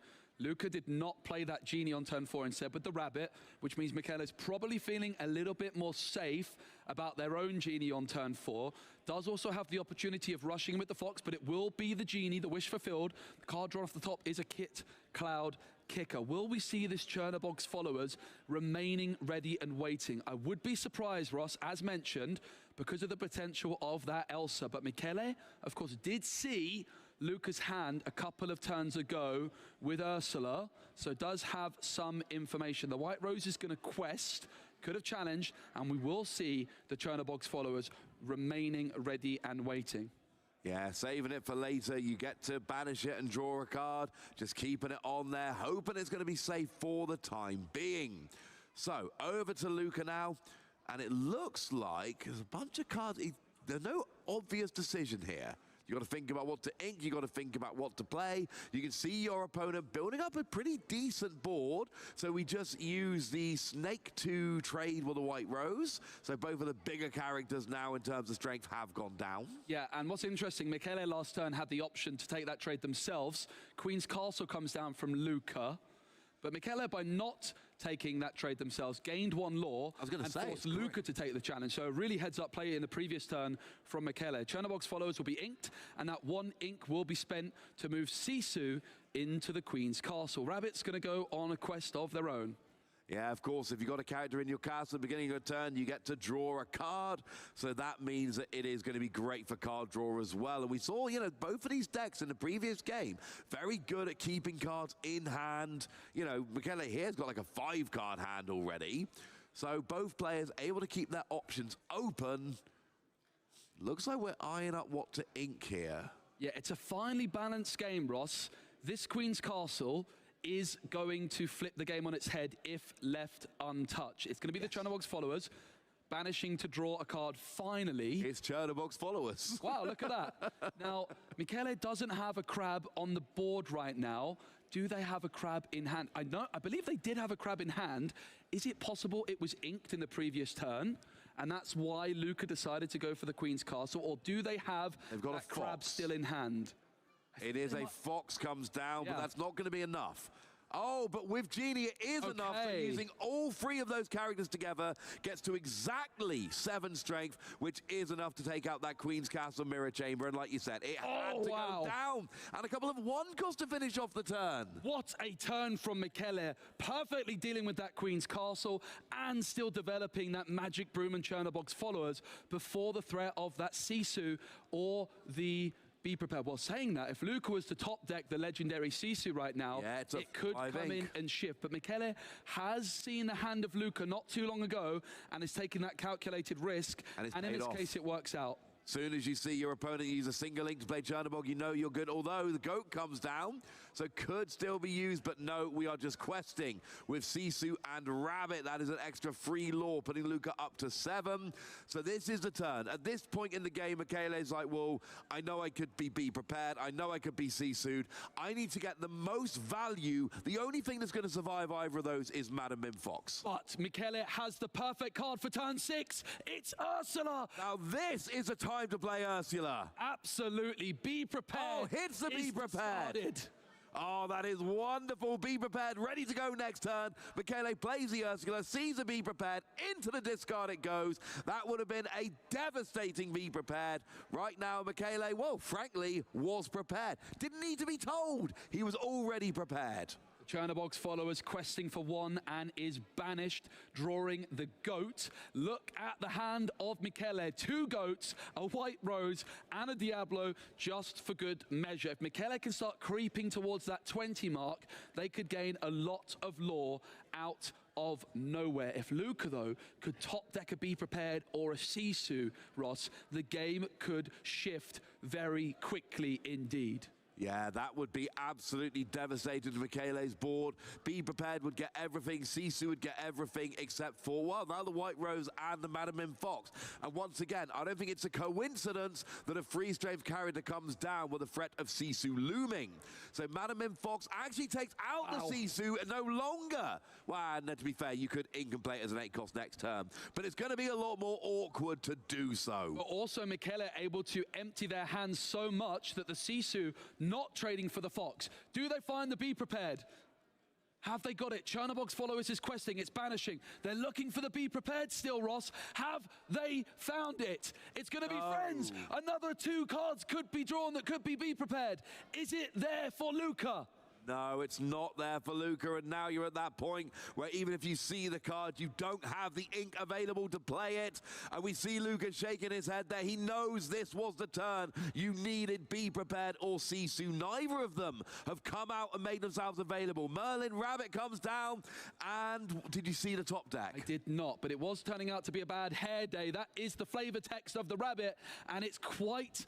I mean, for Luca, missing that Be Prepared at this moment in time is huge. But Michele, that Ursula Deceiver, the 2-cost common card, the absolute star of the show here. It is a super impactful card. It doesn't always work. We talked about playing it on turn 2 and missing, being kind of a waste of your turn 2 play, but not a waste of your turn, I don't know, 6, 7, whatever it was play. But right now, if Michele wants to, they can go on a quest. There's how many lore are available? I think we've got 7 lore available if you just quest with everything. There is also an Ursula Deceiver just off screen there at the top for Michele.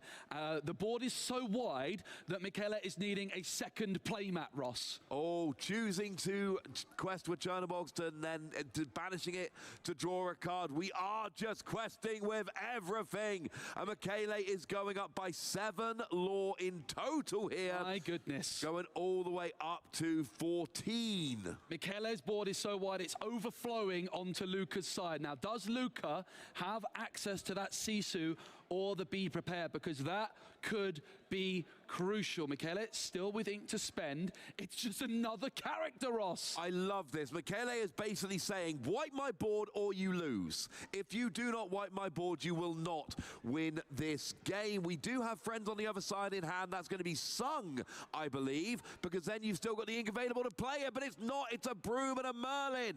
Neither of those are going to wipe the board, and this is it. The Rabbit sacrifices into the Fox. Luca hoping for that Be Prepared off the top. We have Elsa. So if we can, I think we can still ink, can we not? Can we ink and then Elsa to get rid of 2? I think you can ink an Elsa and at least save yourself next turn, maybe? Yeah, I do believe that. I think if you can ink an Elsa, have we inked already this turn? I don't believe so, Ross.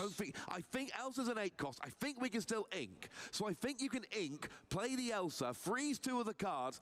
I don't know if that really wins you the game, but it should at least give you 1 more turn. But I love what Michele's done here. They've gone, I know you don't have the board wipe. I am willing to bet you're not going to top deck the board wipe. I am going to go incredibly wide, and if you don't wipe, I win. Madame Medusa comes down, takes out the Genie. We ink the Magic Broom into the inkwell. In comes Flynn Rider, Frenemy. And it's on over to Michele with a very wide board. Do they have enough? 6 lore is needed, and it's a big quest with everything. They've got jumping 5, up to 19. there's the goat! That will be lore number 20, and Michele is going to be going on to the final of the Disney Lorcana European Championship. So once again, goat for your final lore. Absolutely brilliant. The battle of the Italians, the battle of the Amethyst decks, and it's Michele playing Emerald Amethyst who comes out on top.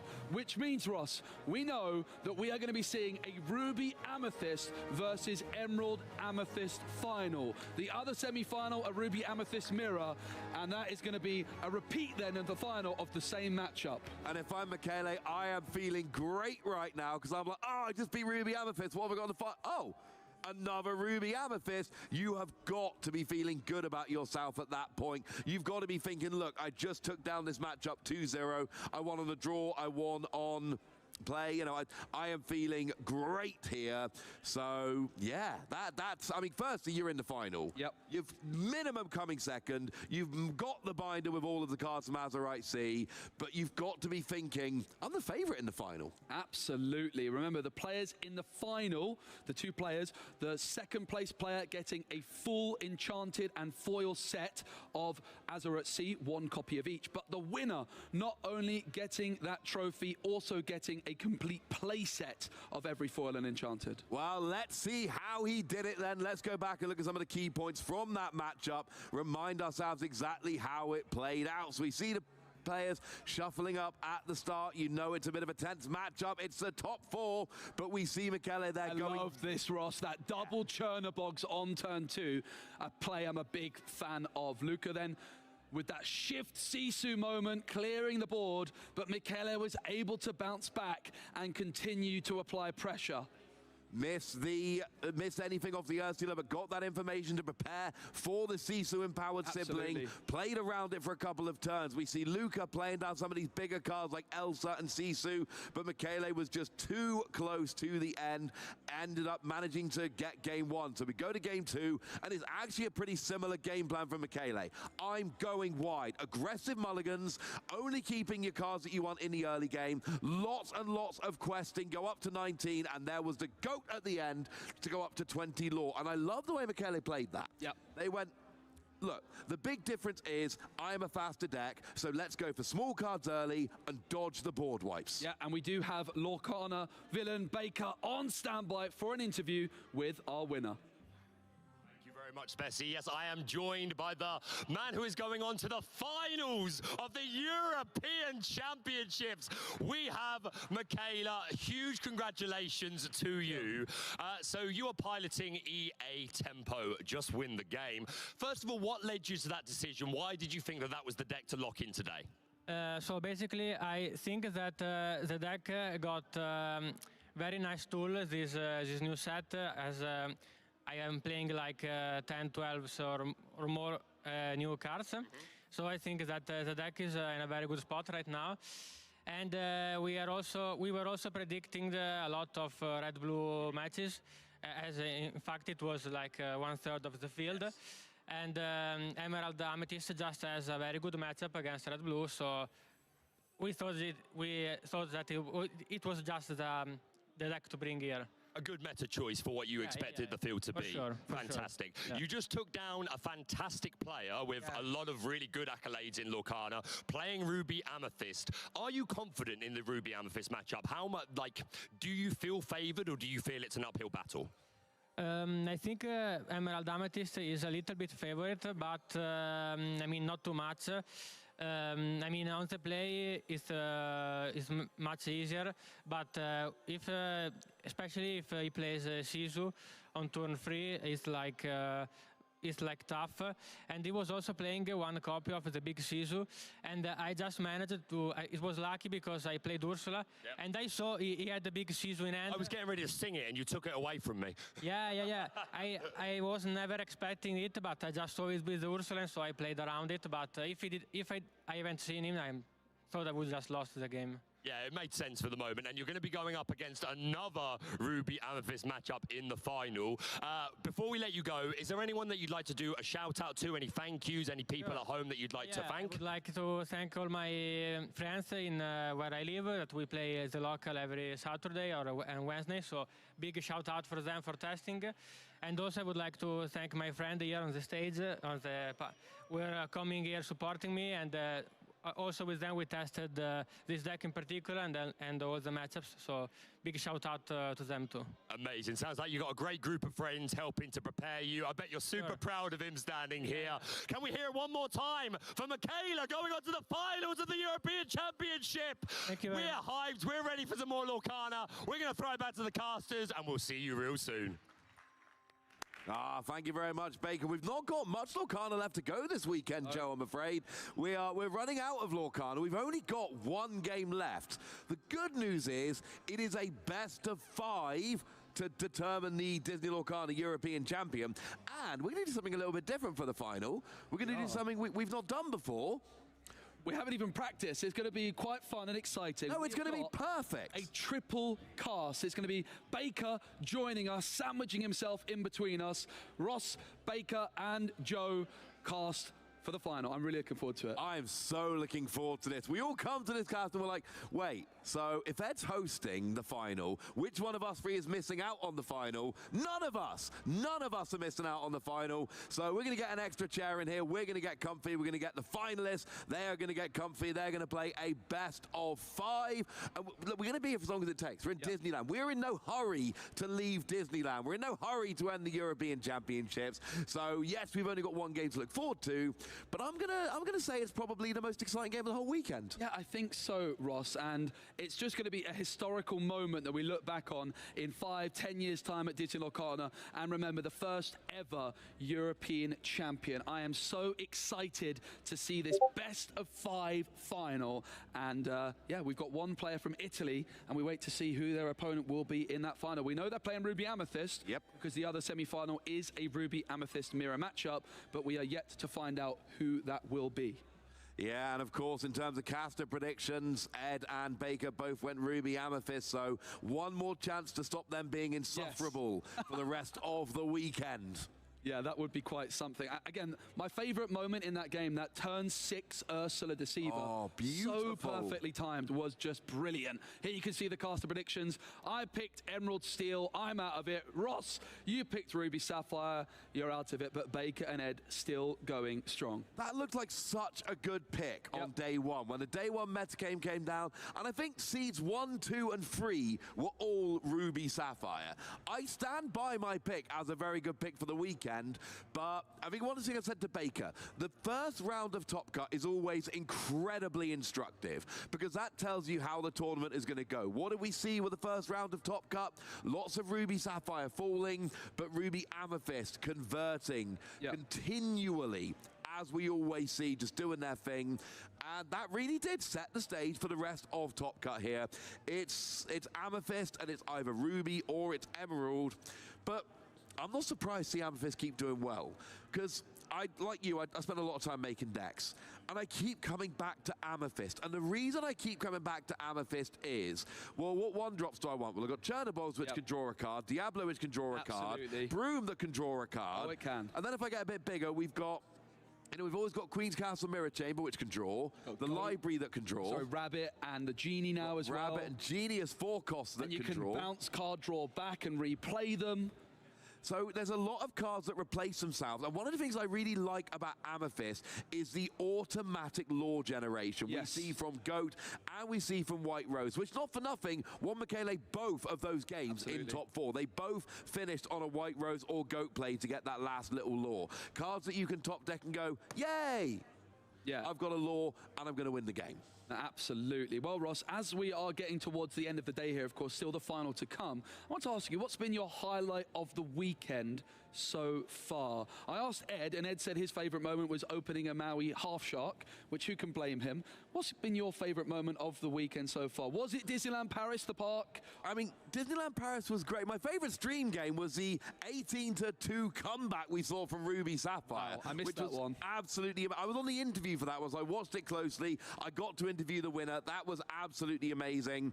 But I didn't actually cast that game, so I don't know. I feel like this game we just did was really fun, and I think we both did an excellent job. I'm proud of you, buddy. High five. Thank you, mate. So, you know, but it's just like we're at Disneyland Paris casting Lorcana. Like, we would go and cast Lorcana in a dingy garage. Yes, we certainly if somebody asked us to, and I've seen some of the tournaments you've cast in, mate. But the point is, you know, we would both be doing this anywhere they asked us to. The idea that we're doing it at Disneyland Paris is just absolutely absurd. You know, when we found out where it was going to be, I don't know about you, but I'm kind of like sitting there every morning. Pardon? First thing I do, I log onto my computer, open up my emails, I turn notifications on, and I just spend the next couple of months just sitting there as I'm working with my emails there. So the second I get an email, I know, you know what, I'm going to Disneyland, and then it finally comes through, I get that ping, I see the email, and I'm like, there are tournaments you want to do. We want to do every tournament. Yep. But there are certain tournaments where we are desperate to be here. We are here. We got one round remaining. It is the final. We're going to have a quick break, grab a cold beverage. Don't go far. We will be back soon.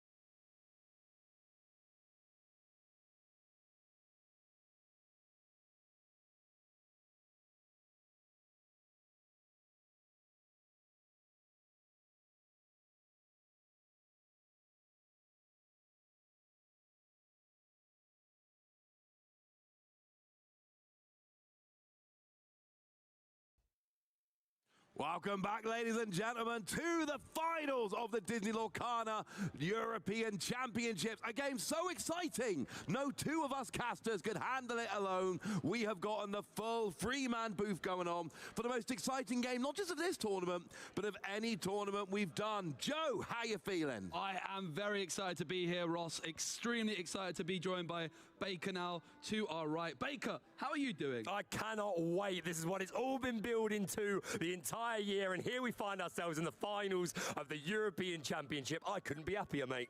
Nobody move because our chairs are really close together. Here is a look at the bracket we have been working through, and we can see the final there is going to be by Michele and Domingo. We got Ruby Amethyst against Amethyst Emerald. Baker, Joe thinks that Emerald Amethyst has a slight edge. What say you? Begrudgingly, I do think he's probably right. I think EA Tempo slightly is favoured against Ruby Amethyst, but I don't think it's a squash by any means. I think if the Ruby Amethyst player plays well and the draws are kind enough to them, then they could absolutely take the victory here. But yeah, I would agree, EA Tempo does kind of feel like the favour. It really does. And one of the things we saw in, from Michele in that top four was, I'm going to go wide and play around your board wipes. We saw some excellent dodging of the board wipes and just going wide and just gaining that lore consistently throughout the game. No huge swing turns until there's like 6 characters on the board. Yeah, makes all the sense when you're aware of the board wipes for your opponent. Like I saw that really nicely timed Ursula that swiped away that be prepared. And then even the Sisu came down, cleared a bit of the board, but clearly wasn't enough. Still, Michele able to take that victory. And yeah, I'm super excited for this final. See, even the Sisu, the key was, it was right. I know there's a Sisu coming, so I'm not going to play any 2-strength characters. Sure. And I'm going to quest with my 2-strength, so at least I get some value as they're on the way out. And that was really how Michele managed to kind of navigate around the Sisu. Sure. Joe, has any of your opinion changed since the last matchup we watched? I don't think so, but I think it's definitely going to be interesting. If the Be Prepared was drawn in time by Luca, those matchups could have been very, very Oh, yes. And I think that it's a very high skill ceiling match. So it's going to be really interesting to see if the Ruby Amethyst player in the final takes a different approach in any way to what we saw in the semis. Yeah, well, let's have a quick look at the top 8 players, shall we? And I believe we've got their deck. Oh, no, all of the players here, including Lucas and his amazing hat.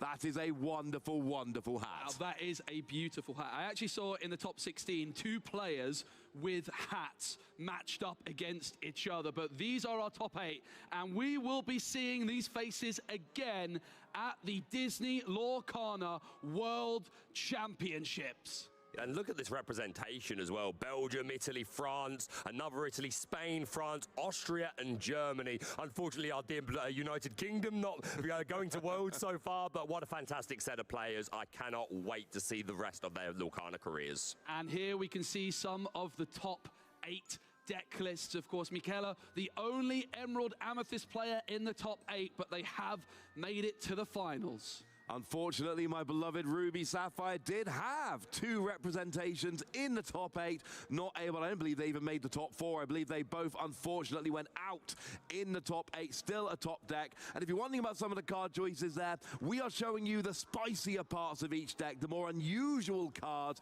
we went through, and we thought that was what we should highlight here in the top 8 of the European Championships here at Disneyland Paris. And look at Domingo's card that we've highlighted, that Bell Accomplished Mystic in the Ruby Amethyst list. I believe it's just 1 copy of that, but that is something that Michele is going to have to play around. Of course, it is going to be an open deck list. Best of 5 final. Best of 5, mate. Do you guys think that the best of 5 is going to impact anything at all? I think it could, absolutely. Again, it's going to hopefully take away some of that variance that we know can be a factor in these games. And yeah, I just hope I would love to see a full 5 games. You never know, it could just be an easy 3-0, but the more Lorcana we get to see, the better. But if you'd let me make one quick point, you just talked about the Bell Accomplished Mystic, Joe. I'm just saying, day one, I said that this would be an impactful card. I think it's super, super good in in the Genie Wars that we're currently experiencing. So I'm wondering if that just one copy, did you say, Joe? Two, my mistake. Yeah. Okay. Checking. 2 copies of Belle in there, 2 copies of Lady Tremaine as well. Often we see just one. There's also 1 copy of that legendary Sisu, Ross.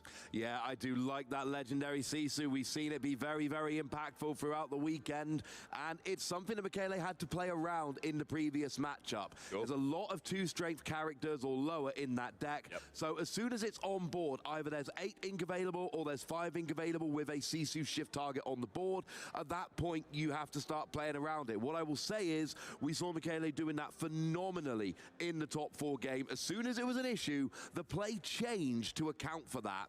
And, you know, you like to sing Be Prepared. Very much was prepared. Yeah, well, that's exactly the point.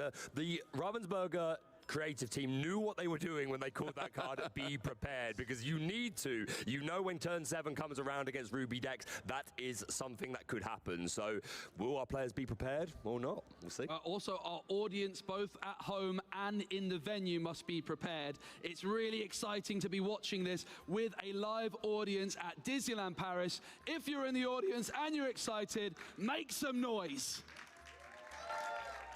Can confirm they made some noise. We can't show them to you, but if they make enough noise, you will hear them at home. Yes. So no pressure, audience, but you're only audio here. Well, I'm going to put a bit of pressure on the audience, because if a Be Prepared is played, I would quite like if they would join me in a little rendition. That could be a quite nice moment to round off the finals. But I have to join you. Oh, please do. Everyone can.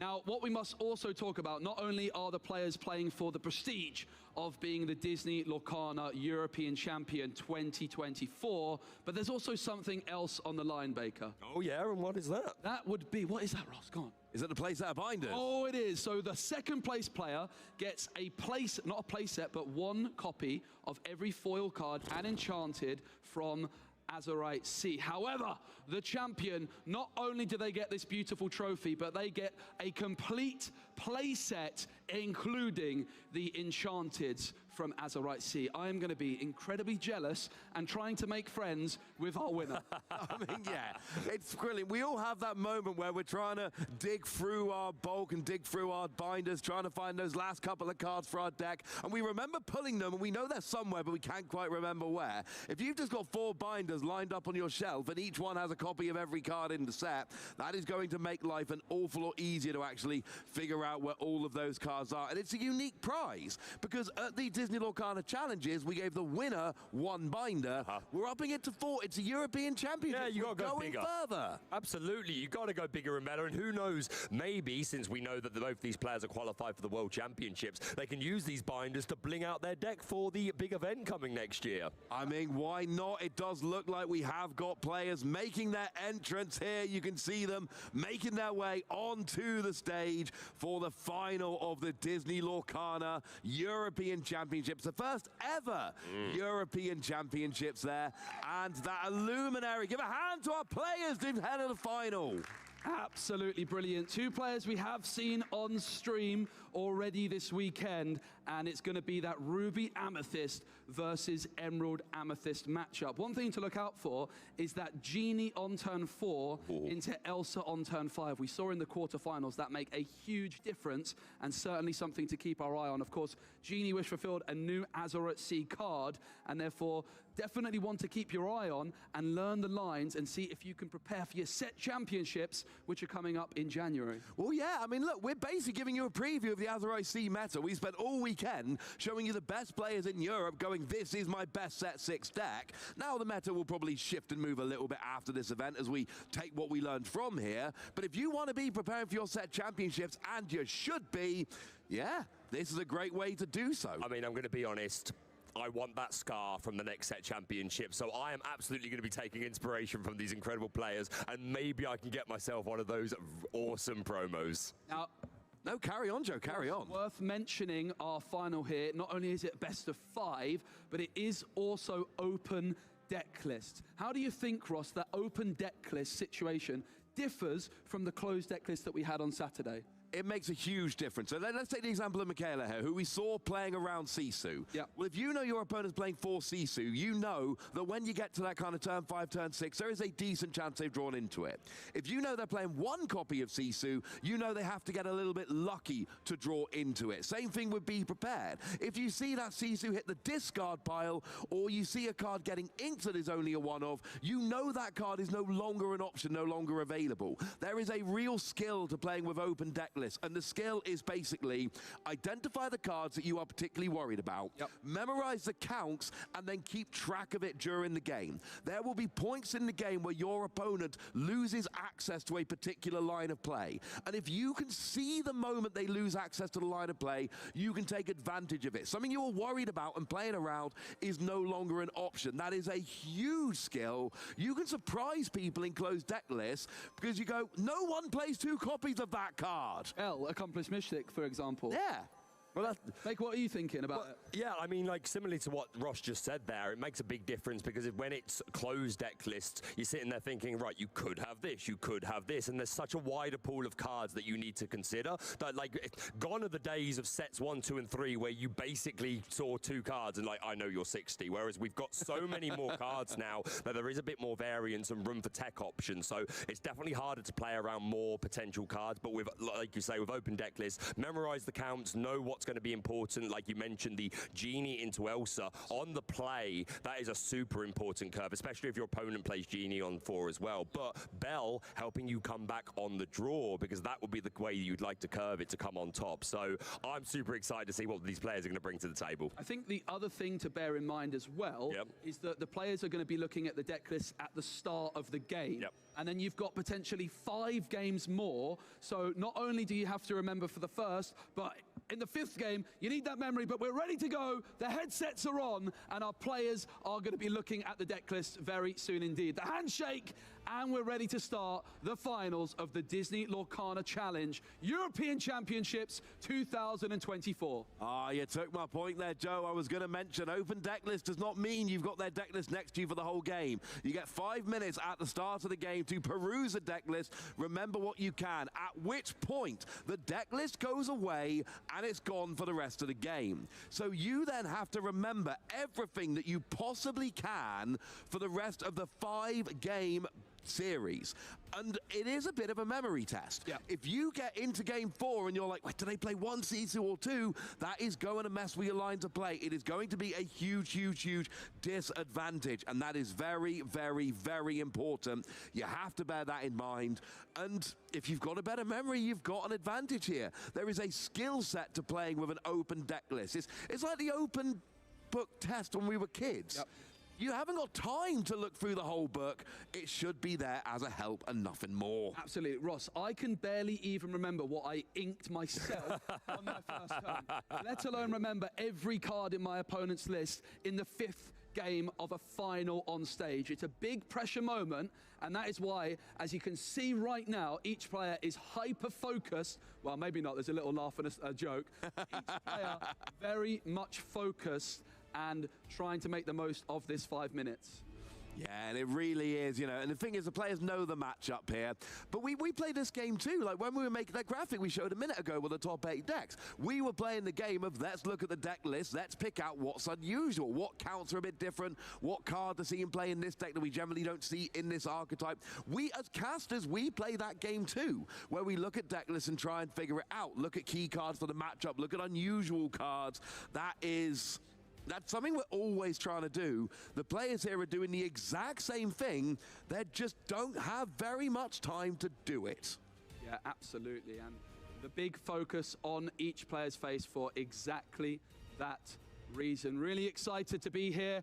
Everyone in the crowd, everyone watching at home, big shout out to everyone working behind the scenes to make this tournament happen. We've got so many judges that have been working in France, Italy, Germany, the UK, and now here at Disneyland Paris. A big thank you. Can we get a round of applause for our judges that have been working so tirelessly?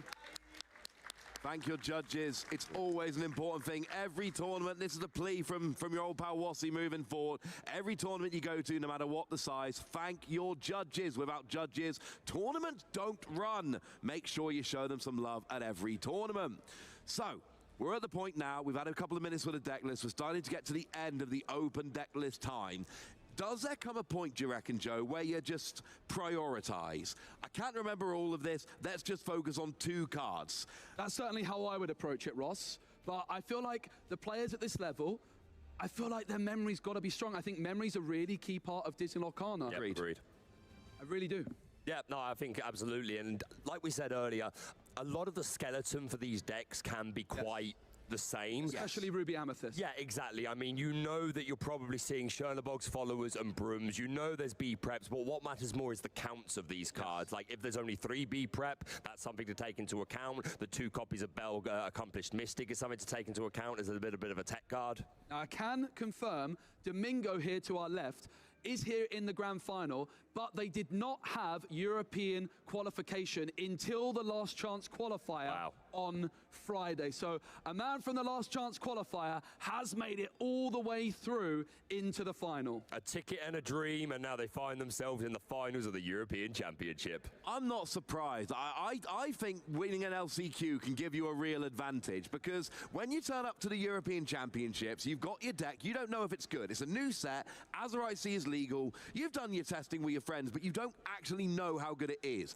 If you've gone through 5 rounds and gone undefeated and won your pod, you know your deck is good. You have beaten, 5 great players to get through into the tournament. You got the confidence boost from that, but you also get the validation. Your deck is good and your deck works. We've all turned up to big tournaments feeling confident with a deck we are sure is great, and 2 rounds in, we sit there going, no, I have goofed. This deck is not as good as I thought. My echo chamber of testing let me down. Or the deck is as good as I thought, but I'm not as good at running it as I thought I might be. As was the case with my season playing Ruby Sapphire this set. Here we go. The players are drawing their starting 7 cards. In fact, we're starting off with a big old shuffle, but then it's going to be all eyes on the mulligan. Of course, a crucial part of Disney Lorcana. Baker, you're a big fan of Ruby Amethyst. Sure am. What are you looking for from your opening 7 cards? That's a great question. So against Emerald Amethyst, we know that they're going to be super low to the ground. We definitely want our 1-drop. That is a priority. If the opponent opens up with too much aggro and we don't have a response to that, then that doesn't feel good at all. So 1-drops are absolutely a priority. Also, Flynn Rider can be a road that we go down. Really, above anything, I'm just prioritizing making sure I have a 1-2-3 curve, because I know that the EA Tempo player is going to have that 1-2-3 curve, and even could extend with like double 1-drop on 2, etc. Yeah, and if I'm Michele, and look, I'm cheating a little bit because I watched really closely back in the top 4 game. Sure. Oh, this is the just same missing matchup there with the shuffle. Okay, we know you're a man who likes your good shuffling, Joe. This is important to you. If I'm Michele here, I'm probably going to be doing a very similar thing to what I did in the top 4 game, and that means I am going to be just searching for good early game cards, keeping 1 or 2 good early game cards and aggressively mulliganing the rest, unless I get a bunch of other cards I really want. We saw Michele doing it in both games of top 4. They mulliganed 5 cards in both games. I would expect a similar thing here, unless they just draw an amazing hand to start the game.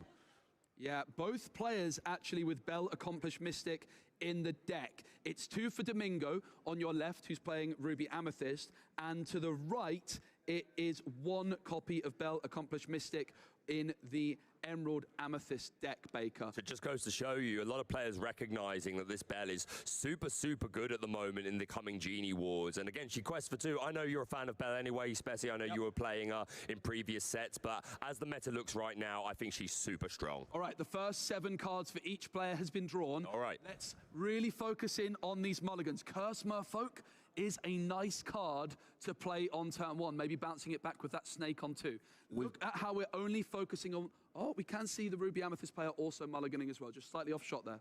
Yeah, we got a lot of 1-drops there for Michele. You've got Go-Go Tam. I actually really quite like this opening hand. You got the Tamago and the Madam Mim as your 2-drops. You got 3 1-drops sitting in there. You got your 3-drop White Rose as well. Looks like Tamago, sorry, is being put back. but then again, we've got a bunch of 1-drops and we've got another 2-drop, and it's a very different mulligan. It's a 1 mulligan, but the difference is Michele's hand is so much better here than it was in the 2 games in top 4. I think it was 2 cards mulligan by Domingo, so both players pretty happy with their opening hands. And what do we think of the shuffling skills on display here? I don't know. I don't pay attention to this like you do, and I'm sorry.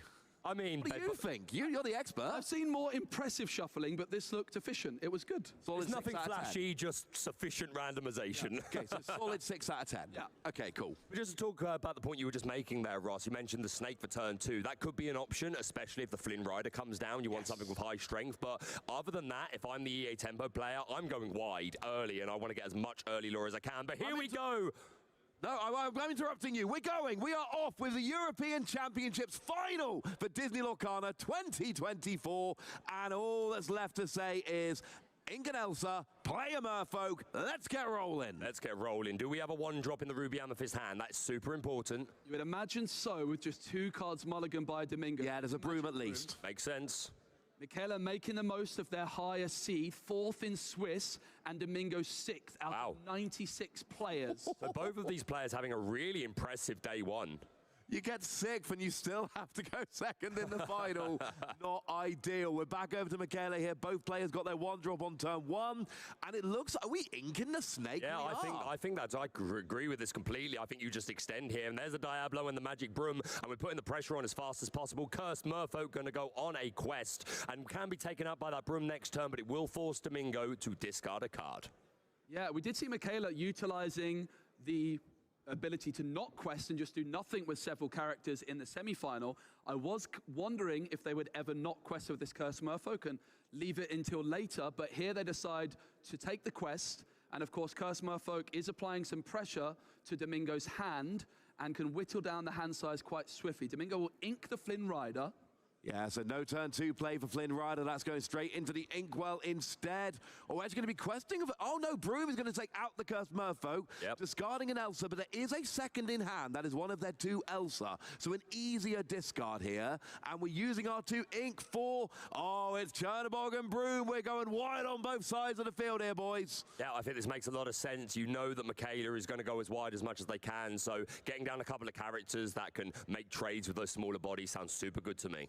This board is making me very happy, but we see the Magic Broom cycled. Now, I have a slight critique of Domingo's play here. Go for it. They could have played one of the Chernobogs, drawn another card, and then drawn off the Broom. Slightly more information. I'm sure it doesn't make a difference in this case, but I would have liked to have seen Domingo take that cycle off the Magic Broom when they played the first Chernobog and then follow up with a 2nd Broom. Yeah, no, it makes sense. You want to draw as many, do your drawing before you make too many decision points. We're going to see that snake in the Inkwell, and the White Rose is going to add 1 lore to Michele's total. Yeah, it's a good turn 3 play, and we talked about this in top 4. It is also the free stat line that helps a lot. We are questing with Diablo, and just like we saw so much in the previous round, Michele is just like, oh, I'm at 5 lore. No big deal. I've just played a White Rose, quested a couple of times, already got to 5. We've discarded an Elsa, and there's 3 in hand, Spessy. Yeah, 1 Elsa in the Inkwell and 3 more in the hand. Well, it looks like we might be making that 2 Elsas in the Inkwell. 1 discarded, 1 in the Inkwell. Yeah, the Inkwell was on Michele's side. That's where you've got that from. Yeah, absolutely. So they're the Magic Broom, will quest. Yeah, that Chernobog's, sorry, the Cursed Merfolk forcing that Elsa to be discarded. 1 in the Inkwell. Maybe these Elsas arrived a little bit early for Domingo. They're not a great turn 3 play. They're a great turn 5 play. Now, Diablo goes down there, and it looks like we are drawing a card, because, of course, Diablo lets you draw when it is banished. So, once again, keeping that hand size quite high.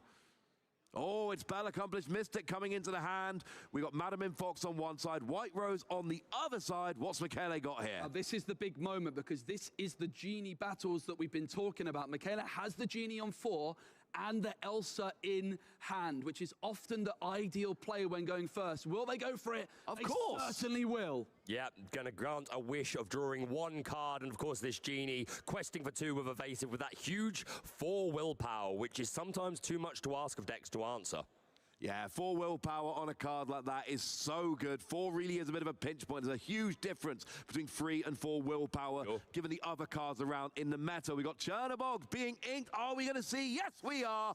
Genie matches Genie. And this is what I was talking about. Domingo being on the draw, now playing down their Genie. So if Michaela quests with his Genie on his next turn, then the Bell that's in Domingo's hand is going to make for a really efficient swing here.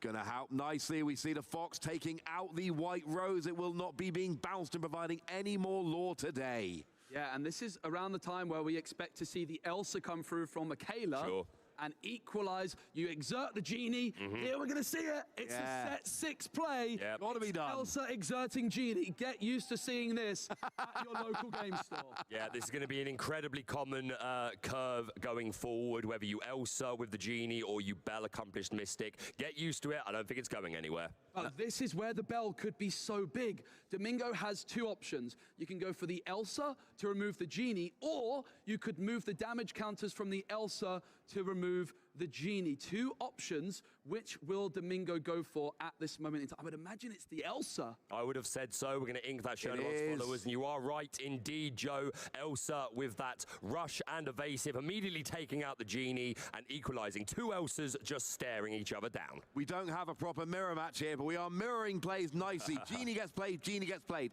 Elsa takes out Genie, Elsa takes out Genie. And like you say, it is the set 6 play here. And it speaks to the power, Joe and Ross, of just the Amethyst cards. So incredibly strong. Both players benefiting from Amethyst, but combined with different inks. I'm not seeing any different inks here. Oh my goodness, it's Bell Accomplished Mystic. Here we go. What a play. Fantastic play, removing the Elsa and taking 3 damage off of our Elsa 5th Spirit. Looking real good for Michaela, who's going to ink the Cloud Kicker, and down comes that Chernobog's followers. And now we've got Bell on the board here. We've got that 4/4 stat line. We can quest for 2 if we like. Bell is great for the skill to move those damage counters and take out characters, but that is not all Bell does. Having the 4/4 stat line, questing for 2, that is going to be a useful character for a turn or 2 yet, I would imagine.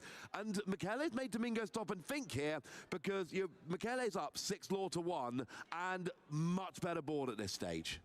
Now this is getting to that moment in time where Michele is going to be thinking about that Ursula Deceiver. Usually we will see them try and time it just before Domingo can get to that 7 ink to discard a Be Prepared. I don't believe it's there. We see another Bell, this time moving the 1 damage from Elsa to deal with the Chernobog's followers. That's super good there, yeah. Nice and efficient turn there, and establishing this Bell to either be a beat stick to take on the opposing Bell or just quest away. Inking the Elsa and back to Michaela.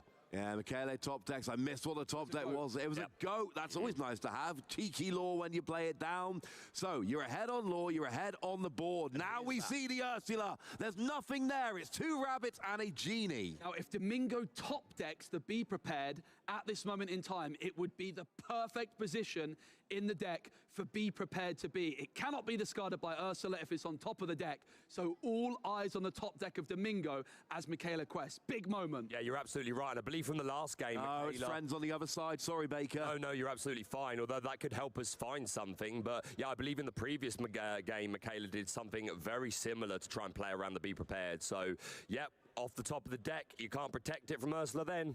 Domingo could sing Friends with Bell and then would still have enough ink to Be Prepared. Yeah, that's exactly what I was thinking, and I think that might be what we see. We saw it a lot from Michele's opponent in top 4, singing Friends on the other side to dig towards those board removal cards. Is that going to be where we go here?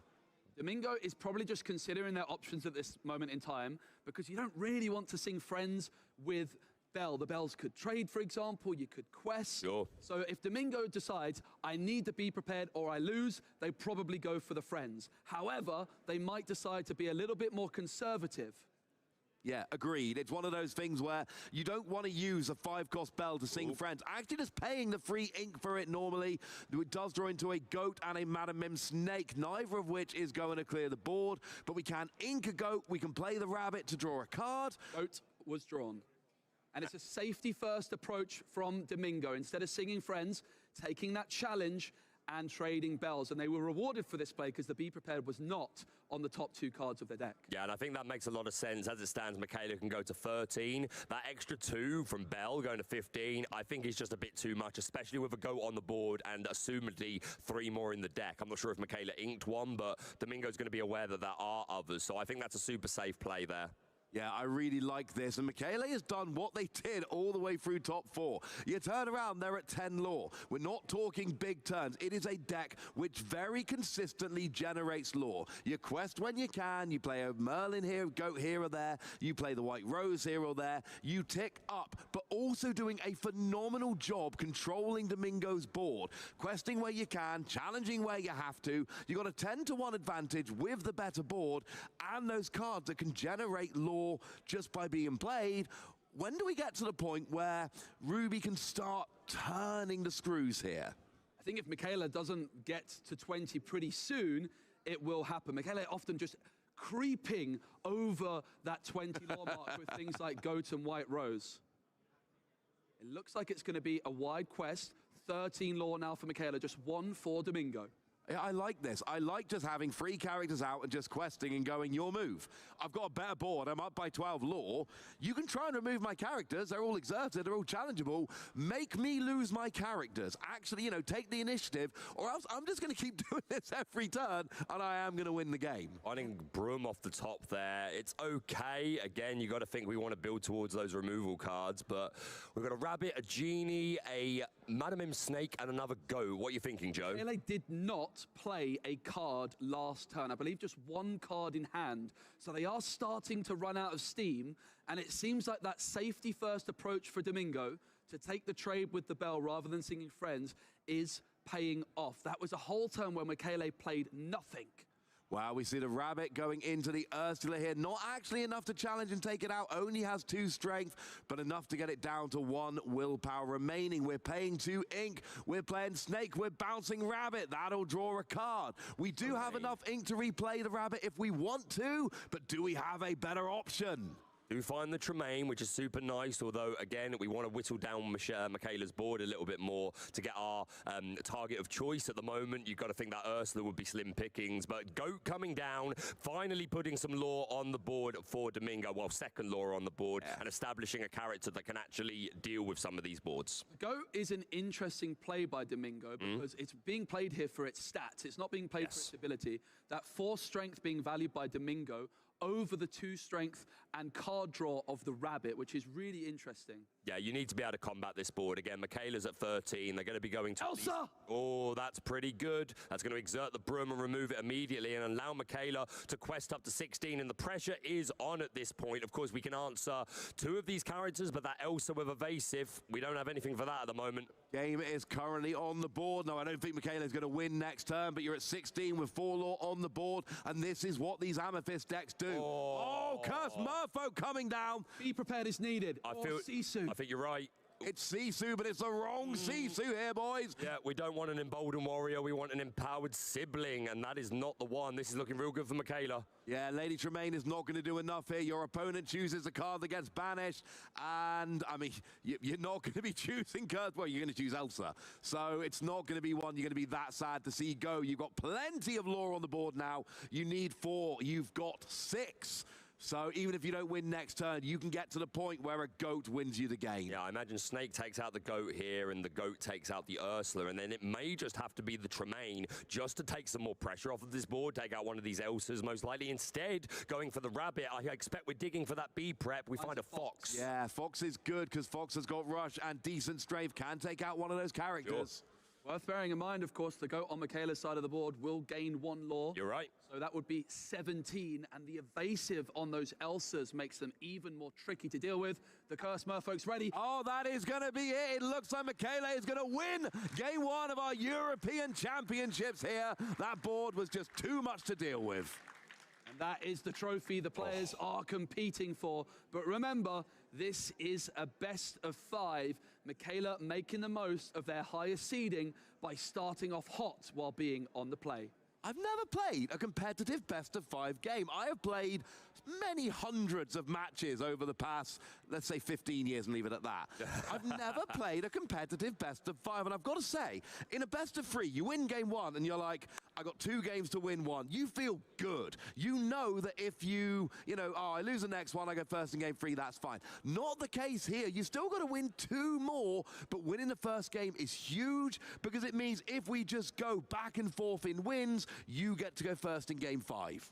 Michaela has now gone 3 games in a row on the main stage against Ruby Amethyst and has won all 3. If they can continue that streak, it could be quite impressive indeed. Of course, it will be Domingo going first in this game. And there was definitely a couple turns there, Baker, where if Domingo drew Be Prepared at the right moment, it could have been very different. Yeah, no, you're absolutely right. Of course, we wouldn't have wanted to see it before that Ursula came down. But yeah, if that Be Prepared could have been found a couple of turns after, we could have still saved it. Maybe we'll see it in game 2, but you mentioned just there Michaela going 3 games in a row beating Ruby Amethyst, and had the pleasure of doing a little interview with him after the last game, and he does feel slightly favoured into this matchup, knows that it's not an easy win by any stretch, but does feel favoured in this match. And it's important to note there's 3 copies of Be Prepared, and we see how Michaela is playing this.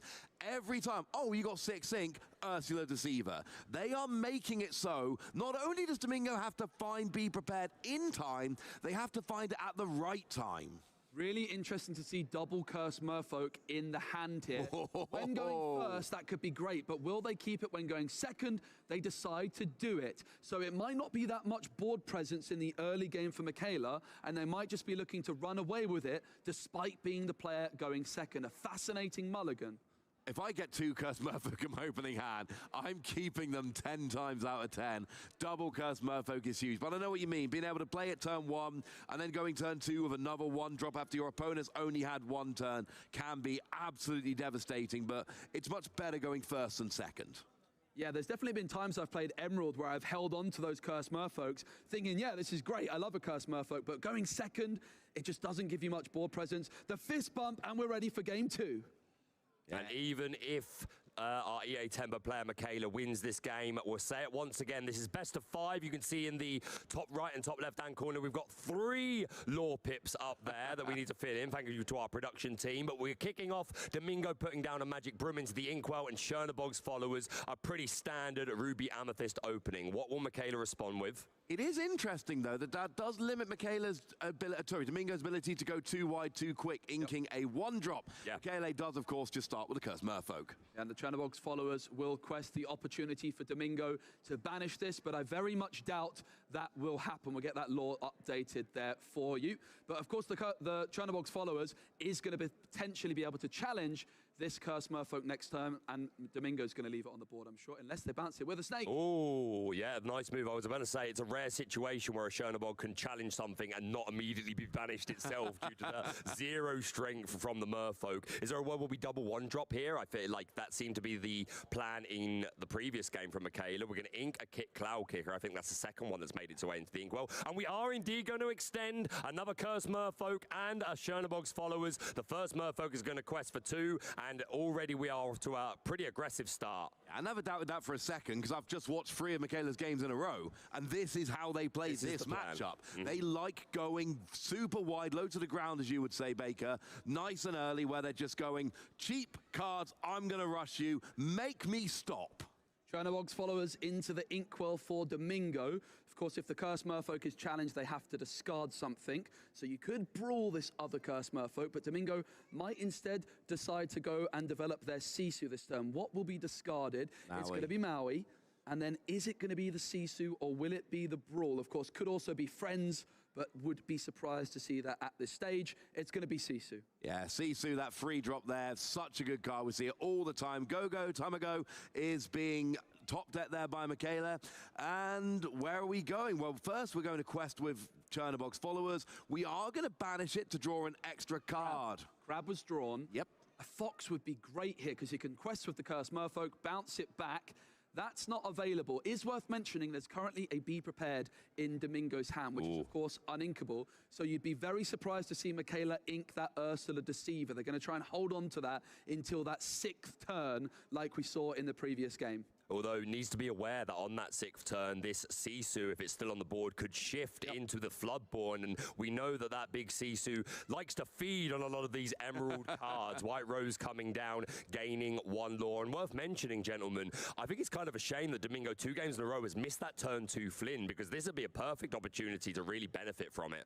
Yeah, Michaela's not playing lots of strong characters, lots of high-strength characters. Sure. And it seems like Flynn is a missed opportunity. We're playing friends on the other side here, drawing a couple of cards, and we're inking a broom and playing a rabbit. I actually wonder if it's an intentional decision by Domingo not to have Flynn Rider because of Cloud Kicker on Michaela's side. Yep. Of course, when going first, the Flynn Rider can definitely get some real value, but that Cloud Kicker is a pretty good response in the early game for Michaela. Yeah, no, you're absolutely right.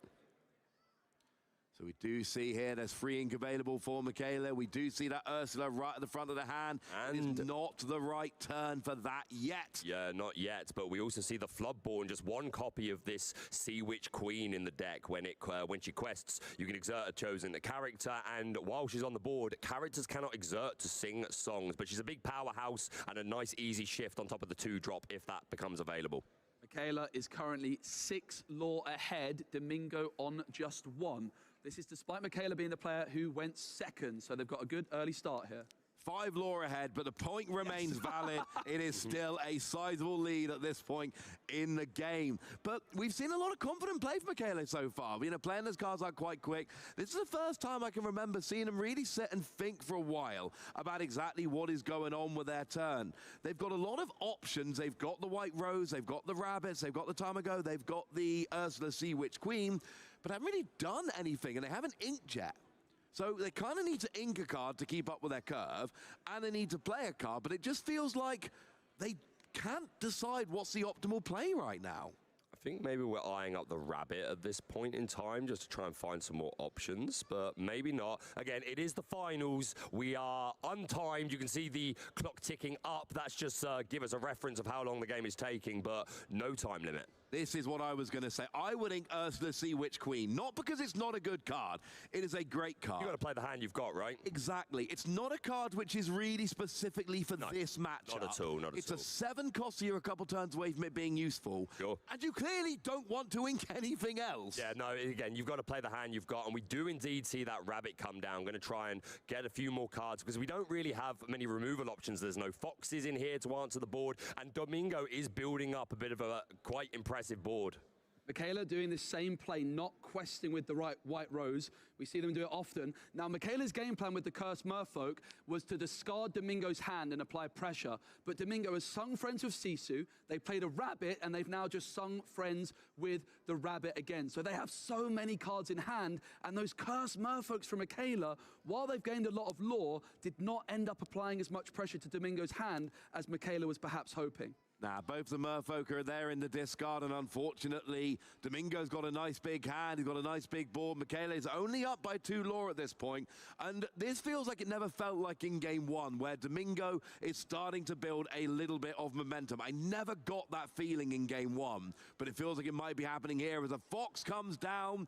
Nothing to challenge right now, but a big body on the board. But more importantly, just bouncing that Rabbit back to our hand, letting us draw even more cards. Back to your point, Joe. Again, really playing well to defend against the discard mechanic of these Cursed Merfolk. So we do see an Ursula being played here. What have we got in hand? Let's have a peek.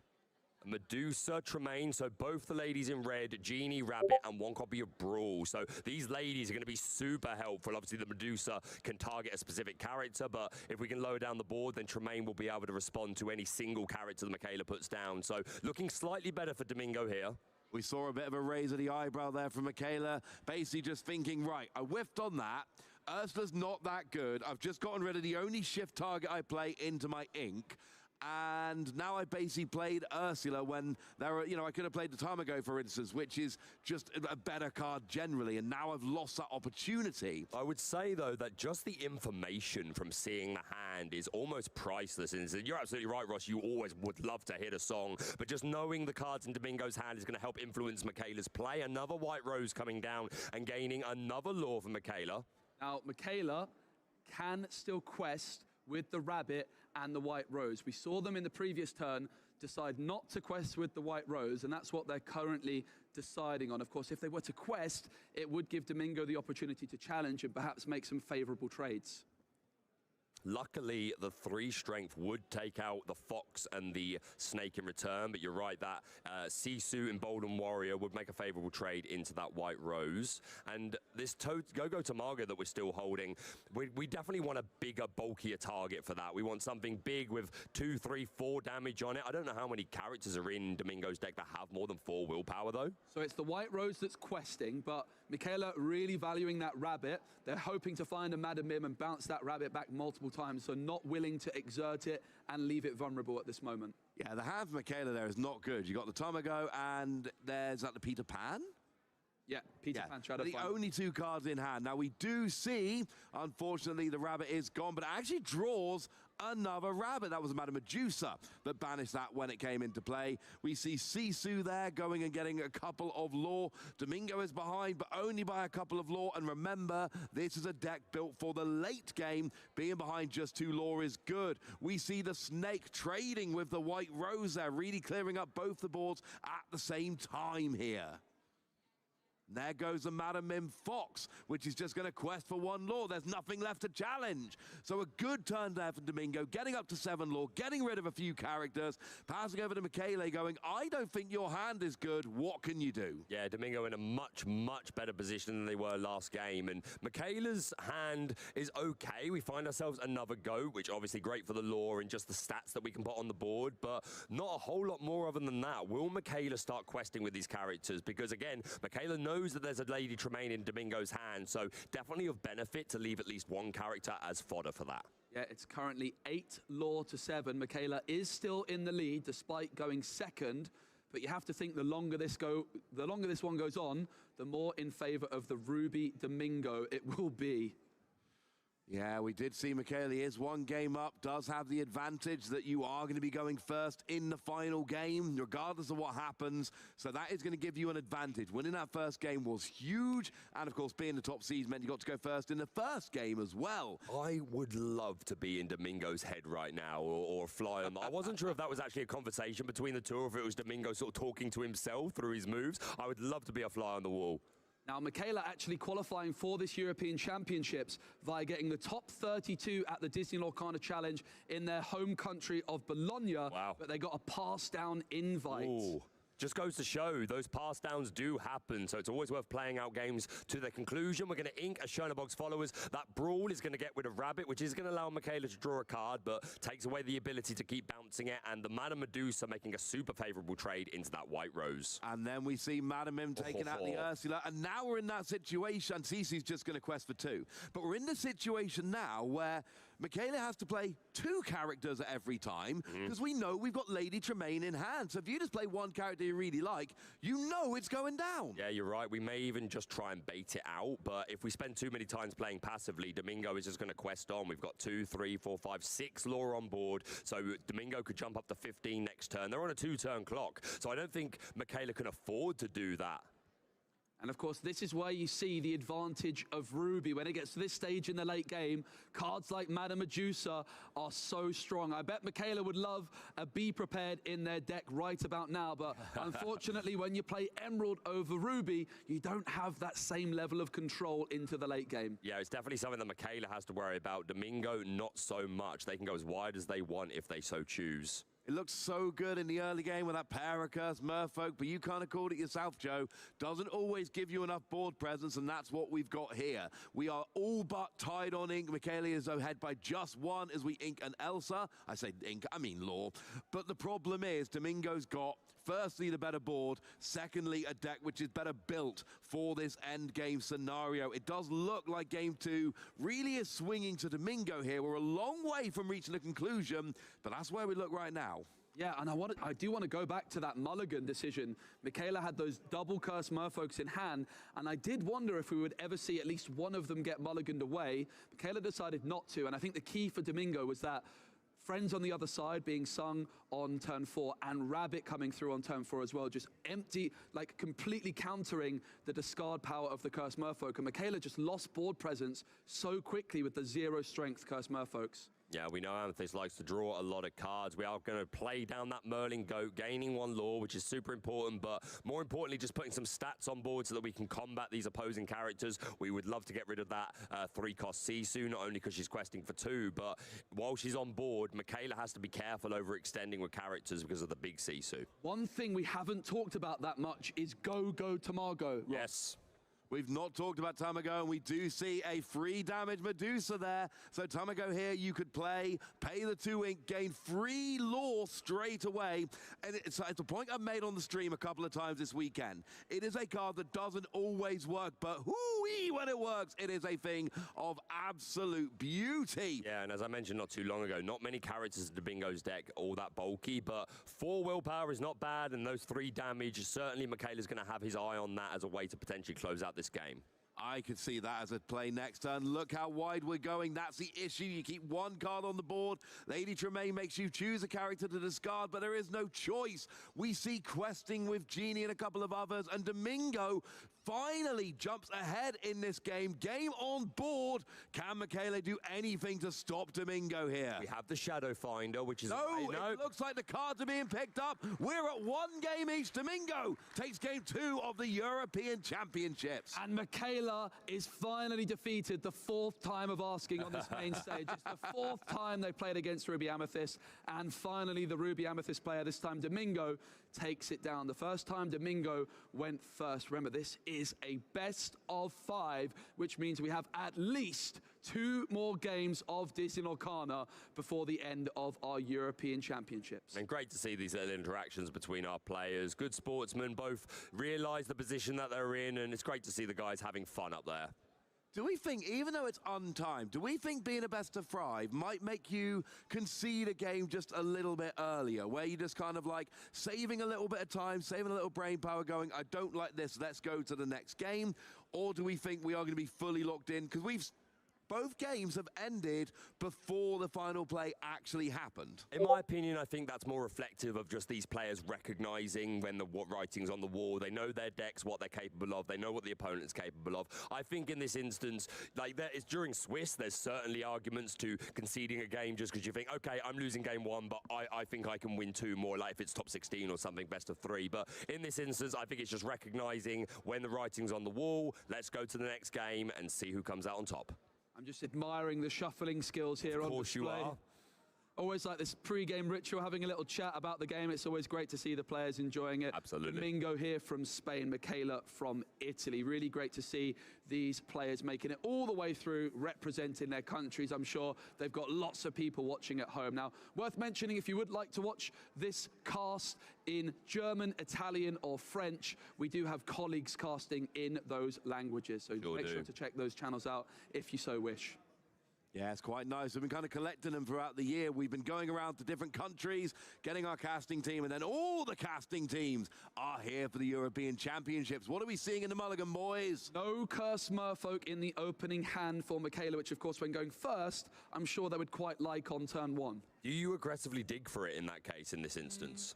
I don't think you overdo it. I think you still need that Genie on 4 and the Elsa on 5. We've kept 2 1-drops, a Kick Cloud Kicker, and the Genie for 4. So, yeah, I think this is as aggressive as you can go while keeping the cards you have to. Yeah, we saw in the quarter, I think the top 16, no, it was the top 8, we did see our Amethyst Steel player bricking quite heavily with uninkables, with those Docks and Genies all in hand, and that's the last thing you would want to happen on a final, particularly when going first. You really just want to have that safety first approach. Yeah, absolutely. And 15 1-drops is, I think it's pretty safe to just throw back your 1-drops. Like you said, keep that Genie, keep that kit, and you've got good odds that you are going to find some more of those 1-drops, hopefully. Yeah, and hopefully go and get some of those Cursed Merfolk. Makes such a difference when you're going first with them. But I really like Michaela's just approach to mulliganing here. I'm going to pick 2 or 3 cards that I really want for the early game, and then I'm going to go random. Now, it's a bit more, a bit less aggressive in game 2 because there were so many cards you liked.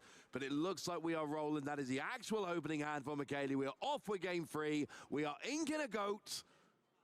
we have a one-drop, right? Yeah, there's a couple. There's a Diablo or there's a Magic Broom. So the decision here is which to go for. Worth noting, Michaela doesn't have a easy and obvious turn 2 play. So maybe the Magic Broom could be an option, because then you could play the Diablo, sack the Broom, and then maybe draw a second one-drop. It looks like the Magic Broom is going to be the preferred option, but definitely deliberating and changes the mind and goes for Diablo instead. I don't mind this at all. I like Diablo. I like the idea that it's going to go down at some point. You're going to be able to draw a card when it does, and you're going to sit there and quest with it until it does. So they're both good choices. They're both absolutely fine. And the Magic Broom, it's going to come out later. It's going to help. Trying to get a look at the Ruby Amethyst hand here. Nonetheless, we see the Ink Chernobog's followers and playing down a Broom. Oh, wow. Did you see that? I certainly did. It's the Cursed Merfolk of Dreams, enabling that line again. Michaela has been doing. Turn 2, okay, you could play a 2-cost character, but why not play 2 1-cost characters? Get that wide board nice and early and overload your opponent's removal. Second, go into the Inkwell. Cursed Merfolk, Magic Broom. It's a great opening from Michaela. It sure is, going nice and wide. Can Domingo respond to that with an equally wide board? Do we have a couple of one-drops, or will we finally see that Flynn Rider frenemy for the first time? Of course, Michaela has the kit to answer it, but sometimes you just got to play and say, well, make them have it. No, there is a 2-drop, but it is not Flynn Rider. We see Magic Broom trading with the Diablo. 2 Chernobog's followers, though, for Domingo. Also interesting, they went for this Magic Broom on turn 1 instead of the Chernobog. So Domingo valuing the Magic Broom first, but now has those double Chernobog's followers. It's going to sack the Broom, draw into a Goat. Interesting to note, they inked before drawing again. Second time that's happened in this final so far. And of course, the theory here is that if you draw, you've got more information, more choices, so you might draw a better option, something you would rather ink if you drew first and then inked afterwards. So Michaela here is going to be able to get free lore from the Magic Broom and the Cursed Merfolk, so he's going to be going up to 4 in total this turn if they choose to quest with Merfolk. We see Merlin Crab going down, and here comes Kit Cloud Kicker, which will both kick the Broom back to the hand, as well as kicking the other Broom into the discard pile to draw a card, kicking everyone, while we also see the Merfolk questing. Yeah, this Cloud Kicker, great at just bouncing back your opponent's tempo. We see the Chernobog's followers inked, and down comes that Sisu Emboldened Warrior, and the Chernobog's followers is going to make a favorable trade into the Merfolk. We discarded, is that Medusa? It certainly is. Mana Medusa, an uninkable card. So Domingo not able to ink it, so decides to discard it instead. Not doing anything right now. Get it in the discard. Keep the cards. It's going to help you now. We've got at least one more Merfolk in hand for Michaela. We've got 3 ink available. We do have the Go-Go Tamago and the Merfolk, which could be an option here to get 2 more bodies on the board. If you want to use that 3 ink for that, you could. Of course, you're going first. You could go up to 4 ink, play the Genie as well, which does seem to be the play here. Yeah, I agree with this completely. Again, drawing more cards and just, again, putting some pressure on the board. We are going to challenge Kit into Chernobog's followers. And not for the first time today, we see Genie draw another Genie. The wish is fulfilled yet again. That happens a lot. Or maybe we just remember it every time it happens. I don't know. Oh, look, Domingo's got 4 ink, and what's he playing? It's a Genie. And we said at the beginning of this event, the battle of the Genies could be super important, and here it is showcased in the finals. The Genie battles have arrived, Illumineers. The Genie battles have, sorry. There's 2 options for Michaela. They could go for the Elsa that we've been seeing, but the Merlin Crab could also enable Michaela's Genie to take out Domingo. So a couple of options available. It looks like the Ursula will be the card inked. The other option to ink is that Merlin Crab. Of course, that is the only Ursula Sea Witch Queen in Michaela's deck, so we will not be seeing it. And it is Elsa, and it is going to exert the Genie, rush in, and the Genie and Elsa combine to take down the Genie. Yeah, it's one of those things whereby you generally can't challenge active characters, but that's all right, Elsa rests it. You can't usually challenge on the turn you play a character, but it's all right, Elsa's got rush, and you put those 2 skills together, it's huge, but now we see the same thing from Domingo. Elsa taking out Genie. And this Emboldened Warrior is going to go on a little quest, and once again, 2 Elsas staring each other down with 2 damage each. Yeah, this is a moment in the game where those Bell accomplished mystics, which each player has, could be really interesting indeed, moving damage counters from one to another. Michaela with that crab could also take a Elsa out with the crab, but also Michaela needs to start questing quite quickly. Yeah, Michele here also does have Go-Go Tamago. This could be a fun turn to use it. You would get a couple extra lore from that Elsa if you wanted to. I worry that it doesn't build up your board enough, but I am saying that it's in the hand. You've got the ink available. There is a damaged character that is a potential target for it. And then you could always... Oh, no, because the Elsa only does two. Elsa can't take out Elsa. It is a genie coming down. Will it draw another genie? Curse Merfolk on this occasion. Hey, you've got an ink to play it. It's playing. That's very true. We can put this down immediately. Currently 4 lore apiece. Both can come down, I believe. There was not a card inked yet from Michaela. Even better. So the crab or the go-go could be inked, and then it could be a double Merfolk. Although I would argue this really risks the turn 6 shift into the the empowered sibling Sisu. We do take that play. We are going to go wide. Does Domingo have a Sisu? I'm not sure, but we did see Michaela do this in the semi-final. Just take a calculated risk. Yeah. And say, okay, if you have Sisu, I lose the game. But if you don't, I'm in a pretty good position. Is there a Sisu in the hand? There is not. No, unfortunately not. We see an Elsa, a Shadowbox followers, a Brawl, and I can't quite see that second guy, that Madame Snake. Yes, it does appear to be. Super unfortunate. Domingo only playing 1 copy of the 8-cost Sisu, I do believe. Yes. Yeah, so Michele there did actually put down the Curse Merfolk. We've got that there ready to go, ready to put on a lot of pressure next turn. Does Domingo have a way to stop Michele actually doing it? Well, we've got an Elsa going into Genie. Stop me if you've heard that one before. But the Cursed Merfolk right now, they're just kind of chilling. They're getting ready to gain a whole bunch of lore next turn. And we see the value of the 5 willpower on these Elsas, just giving them so much more longevity. Down comes the Chernobog's followers. We're going to quest out a little bit, popping us up to 6 lore and back over to Michaela. What do we have? LA drawing into another Genie, wish fulfilled, but the Go-Go comes through, and it's 4 lore gain. I love this Go-Go. It doesn't always work, but when it works, it is absolutely beautiful. Gaining 4 lore, you pay 4, you get 4 lore, and you get to keep the body on the board. And now look at the board for Michele here. And it's super interesting because I was just saying, this Elsa having such a large willpower gives us so much more longevity. That's great. Oh, maybe not when there's a Go-Go that comes down to immediately gain 4 lore. So definitely a double-edged sword. That's an excellent point. It's normally great, but actually Michele, and we've seen this, so good at taking advantage of their opponent's deck. I adore this. Will Michele quest with this Elsa getting to 14, or will it be a challenge? It's going to challenge into Domingo's Elsa and remain intact. Could have gained that 1 extra lore, but at this moment in time, Michele decides they need to fight for the board a little bit longer. And there are 4... Oh, we do find that very special card. We're at 1, 2, 3, 4. Okay. If we ink, we can play it. Now, I hope the crowd is ready for a big moment in this final. Yes, Illumineers, if this does happen, we know plenty of people are watching this match. I would love it if we could all have a little sing-song if this does happen. I would count us in. We can create some epic moments here at the DLC. It doesn't seem that it's going to happen yet. Maybe in the future. Instead, we're going to pay 3 for the Brawl. The Chernobog's followers is going to challenge the Cursed Merfolk. To be prepared, in fact, Domingo. Oh, wow. We are denied.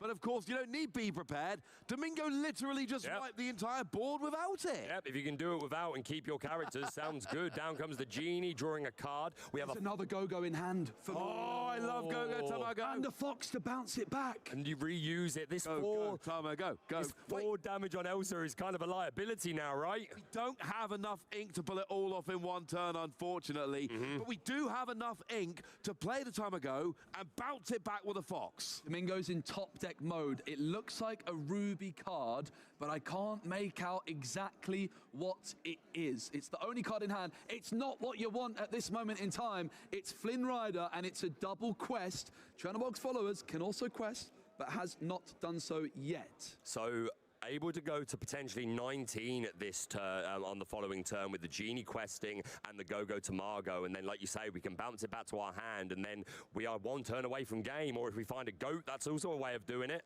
Yeah, Go-Go Tamago here would be getting 4 lore if it comes in, going up to 17. Genie goes up to 19. Oh, being on 19 lore is a good place to be as an Amethyst player. It's the 3rd time in this final that Domingo plays a card before drawing a card with Chernobog's, but not punished. Draws into the Genie with the Chernobog's followers, which he fortunately has enough ink to play. I just feel like the Go-Go Tamago here is going to end up, especially in this game 3, being the crucial deciding factor. And is it going to make Domingo think twice about putting Elsa into Genie in future games? Because actually, that is why all that damage keeps staying around on the Elsa. Do we do it? Can we go Go-Go Tamago, ink the Ursula, play Fox to bounce it back? Do we want to do that? And let's not forget about the Flynn Rider frenemy on Domingo's side of the board. It could gain 3 lore for Domingo if he has the highest strength, which is currently that Sisu, gaining 1 strength for every card in Michaela's hand. So Michaela almost incentivized to empty their entire hand to deny that Sisu. And let's face it, Domingo's only behind by 3 lore. You do not want to gift them 3 lore. I know what I'm doing here. I'm thinking Go-Go Tamago here. I'm thinking bouncing it back. Here we go. Oh, come on. Don't do this to us. I want to see it happen. That's the thing. If Here we go. Sorry, Baker. Go-Go Tamago comes down. No, you're fine. 4 lore, and that is twice that has worked this game. Yep, absolutely. And if we do bounce this back, we're still going to have 2 cards in our hands. And that Emboldened Warrior is going to have 3 strength. It would make it the most powerful character on the board, which would mean that Domingo would go up to 13 and then can quest for 14, 15, 16, 17, 18, 19 with the Elsa, meaning a goat would be game. Now, worth mentioning, if Michaela quests with this Genie, Domingo could use their own Elsa, banish it intentionally to remove the damage counters. So Michaela is considering here whether or not they quest with this Genie. Of course, they could also bounce it back with the Fox. 3 ink available and a Fox in hand. So we're good. You play the Fox, it bounces 1 card back to your hand. Sisu's a 2 strength, you've got a 2 strength. There's no free strength on the board. So no matter what happens, that Flynn Rider is not activating at the start of the turn. Inking the Ursula then stopped Michaela running into that trap. Yeah, you're absolutely right, because this Fox can come down and it would just be 1 card in hand. So yeah, I actually think you're right, Joe. I think the idea of questing with this Genie and then just bouncing that back instead is pretty good, because then this Elsa continues to be a liability. And I imagine there are 4 Go-Go Tamago in the deck. I think also Michaela has an option here to just bounce that Go-Go straight back to their hand, but they do nothing at all. Michaela, the master of doing very little, often the hardest thing to do in Lorcana, not exerting the Genie, but look at what Domingo has drawn. We do have it. Everybody, I want you singing along with me if this does happen. Let's create an epic moment for the European Championships, and that means you two as well, my fellow casters. Well, it looks like first Domingo is going to go on an epic quest. Makes sense. 5 lore available, putting up to 15 coming straight out there. So 2 behind Michaela here. And this is why I wanted to quest with a Genie last turn. 19 puts you a goat away from winning. We see Maui hit it. And here we go in 3, 2, 1. Be prepared. Hey, give yourselves a round of applause. Let's make this an epic event. Well done, my friends. Fantastic, and that clears the board, but we are super, super close to the game. Down comes the goats. Oh, no, revealing the... Sorry, I got carried away there. Revealing the goat because of the Ursula. Yeah, Michaela with the Ursula and the Fox on the board could quest up to 19. A goat off the top for Michaela or a White Rose could still do it. It's going to be the Genie wish fulfilled. It's a goat and a Brawl in hand for Domingo with 3 ink available. Do you Brawl this Ursula, or do you ink the Brawl and play your own goat and just pray that Michaela does not top deck a goat or White Rose? Big decisions for Domingo. I don't like I like doing it myself. I like playing the Brawl. I like getting rid of one of my opponent's characters. I don't want to hope my opponent misses in order for me to win. Michaela, I think, has 1 card in hand at the bottom here. Yep, it is just 1 card in hand. I think kept it nice and secret there. The Fox is going to go on a quest, takes us to 18. What is it? What do we have? This has been my favorite game of the entire weekend. So back and forth. 3. It's a Madam Mim Fox bouncing it back. It's not game next turn yet. Michele can go to 19 next turn, but not 20. Domingo can go to 18 this turn because we know that there is a goat in hand ready to go. And also that has revealed information for Domingo that one card is just that Madam Mim Fox. So super interesting. We're going to see that goat come down, puts us to neck and neck, 18 all. Now, Michele, if they find a white rose or a goat off the top... Goat bounces back. Do we have enough ink to replay the goat? Michele needs a white rose or a goat, and they win. Has to be this turn. What do we... It's not. It's a magic broom. I think it was a broom. That means you can go to 19. It's not enough, and it looks like... Let's just get the confirmation. I don't think there's any other cards in... There's one card in hand. You can see the look on Domingo's face. He could taste, he could smell the victory in front of him. So close. It's a free cost one. Okay. It's a Madam Mim. But the magic broom can draw as well. Is there enough ink available still? What do we draw? It's a rabbit. Draw. That's not enough. It's a rabbit. We can play the rabbit, but it's not going to draw you anything to win the game. And the sigh of relief from Domingo. There we go. Domingo wins game 3 and takes the lead in this best-of-5 series at the final of the Disney Lorcana European Championships. That was the best game of Disney Lorcana I think I have ever watched. I think that was pretty epic. Great. It was one game down, but now Domingo finds himself at 2-1 ahead. In any other DLC, that would be it. We would be crowning a champion right now, but not today. It's the European Championships. We have at least one more game left to play, potentially more. And I'm going to go all sports on you boys one more time. Please do. Domingo has taken home field advantage here. If there is a game 5, Domingo will now be the player who is going first, and that is absolutely huge. Yep. Going first is an advantage. Domingo started going second. When he lost game 1, he was kind of resigned to going second, but having won 2 in a row now, he's taken that back. So in a potential game 5 series, Domingo goes first. Domingo's just become the favorite to be our European champion.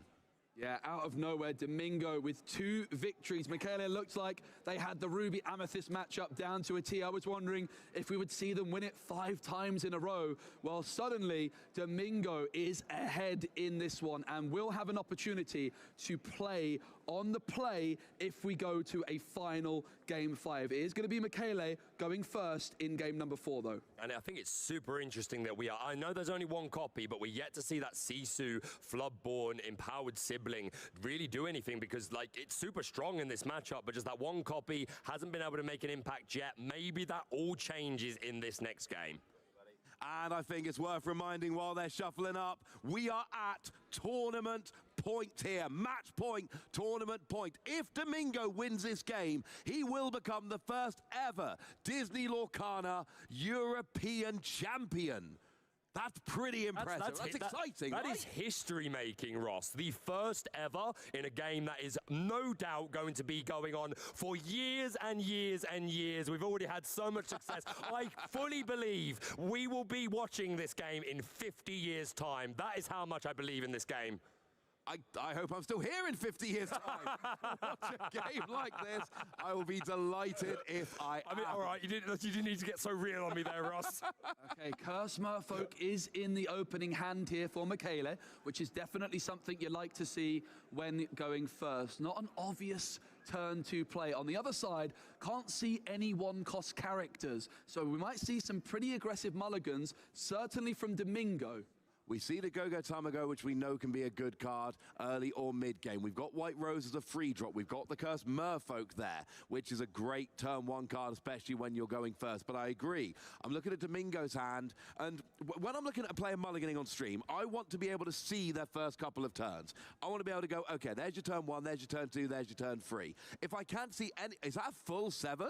It looks like it might have been a full 7. I love it from Domingo. 5, 6. It is a full 7 mulligan. Wow. I really love to see this full 7 mulligan. I think it's something players are afraid to do, and it just goes to show you that sometimes you have to know when to take risks. Domingo did not like anything they saw. The more cards you mulligan, the better chance you find that one-cost character, that Fox on turn 3, which can be so important. I think you're right, and I think this is the perfect time to do it. You are 2-1 ahead. If you win this next game, you are the champion. So if there was ever a time to dig for that more ideal opening, this is probably it. So I think you make a great point, Joe. I also feel really good if I'm going first. So this is almost kind of like a free game. It's great if you win. Oh. The worst case scenario is you lose, you go to a game 5. We are rolling with game 4 of the Disney Lorcana European Championships 2024. If Domingo wins, he will be your European champion. If Michele wins, he is going to be forcing a game 5.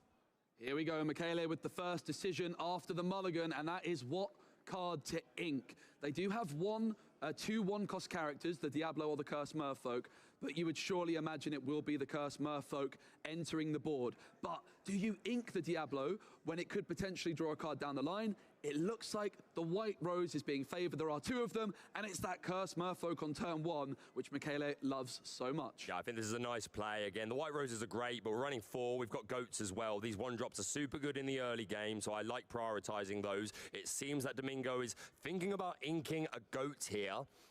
Do we have a 1-drop?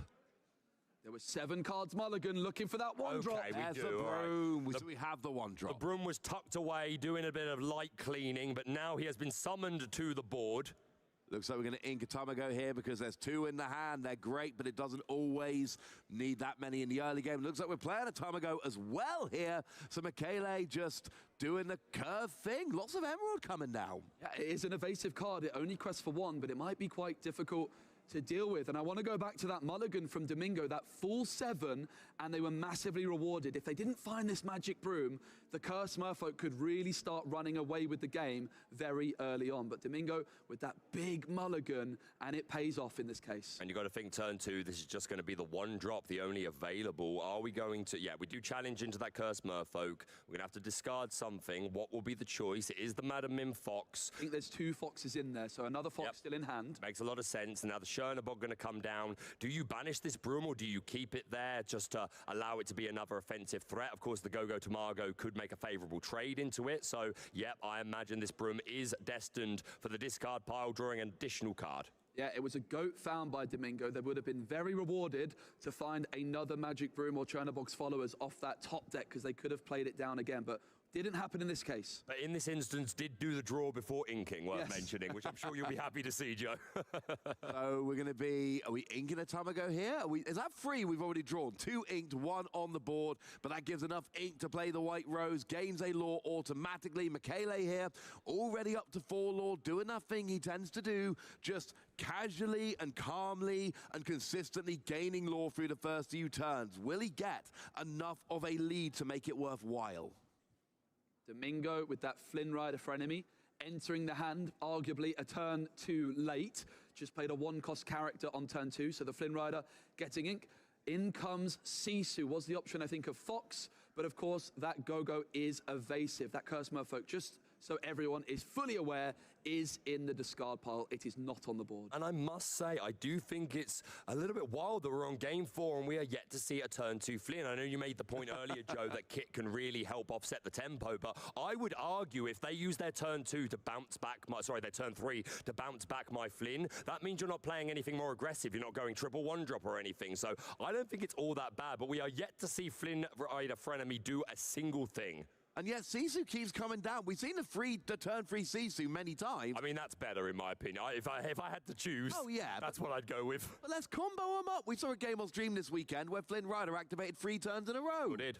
And we're at that stage in the game where it's the battle of the genies again. Michele played the genie on 4.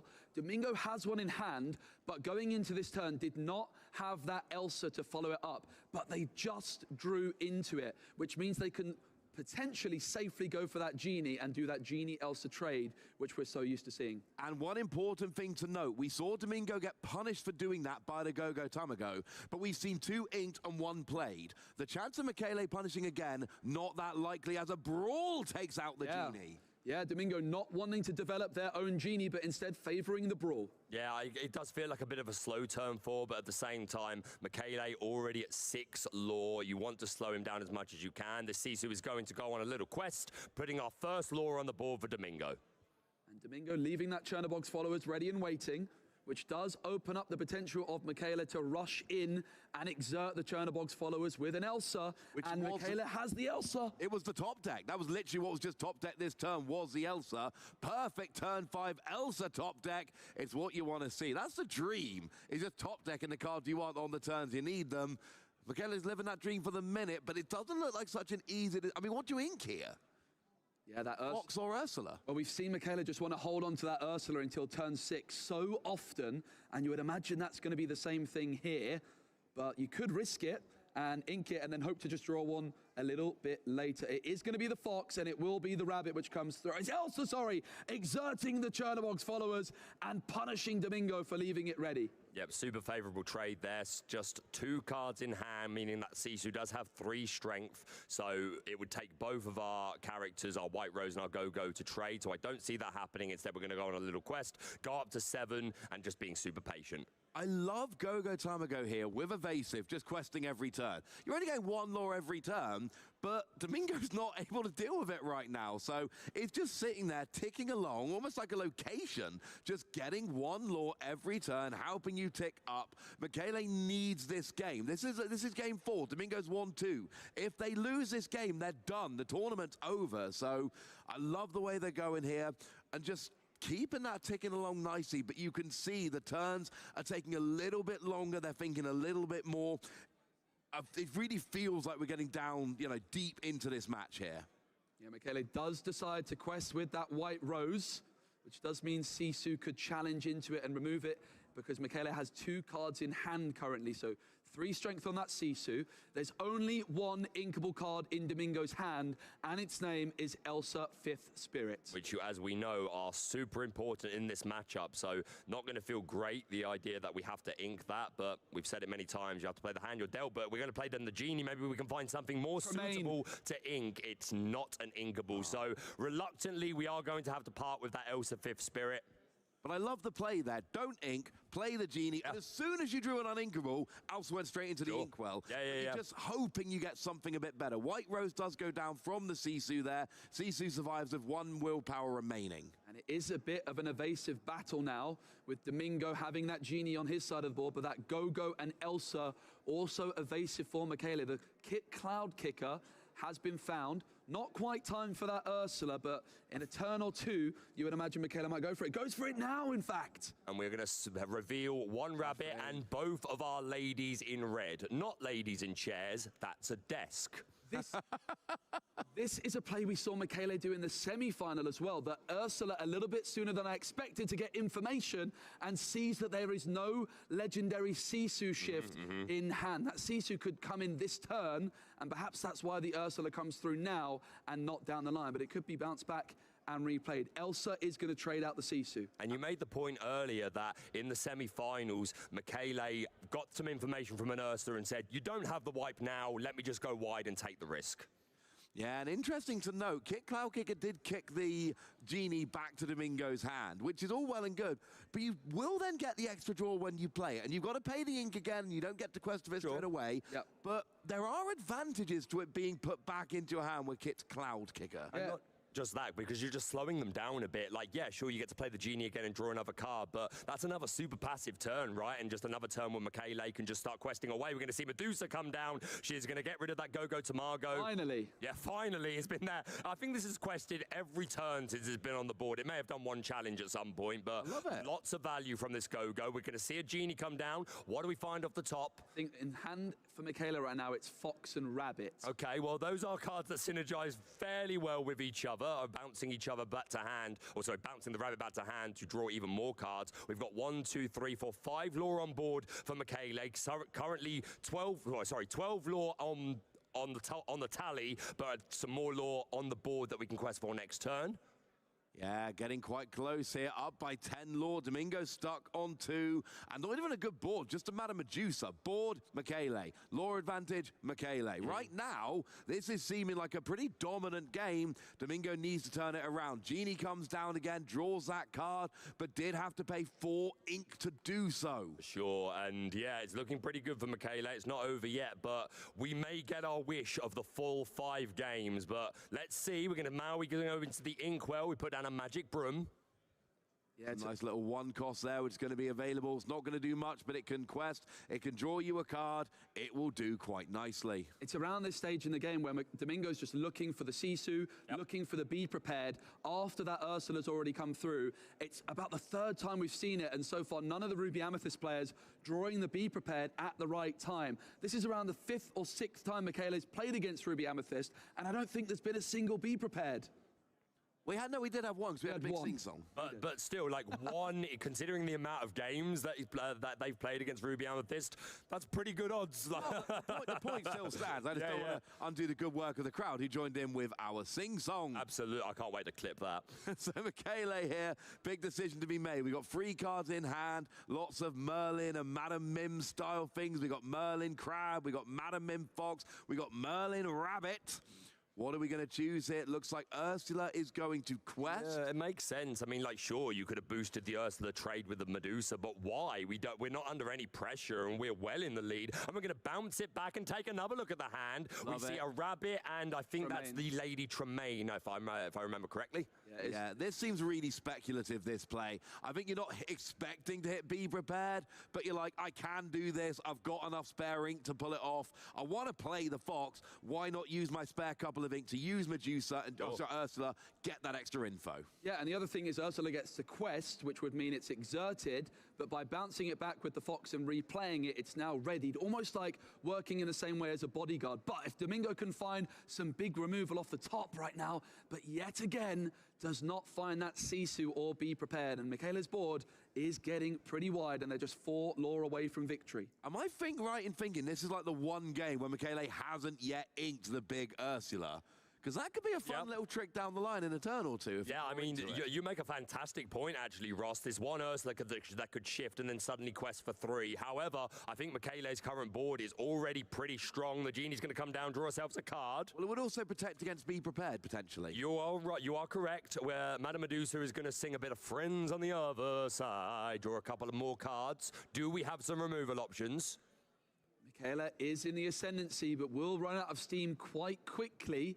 It's all eyes on Domingo to see how much board control they can get through. Oh, there we go. Michele takes game 4, and we are going to a game 5. We said we needed a best of 5 to figure out a European champion. We are going to a game 5. It's turned from a best of 5 into a best of 1. Domingo gets to go first, but this is going to be the very last game of the weekend. The winner of this next game will be your Disney Lorcana European champion. And Domingo, the player, going first, despite being the lower seed. That is the reward for that game 3 where they won playing on the draw. That game 3, all important. It was the one that we said is probably the best game of the final so far.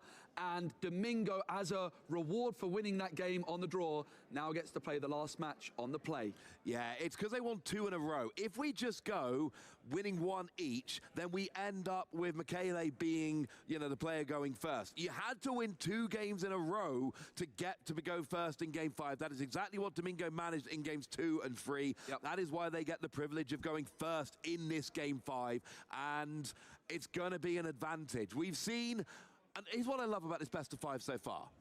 We've basically seen their decks. Yeah. We've seen both their decks work. We've seen the Be Prepared. We've seen the Go-Go Tamago working. We've seen the Elsa into the Genie. But the only thing we haven't seen is the Ursula Sea Witch Queen. Yeah, and I think you made a really good point right towards the end of that game there, that along with just the abilities for Ursula, just threatening it, having a 2-cost Ursula on board with enough to shift and immediately just quest could be that extra bit of reach that Domingo doesn't necessarily always see coming, but definitely wants to be really aware of that possibility. The players are drawing their first 7 cards. The mulligans are about to begin. This is the final of the Disney Lorcana Challenge European Championship 2024. We are making history today, our first ever European champion, and what a prize.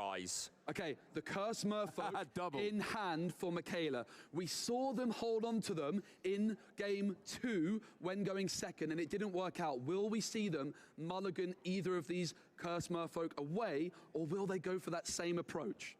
I think if you're Domingo, you're probably hoping they keep on to it. It went very well for Domingo. We saw each of the Curse Merfolk getting 2 lore, and then going down. They didn't establish a board presence. They got 2 lore each, and that was it. So I do think there is certainly an argument. Do we see? They kept them. They kept all 4 1-drops. They kept a Magic Broom, I think a Chernobog's Followers, and those 2 Cursed Merfolk. So this is going to be a game which is probably not going to last as long as some of the other ones, because it's going to be all about Michaela just trying to put that pressure on early and just cross the finish line with things like Goats and White Rose. Yeah, I think you're absolutely right. And in this situation where this is the final game and we're going second, maybe that's the time to just take the risk and say, hey, this didn't pay off for me in game 2, but if I keep these and you miss 1 drop or something, this could just win me the game straight away. Absolutely. Also, just to confirm a point I made a minute ago, obviously Ursula stops singing, doesn't stop playing songs, but here we go. Game 5, the final game of the Disney Lorcana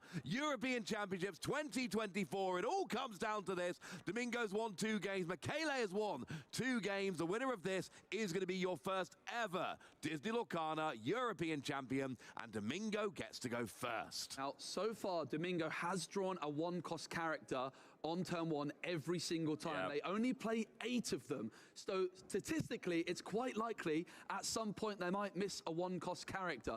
Is this the moment? Michaela will be massively rewarded with the Cursed Merfolk, but it's there again. Domingo's Chernobog's Followers kicks things off in the final. Did anyone notice how many cards Domingo threw back for that as well, for that mulligan? I don't think it was a whole lot. So yeah, you make a great point, Joe, hitting the 1-drops every single time, and maybe that influenced Michaela's mulligan decision there, saying, hey, you've hit 1-drop every other time. Surely this time you've got to miss. So we see the Broom being inked and the Merfolk being played back over to Domingo there. But Michaela knows you can quest once with a Cursed Merfolk, but it will be taken out by the Followers. If the 1-cost character was missed here, Domingo wouldn't even be able to play the Snake. So a huge, huge deal that this Chernobog's Followers was drawn by Domingo. If it was missed, they would currently have no characters on the board. Yeah, you're absolutely right. And noting that Domingo just drew into that 1 copy of the 8-cost uninkable Sisu, which I don't like because we're going to have to discard some cards real soon. So Domingo may be put in a position where they have to discard that and can't utilize it later. We pass over to Michaela, going to go with that double 1-drop Diablo and another Cursed Merfolk. And Michaela does quest with the Cursed Merfolk. I was certainly wondering if there's ever a world he leaves it ready, like we've seen them doing in the past, but decides that they want to apply that pressure. Now, Domingo, when Michaela had this same approach in game 2, had the Friends being sung on turn 4 by Sisu and Rabbit on turn 4 to counteract the discard of the Merfolk. Sisu again on turn 3 for Domingo, and we will see the Snake surely challenge this Cursed Merfolk. I'd love to know, sorry to interrupt you, I'd love to know what we discard. We do discard the Medusa because I think this big Sisu is super important. Sorry, cut you off there, Joe. Oh, you're good, you're good. We got 6 costs, uninkable. We're not there yet for ink. We cannot put it into the ink. It's a great card in like 3 turns time. It's an easy discard, especially like you say, needing to keep the Sisu. Ursula comes down. What do we see? Wow, legendary Sisu. In fact, enchanted Sisu is there, and Michaela now knows that there is the possibility of that turn 6 shift. Perhaps they were looking to discard the Friends on the other side because we saw how impactful that was for Domingo in game 2 with this similar style of opening. Yeah, we do see the Diablo coming down from Michaela as well, and now they're on notice. They know that that Sisu is threatening. They know how threatening that Sisu can be. So we see a quest with Merfolk. We see a quest with Diablo. We're up to 5, but now it's going to be up to Domingo to repeat what they did back in game 2 and just start taking out all of those little characters. And we could end up in a similar situation where Domingo takes out the smaller characters while also building their board and then starts narrowing that gap in lore. And yeah, with Domingo not having that Friends like we saw in game 2, these Cursed Merfolks are applying so much pressure to his hand. We know how powerful that turn 6 Sisu could be, but ultimately they might have to discard it. We're going to see the Genie come through to begin things, drawing into a Rabbit. That's a big draw for Domingo, the Rabbit which can replenish their hand. Yeah, because we really don't want to get rid of this big Sisu. It is so impactful for this board in particular. At 4 ink, in a couple of turns, we could get a humongous board wipe. So if we can hold on to it, that's going to be super good for Domingo. But Michaela is aware it's there. Does it stop Michaela from extending too much, or do they just play in? Wow, discarding the enchanted Sisu. That is the power of the Cursed Merfolk. Yeah. I don't think that's that bad, because we saw a double challenge, taking out the Merfolk and taking out the Diablo. Domingo, it's the same thing something we saw a game or two ago where they discarded to be prepared. I don't need my board wipe. My characters are wiping the board just fine without any help. No, I think you're right. And again, we're just in that situation where this cursed merfolk have put on so much pressure. We're left with very little choice, especially if we want to keep inking. So definitely unfortunate. I think it was unfortunate that Domingo drew it so early, but got to play the hand you've got. The Fox is going to come through. The Goat will be inked and the Diablo's back. Will the Fox trade the Sisu? It will. And that also takes away that shift potential, although Michele knows it's not coming back at this point. Yeah, only one Sisu in the deck list, but that was a long time ago Michele saw it, but I think they're going to remember. 73 minutes ago by my count, by which I mean the clock at the top of the screen. Here we go with Genie and Madam Mim. They are both apparently questing. That gets Domingo up from 1 lore to 4 and closing that gap rapidly. This is starting to look a lot like game 2 as Michele plays a Genie. And Genie's absolutely the star of the show here, especially mostly in the finals. We've seen just how dominant they've been. The big difference compared to game 2 is Domingo does not have that many cards in hand. I think at this stage in game 2, Domingo had a whole fistful of cards. Diablo will quest for 1. Michele now up to 7 lore and still has the Ursula ready and waiting. Yeah, we're seeing it again. Just that lore game going along every turn, questing where you can, challenging where you have to. Michele, we've been seeing this now. It's the 7th game in a row we've watched of theirs. We pass with Ursula and Genie active, Diablo exerted, Domingo trying to build up that board. We do have a rabbit in hand which can draw cards. We are inking the Madam Mim and we are playing Madam Medusa, getting rid of that Genie. We know players love getting rid of the Genie. Madam Mim gets rid of Diablo and we quest for free to even things up at 7 lore apiece. The boss is here on the main stage at Disneyland Paris.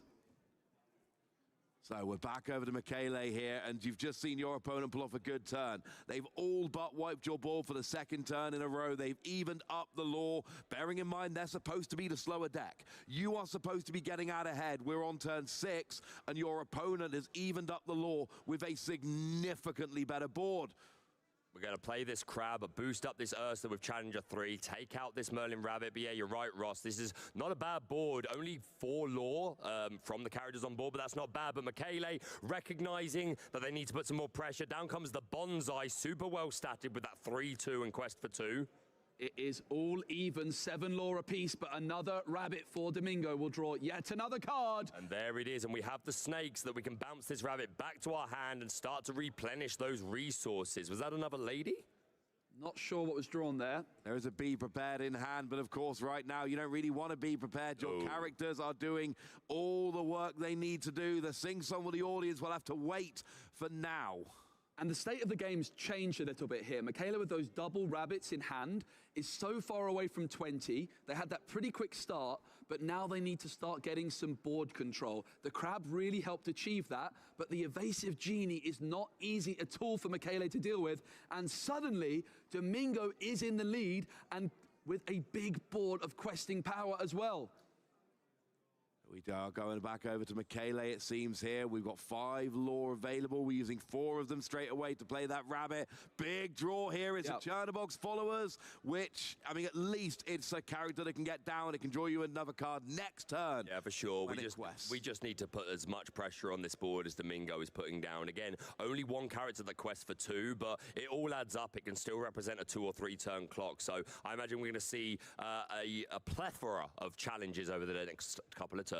I just look at this board and I'm looking at Domingo and I'm going, you know what? I think you can do some nice trades in there. Too. You can trade some. There's some where you can actually survive as well at the same time. We know you've got some bigger characters hiding in the back. We've got things like Lady Tremaine and Madame Medusa if you don't want to have to actually challenge. I think over the next couple of turns, Domingo's board could start looking impressive. For now, Michele's questing for free. Yeah, you're absolutely right. And I see the Medusa is probably going to take out this Bonsai this turn coming. You definitely want to get rid of that crab as well, because even when the crab leaves the board, can give Challenger 3, could make something like an Elsa come down and be able to suddenly hit a lot harder and one-shot a Genie. So that crab being vulnerable now could come back to bite. Elsa did actually just come into Domingo's hand. That was the top deck for the turn. So another good character for challenging if he so wishes. But there's a decision to be made here. It's a back and forth game, isn't it? Michaela has edged ahead yet again, 11 law to 9. The board is very wide and there's lots of decisions to be made for both players. This is a really exciting Amethyst battle, managing the resources in hand on the board while always keeping an eye on the law counter at the bottom. There's always a worry when you go into your first European Championship, like, oh no, what if the final's not much fun? What if it's just a swift 3-0 for one player? That is not what we've got here. We have got a doozy of a game. Genie goes in quest for 2 for Domingo, evens us up at 11 law apiece. And it looks like the snake is going to trade with the crab. Yep, the crab is going to go into the discard pile. It's going to be the snake trading for the Banzai. Yep. Ursula also exerted and will be dealt with. And suddenly Domingo with a Medusa and a Genie on the board, and Michaela left with just a Merlin Rabbit and a Chernobog's followers. 1 damage counter on the Medusa. Okay, so I was going to say, why wouldn't you just put the Medusa into the Bonsai? But that would have left the Medusa with 3 damage on it, making it really susceptible to that Go-Go Tamago. So, yeah, Domenico making a much better play than myself. Now we do see Brawl coming in, taking out that rabbit, which will give Michele an extra card here. Michele's just drawn into that Ursula Deceiver. Domingo should still have that be prepared in hand, if I'm not mistaken. Yeah, he had it a little while ago. It's not done anything. It's still not the right time to play it. So looks like, I mean, we got 2 ink put aside here. Are we going to go for the Tamago? Are we going to go for the Snake? Are we going to go for the Medusa? Oh, the Ursula, sorry. They're all 2 drops. Although if you're going to use the Snake, you have to quest with Chernobog's followers first. It is really, really finely in the balance. This Genie being evasive is a very big deal, though. It can only be challenged by other evasive characters. Michaela does not have Brawls in their Emerald deck, and it is not going to be easy to deal with at all. They need to find some way of dealing with this Genie, perhaps a Kit Cloud Kicker, for example. Yeah, that would do quite nicely. It's a 2 strength, so Kit Cloud Kicker would kick it back to Domingo's hand here. Now we've got 4 ink. What are we eyeing up here? There's a rabbit in there, so that could be one option, but I like this from Michaela, slowing down. This is a huge stakes moment. Take your time, analyze all of your decisions, and don't rush anything. Yeah, I agree. And the pace of play so far has been super, super good from both of these players. So nothing wrong with taking your time on a really significant turn. This is game 5. If you're only just joining us, you've missed a lot for a start, but we find ourselves in the final round of the tournament. We have Domingo versus Michele. The winner of this game right here will be the European champion of Disney Lorcana 2024. There is no more games after this. It all comes down. We do have the rabbit being eyed up by Michele. It's hitting the board now. So now we see a draw. It's a Chernobog's followers. Again, that's a card that can help you out next turn. Doesn't do much for you this turn, unless you ink it, I suppose. Yeah.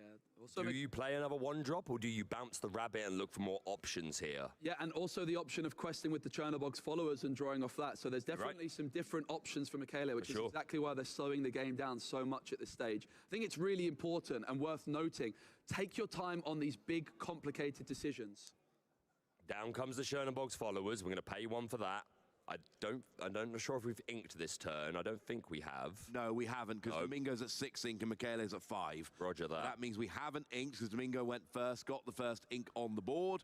So the question now is, do you have something you're willing to ink? You've got to, really. Oh, okay, the Ursula into the inkwell, which Domingo, with a poker face, you would never know, but we know that Be Prepared is surely still in their hand. It's uninkable, and it's not been discarded, so it has to be still in there. It has to still be in the hand. Ursula went into the inkwell. You've got to be careful when you play against your opponent. Make sure you don't show your hand if Ursula is going into the inkwell, but we didn't see anything there. We've all done it. Don't say you haven't. And now Domingo here, we're passing over to him, behind by just 1 single law, but the game has been ticking on turn after turn. We're at that stage where we expect the Ruby Amethyst deck to start becoming the favorite. We are brawling a rabbit, taking it straight off the field, giving Michele an extra card. Cloud Kicker drawn, though, which could be big, but Elsa coming through exerts the Chernobog's followers, and suddenly Domingo is looking to be in a dominant position. 4 characters on the board,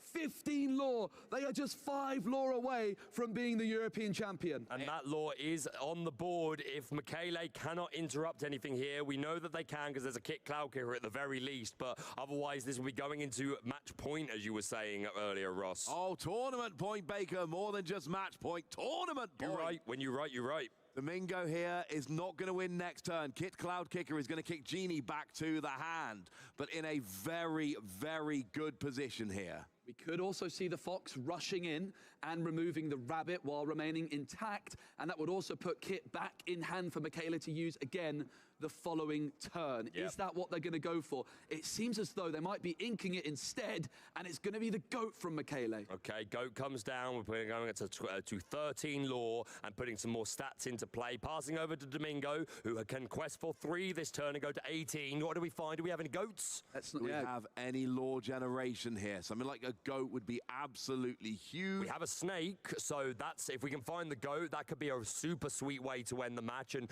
kind of a poetic way to end the European Championships if that was to happen. It's been such an important interaction throughout Lorcana's career.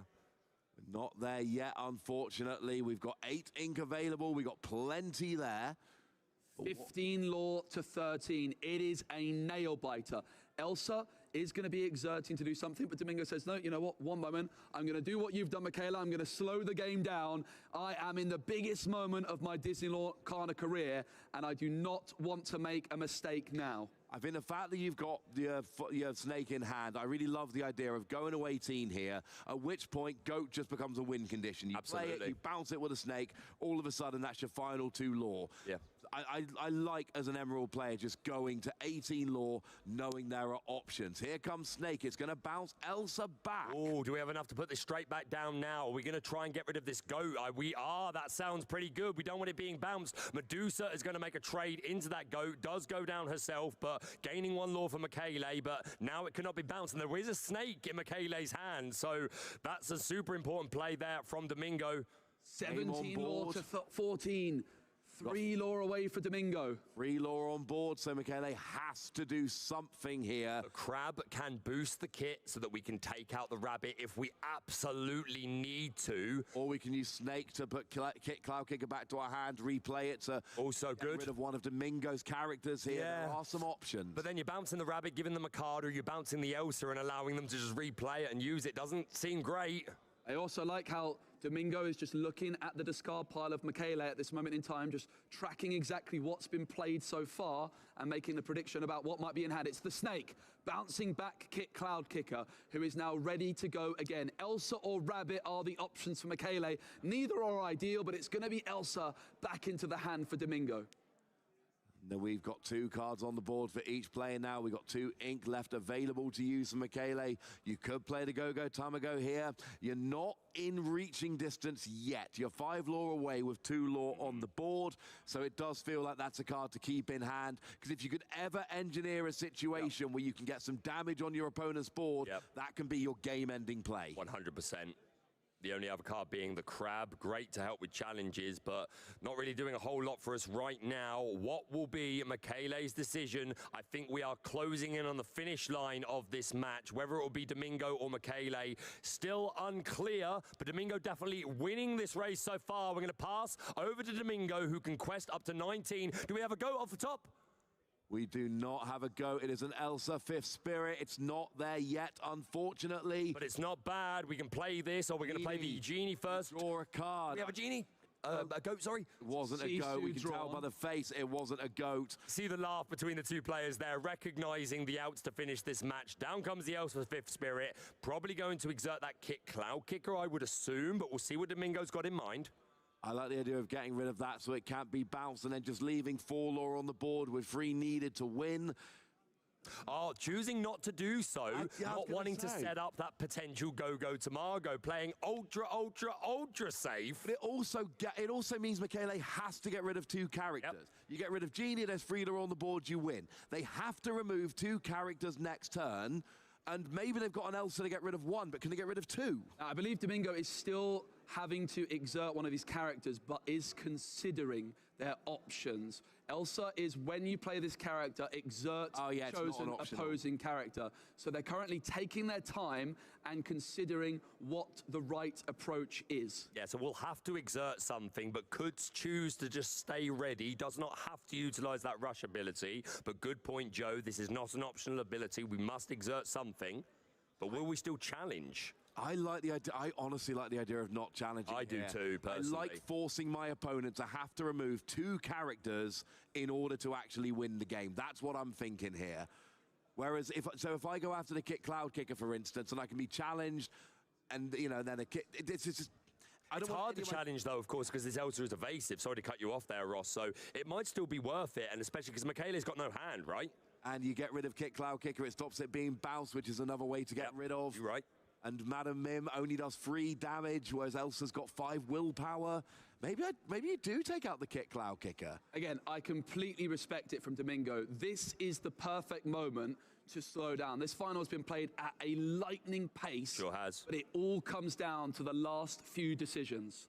I believe we're on the last couple of turns. We are approaching that finish line. This is absolutely the time to make sure that you are thinking through all the options, all the considerations. Elsa still has not exerted either the Snake or the Cloud Kicker. That is what Domingo is considering. Which will they go for? But then also just making sure they don't give Michele that opportunity to win with a double go-go. Is there enough ink for that for Michele? I don't know if there is. There's 8. I think there's 8 down there. Yeah, there's 8. So yes, you could double go-go because you've got 2 to play and then 2 to activate the skill. There's 5 in the right-hand pile, 3 in the left-hand pile, if you look at it from Michele's point of view. And this also comes back to tracking exactly what cards have been inked. Maybe that's why Domingo was looking at Michele's discard. Are there any go-go's in there? But can you really remember what cards were inked on turn 1? I certainly can't. Isn't this a game where we had 2 go-go inked? 2 goats inked right at the beginning. I don't know if it was turns 1 and 2, but definitely within the first 3-4 turns, 2 goats hit that ink well. The games are all starting to mix together for me. There was one game where 2 go-go Tamago did get inked in turns 1 and 2. Was it this game? And this is it. It's so difficult to remember. I feel like it might have been this game, which means double Tamago is not available. It really does show you the skill involved in a Disney Lorcana. The open deck list, the players know the counts of the cards, but so much skill involved in memorizing exactly what has been seen so far. Those inkwells cannot be looked at. The discard pile you can, but you cannot look at what's been inked. You see a little maybe nervous energy from Michele here. Obviously, Domingo taking his time, which is perfectly reasonable. As you said, Joe, we've had lightning quick pace, but it seems like a decision may have been met. We're moving Genie over next to the Elsa just to represent that those 2 characters, their ink is indeed wet. The Snake is able to challenge. Have we exerted, though? Has anything been exerted from Elsa? Because I think we have to exert from Elsa. I don't think it's an optional thing. So I think somebody needs to be exerted with Elsa, and that's not happened yet. Yep. The Madam Mim and the Cloud Kicker are both active, so I don't think Elsa is an optional. We are passing over to Michele here. And it ends up not mattering in this case. If Domingo is passing, the card would be readied immediately. Michele does not draw the go-go. It's a double quest for Michele. It's going to be the Merfolk go-go. So we play the go-go down, but it's not able to get any extra lore because there is no damage. We've got the Merfolk down. And there you have it. Domingo takes the final game and is your European champion. Disney Lorcana 2024. An incredible showing. What did you think of that, gents? What a game. Domingo has won that beautiful trophy. What a best of 5 it was. Yeah, that was a phenomenal trophy there. That was absolutely brilliant. Domingo takes the win. There was not enough to stop Domingo at the end of the game there. There were too many characters on the board. We went all the way through 5 games. We went right to the end of game 5. It really could have gone either way. Both players could have drawn a card or 2 to change the outcome, but no, it is Domingo in the end that stays as your champion. Ruby Amethyst and Domingo from Spain are the winners of the Disney Lorcana Challenge European Championship. Baker, your prediction was right. We got there in the end. Ruby Amethyst taking it home. You love to see it. I am exhausted just watching that best of 5. Absolutely incredible. A huge shout out to our players. How you feeling, Ross? I'm feeling a little bit exhausted there, Baker. That was a very busy best of 5, and it really could. Like, pretty much at every point during that best of 5, we didn't know who was going to win. I've watched many games of Lorcana, and you usually have, by the time you've done a game, maybe 2 games, you really feel like, okay, I know where this is going. Yep. I know the player, I know the deck, I really know what I expect to happen here, and the margins were so thin in those games, it really could have gone either way. And would you agree that that was a bit of a masterclass in like the really intricate decisions that come down, whether to quest, whether to challenge, all these things? Well, let's look at some of these decisions then, shall we, Baker? I'd love to. Joe, can you break this down for us a little bit? Yeah, Domingo, the lowest seed, so had to start with an uphill battle in game 1, going second. Michaela had already taken down 2 Ruby Amethysts in the semi-finals. It was the Elsa battles in game 1, which went in favor of Michaela,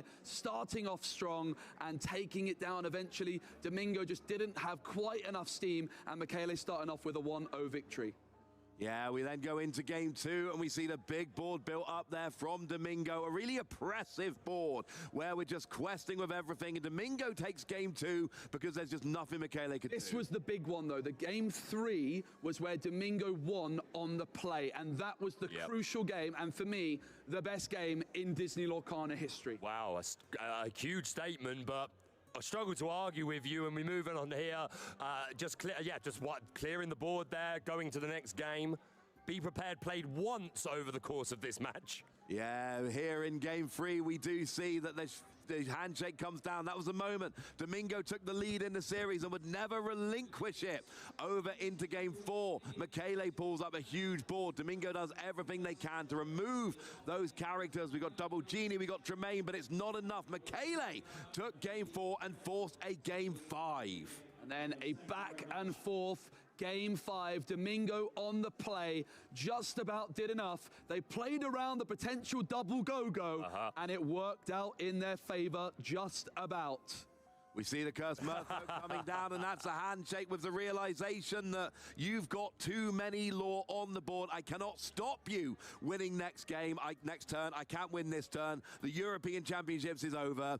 And look, second place, I think anybody coming into this tournament, if they were given the option to come second, they would have gone, yep, let's do this. I've got my Worlds invite. I've got my Gold Mickey. I've got all the possible promo cards, the Baymax playmat, and I've got the binder as well. I would have taken second place at this tournament. Yeah, I would have taken... I wouldn't. I would have taken 96th because, of course, even the participation prize for this invitation to the ball, so rare. So many awesome prize cards for our players. They get the Elsa Ice Palace alternative artwork. You get the Baymax foil, the Baymax playmat, the Cuzco foil, as well as a golden Mickey, and just for good measure, a big old trophy and a play set of every single card. Here you can see all of the prizes, which of course Domingo, our winner, gets every single one of these. There's your top 16, top 8 prizes, that Baymax promo and playmat. Oh, it's beautiful. Love that we played almost the whole tournament on those playmats. I do want to know if those playmats are for the players and someone gets a playmat that's been played on. I know it doesn't matter. I'd still like to know the answer. Well, if they're not for the players, I'll happily take one home. I'm just saying, I will remove that obstacle. Well, top 4 got the Mickey, finalists got the foil set, and the champion, your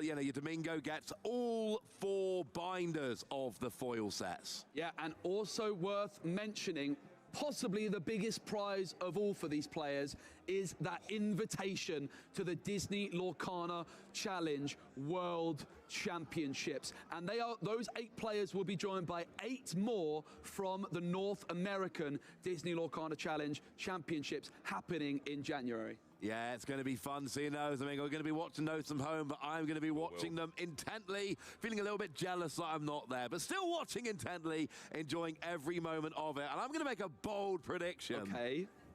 ours is going to be the best final. How do you beat that final?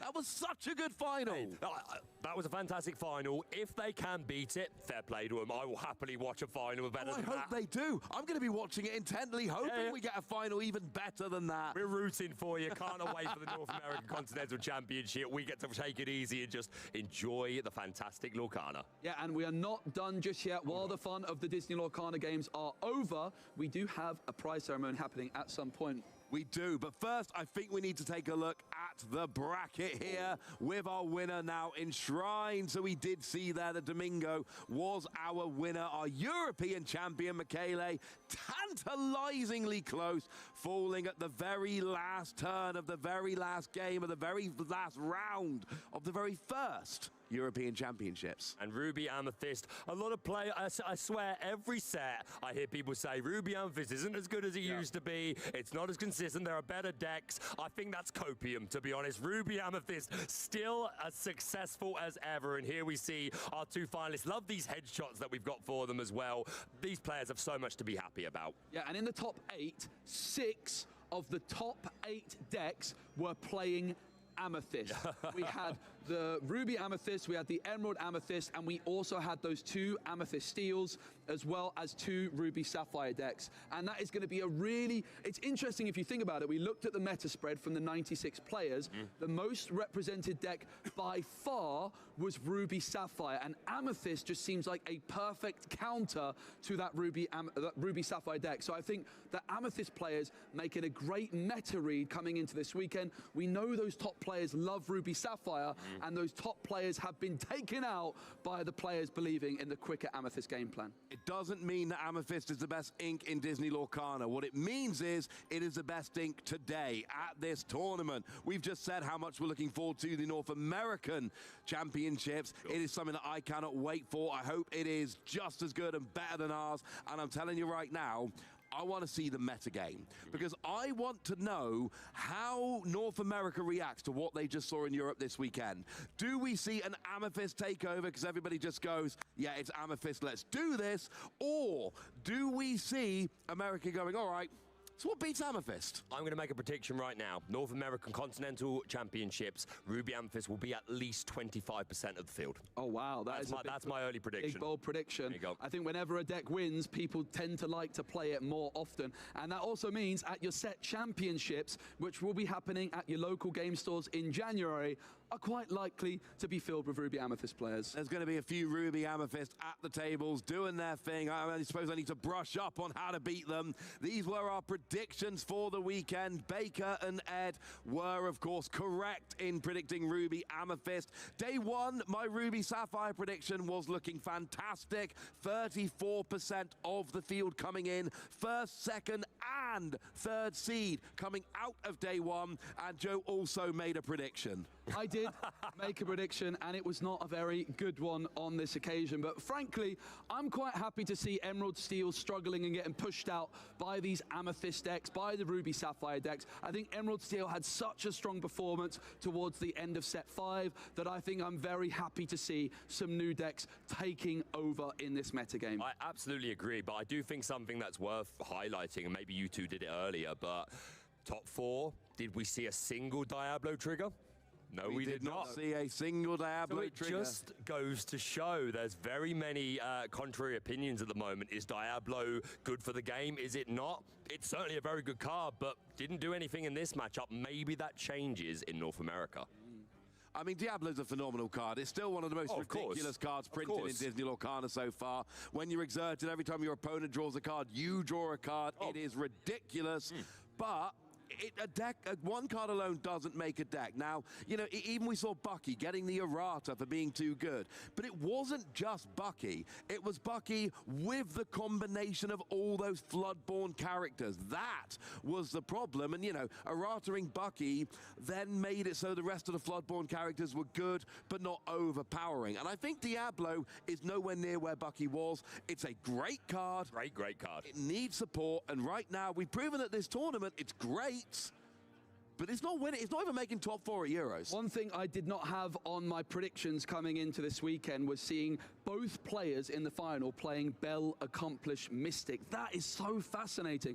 Baker, what is it about this Bell Accomplished Mystic card which is working so well in this metagame? I honestly think it is all completely to do with the Genie. I think the new Genie that we've got, Wish Fulfilled, is one of the most powerful cards in Lorcana at the moment. It has contributed towards the speeding up of our metagame, and why I think Ruby Amethyst has performed so well today, to be honest. I think that Genie's a big difference. You need to be able to answer it. So the Elsa, we were already playing. It was already super good, but this Bell allows you to be better on the draw. And I think not enough players think, especially in an event where you have 2-game format, not enough players are considering how am I winning on the draw. No, I agree with that one entirely. Well, let's have a look at our top 8 players of the weekend then, and just celebrate. These are your 8 players who are going to be representing Europe at the Disney Lorcana World Championships. No British players there, but we do have our other 3 language streams being represented, with Luca from Italy, Raphael and Hu from France, and Andrew from Germany. And if you don't mind Michele from Italy, of course. Of course, and if you don't mind me saying, these guys went from being in competition with each other, and they still will be at Worlds, but they are our representatives, so great team. I love it. Yeah, great to see players from Belgium, Spain and Austria represented as well. They've done their fellow countrymen proud. Big congratulations to all these players, and get used to these faces because they will be participating at the World Championships. Yeah, it's going to be a fun one. That's one we're all looking forward to. We can't jump ahead too much, though, like we say. We've got the North American Continental Championships coming along before that. We need to fill out the rest of that bracket for Worlds. And I think, hopefully, this weekend we've given people a taste of what to expect from a Disney Lorcana Continental Championship. And I think the players have done us proud this weekend. No, I think we've had some very good games on stream. We've had a fascinating Top Cup. I love when we see the meta doing big shifts between day 1 and day 2. We got that. We had a proper full-on best of 5 in the final. We saw a 18-2 law comeback. We saw pretty much everything this weekend except my beloved Amber Steel aggro doing well. We didn't see that. No.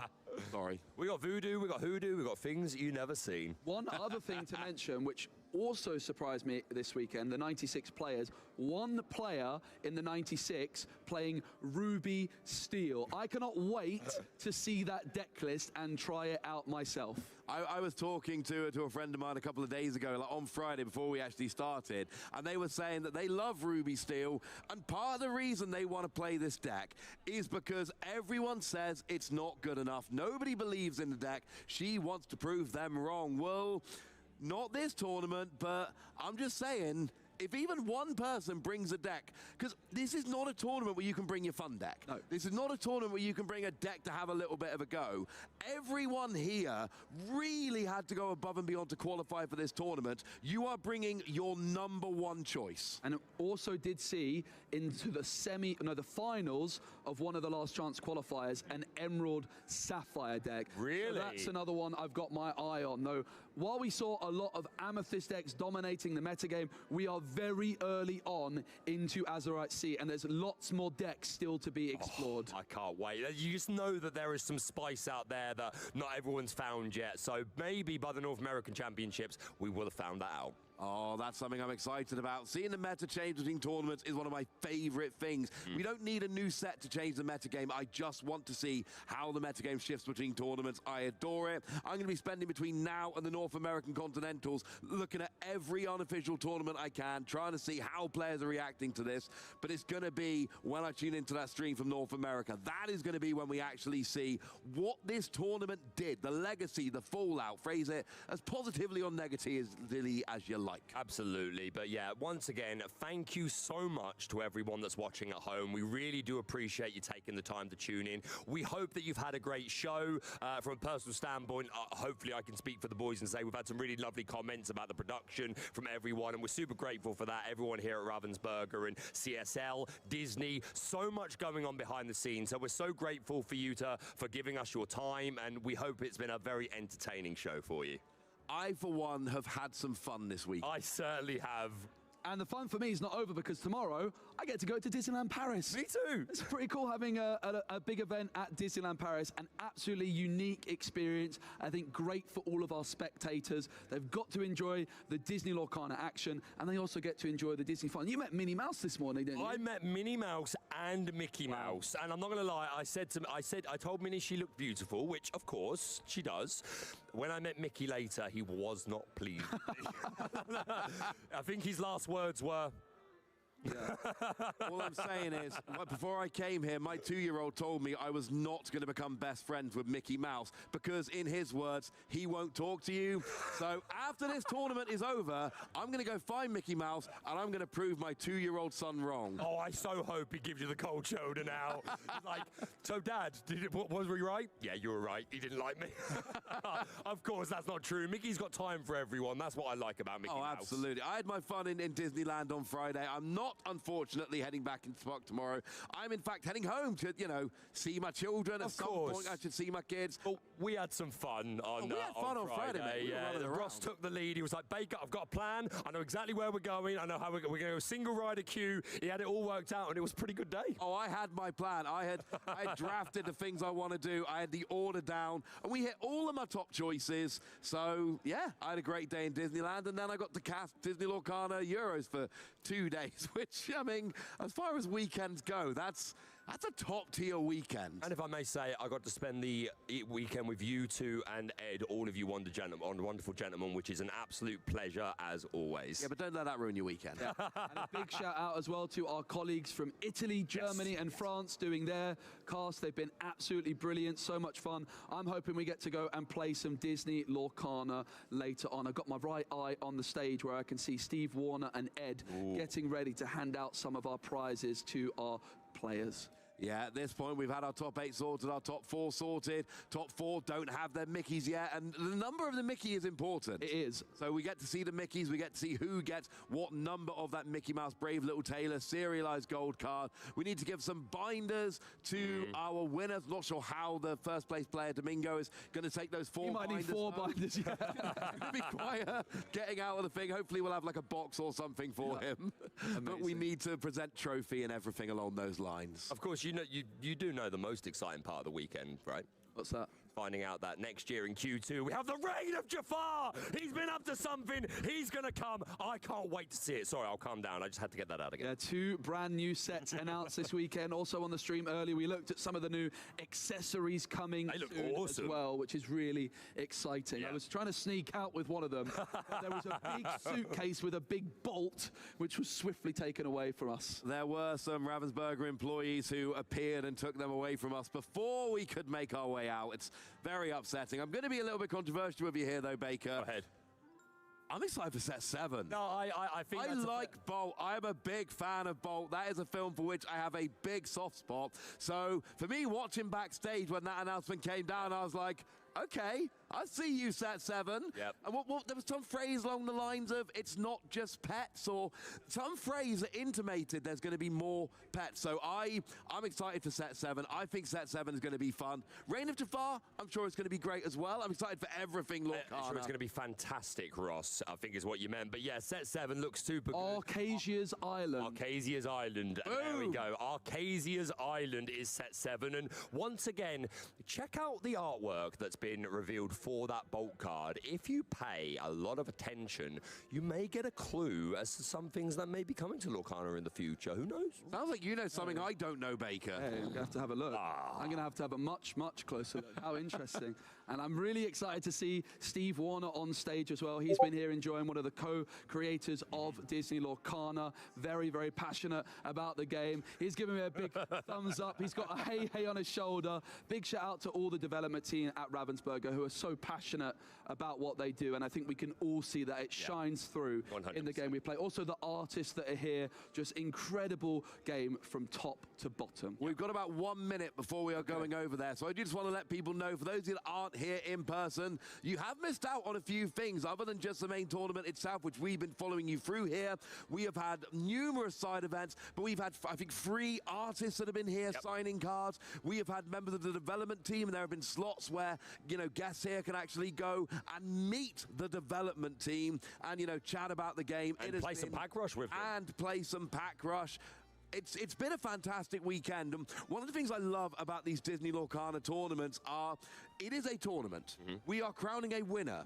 But it's not just a tournament. We've got a lot of people here who aren't playing in the tournament, they're spectating, or players who get eliminated from the tournament. There are a bunch of things in which they can take part. We have got 30 seconds until we go. So, Joe, you got 5 words. Sum up the weekend. I love Disney Lorcana. I only got 4. Baker, you got 6 words because he only used 5. The best weekend of my life. I had a wonderful time this weekend, ladies and gentlemen. I hope you joined in. I guess many words. That's not okay. As I like. We're going towards the prize ceremony in a minute. 10 seconds. Have a wonderful time, ladies and gentlemen. Enjoy the prize ceremony. We will catch you hopefully again very shortly indeed. Let's go over and give some prizes to our winners. Very much, guys. We appreciate one last Be Prepared from Baker here at the first ever Disney Lorcana European Championships. But we've come to the end, which means it is time to crown a winner and also give away some of those prizes to our amazing top 8 contenders. I am joined by Steve Warner, co-creator and head of design for Disney Lorcana. How's the weekend been for you, Steve? It's been truly amazing and very special. I mean, it's just been the best tournament, and what a final. Yeah, the finals couldn't have gone any better. That was amazing. 2 great players going at it, and very amazing. We're really, really privileged to have been able to see such a brilliant way of ending the tournament. But the main thing that we're trying to celebrate here is not only our winner, but the top 8 contenders who have secured their place at the World Championships for Disney Lorcana. So we're going to start off with our top 8. Please welcome, you win, Andrew Vidal, Douglas Orcelli, and unfortunately they're not here, but also Raphael Brule. Now, Steve is going to be giving them their Baymax cards that they have won for doing this, as well as their place at the World Championships. Congratulations to all of you. Our 4th member not here, but these are your top 8, everyone. Now, thank you very much, guys. I'm going to let you guys go off that way. Thank you very much. But that means that we now get to make our way into the Illuminary, myself and Steve, who will come and join me over here, because now we get into our top 4 prizing here at the first ever Disney Lorcana European Championships. And my goodness, is it exciting to do this. So first, let's recognize Lucas Copper, one of our top 4 contenders who has played amazingly, coming in with a fantastic hat as well. Congratulations, come and join us. How has the tournament experience been for you? Very good, but very tiring. Very tight. It's been a long couple of days, but you got to top 4. You've made it to Worlds. How does that feel? Oh, great, of course. Well, fantastic. Now, Steve is going to be giving you one of the serialized Mickeys. Congratulations. Have a look at the serial. Tell us which one it was. Oh, let me look. 89. 89, very, very good. Well, congratulations, Lucas. We are going to let you head off that way as well. Thank you very much for joining us, and congratulations. So next, we recognize another one of our top 4 contenders, Luca Lazara. Brilliant, congratulations. Welcome, Luca, welcome. Come and join us just here. Thank you so much for joining us. Congratulations, you've got to top 4, and you're going to the World Championships. How do you feel? Congratulazioni. Can I use your microphone? You can use the microphone, yes. Thank you. Hello, Luca. Congratulations for your result. And you're going to the World Championship. How do you feel? Come ti senti?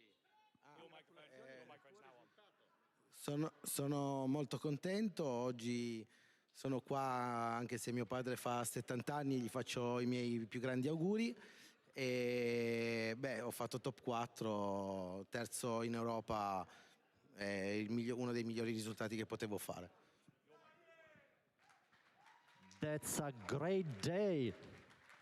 So I came here, I made top 4. And in addition, today my father celebrates his 70th birthday, so that's a very special day. Well, congratulations to both of you and to your father on a wonderful birthday. We are going to be giving you your Mickey.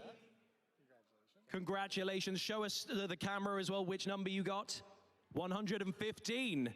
Well, congratulations, Luca. And we're going to send you off as well. Congratulations. But that means we now make our way to our top two contenders who made it all the way to the final here at the Disney Lorcana European Championships. So first, let us welcome our finalist, Michele Assirelli.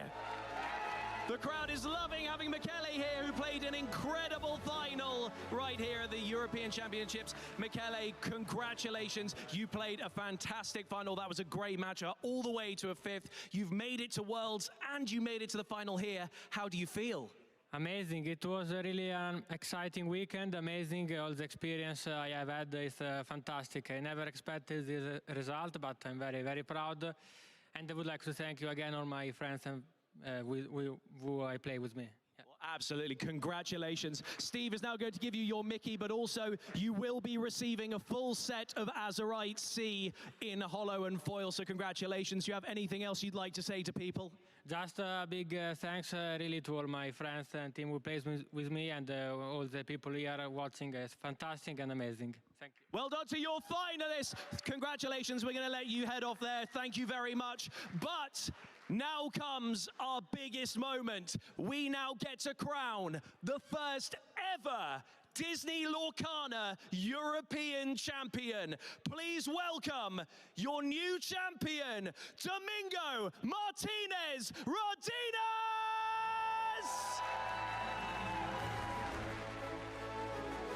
Domingo has battled 95 other amazing Illumineers to make it here to become our first ever champion for Europe. The crowd are loving him. Congratulations, you are the first ever European champion. How do you feel? No sé cómo explicarlo, la verdad. Para mí todo esto no me lo creo. No me lo creo porque yo vengo del LCQ de la tarde, perdí por la mañana y de repente aparecer aquí como campeón. No, todavía no lo asimilo. So, hello? Yeah, he's saying like he didn't believe what is happening because he lose on the LCQ on the morning, then he wins on the LCQ on the noon, and now he's being a champion. So it's something that he cannot believe it now, and he cannot like accept it right now. Well, you should accept it because you are the first ever Disney Lorcana European Champion. So first, here is your Mickey, but more importantly, here is your trophy as Steve crowns you the first ever European Champion for Disney Lorcana! This has been an incredible tournament, and what a thing to be able to do here at Disneyland Paris. Now that you're holding that trophy, how do you feel? Is it feeling more real now? No, hasta dentro de un mes no me lo voy a creer. Well, congratulations, you have done a spectacular thing. And let's give it up one more time for your first ever European champion for Disney Lorcana!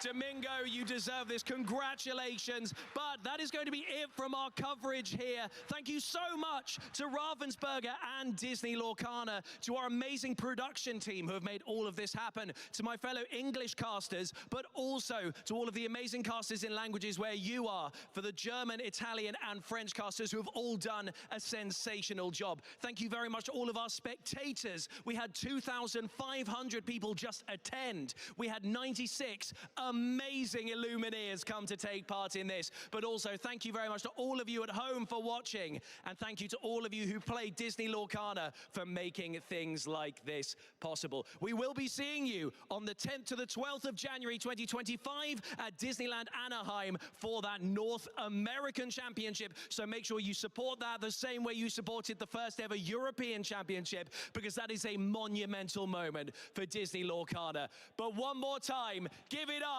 for your new European champion! That's going to be it from us. Thank you very much, all of you, for supporting our coverage, and we'll see you all next time. Goodbye.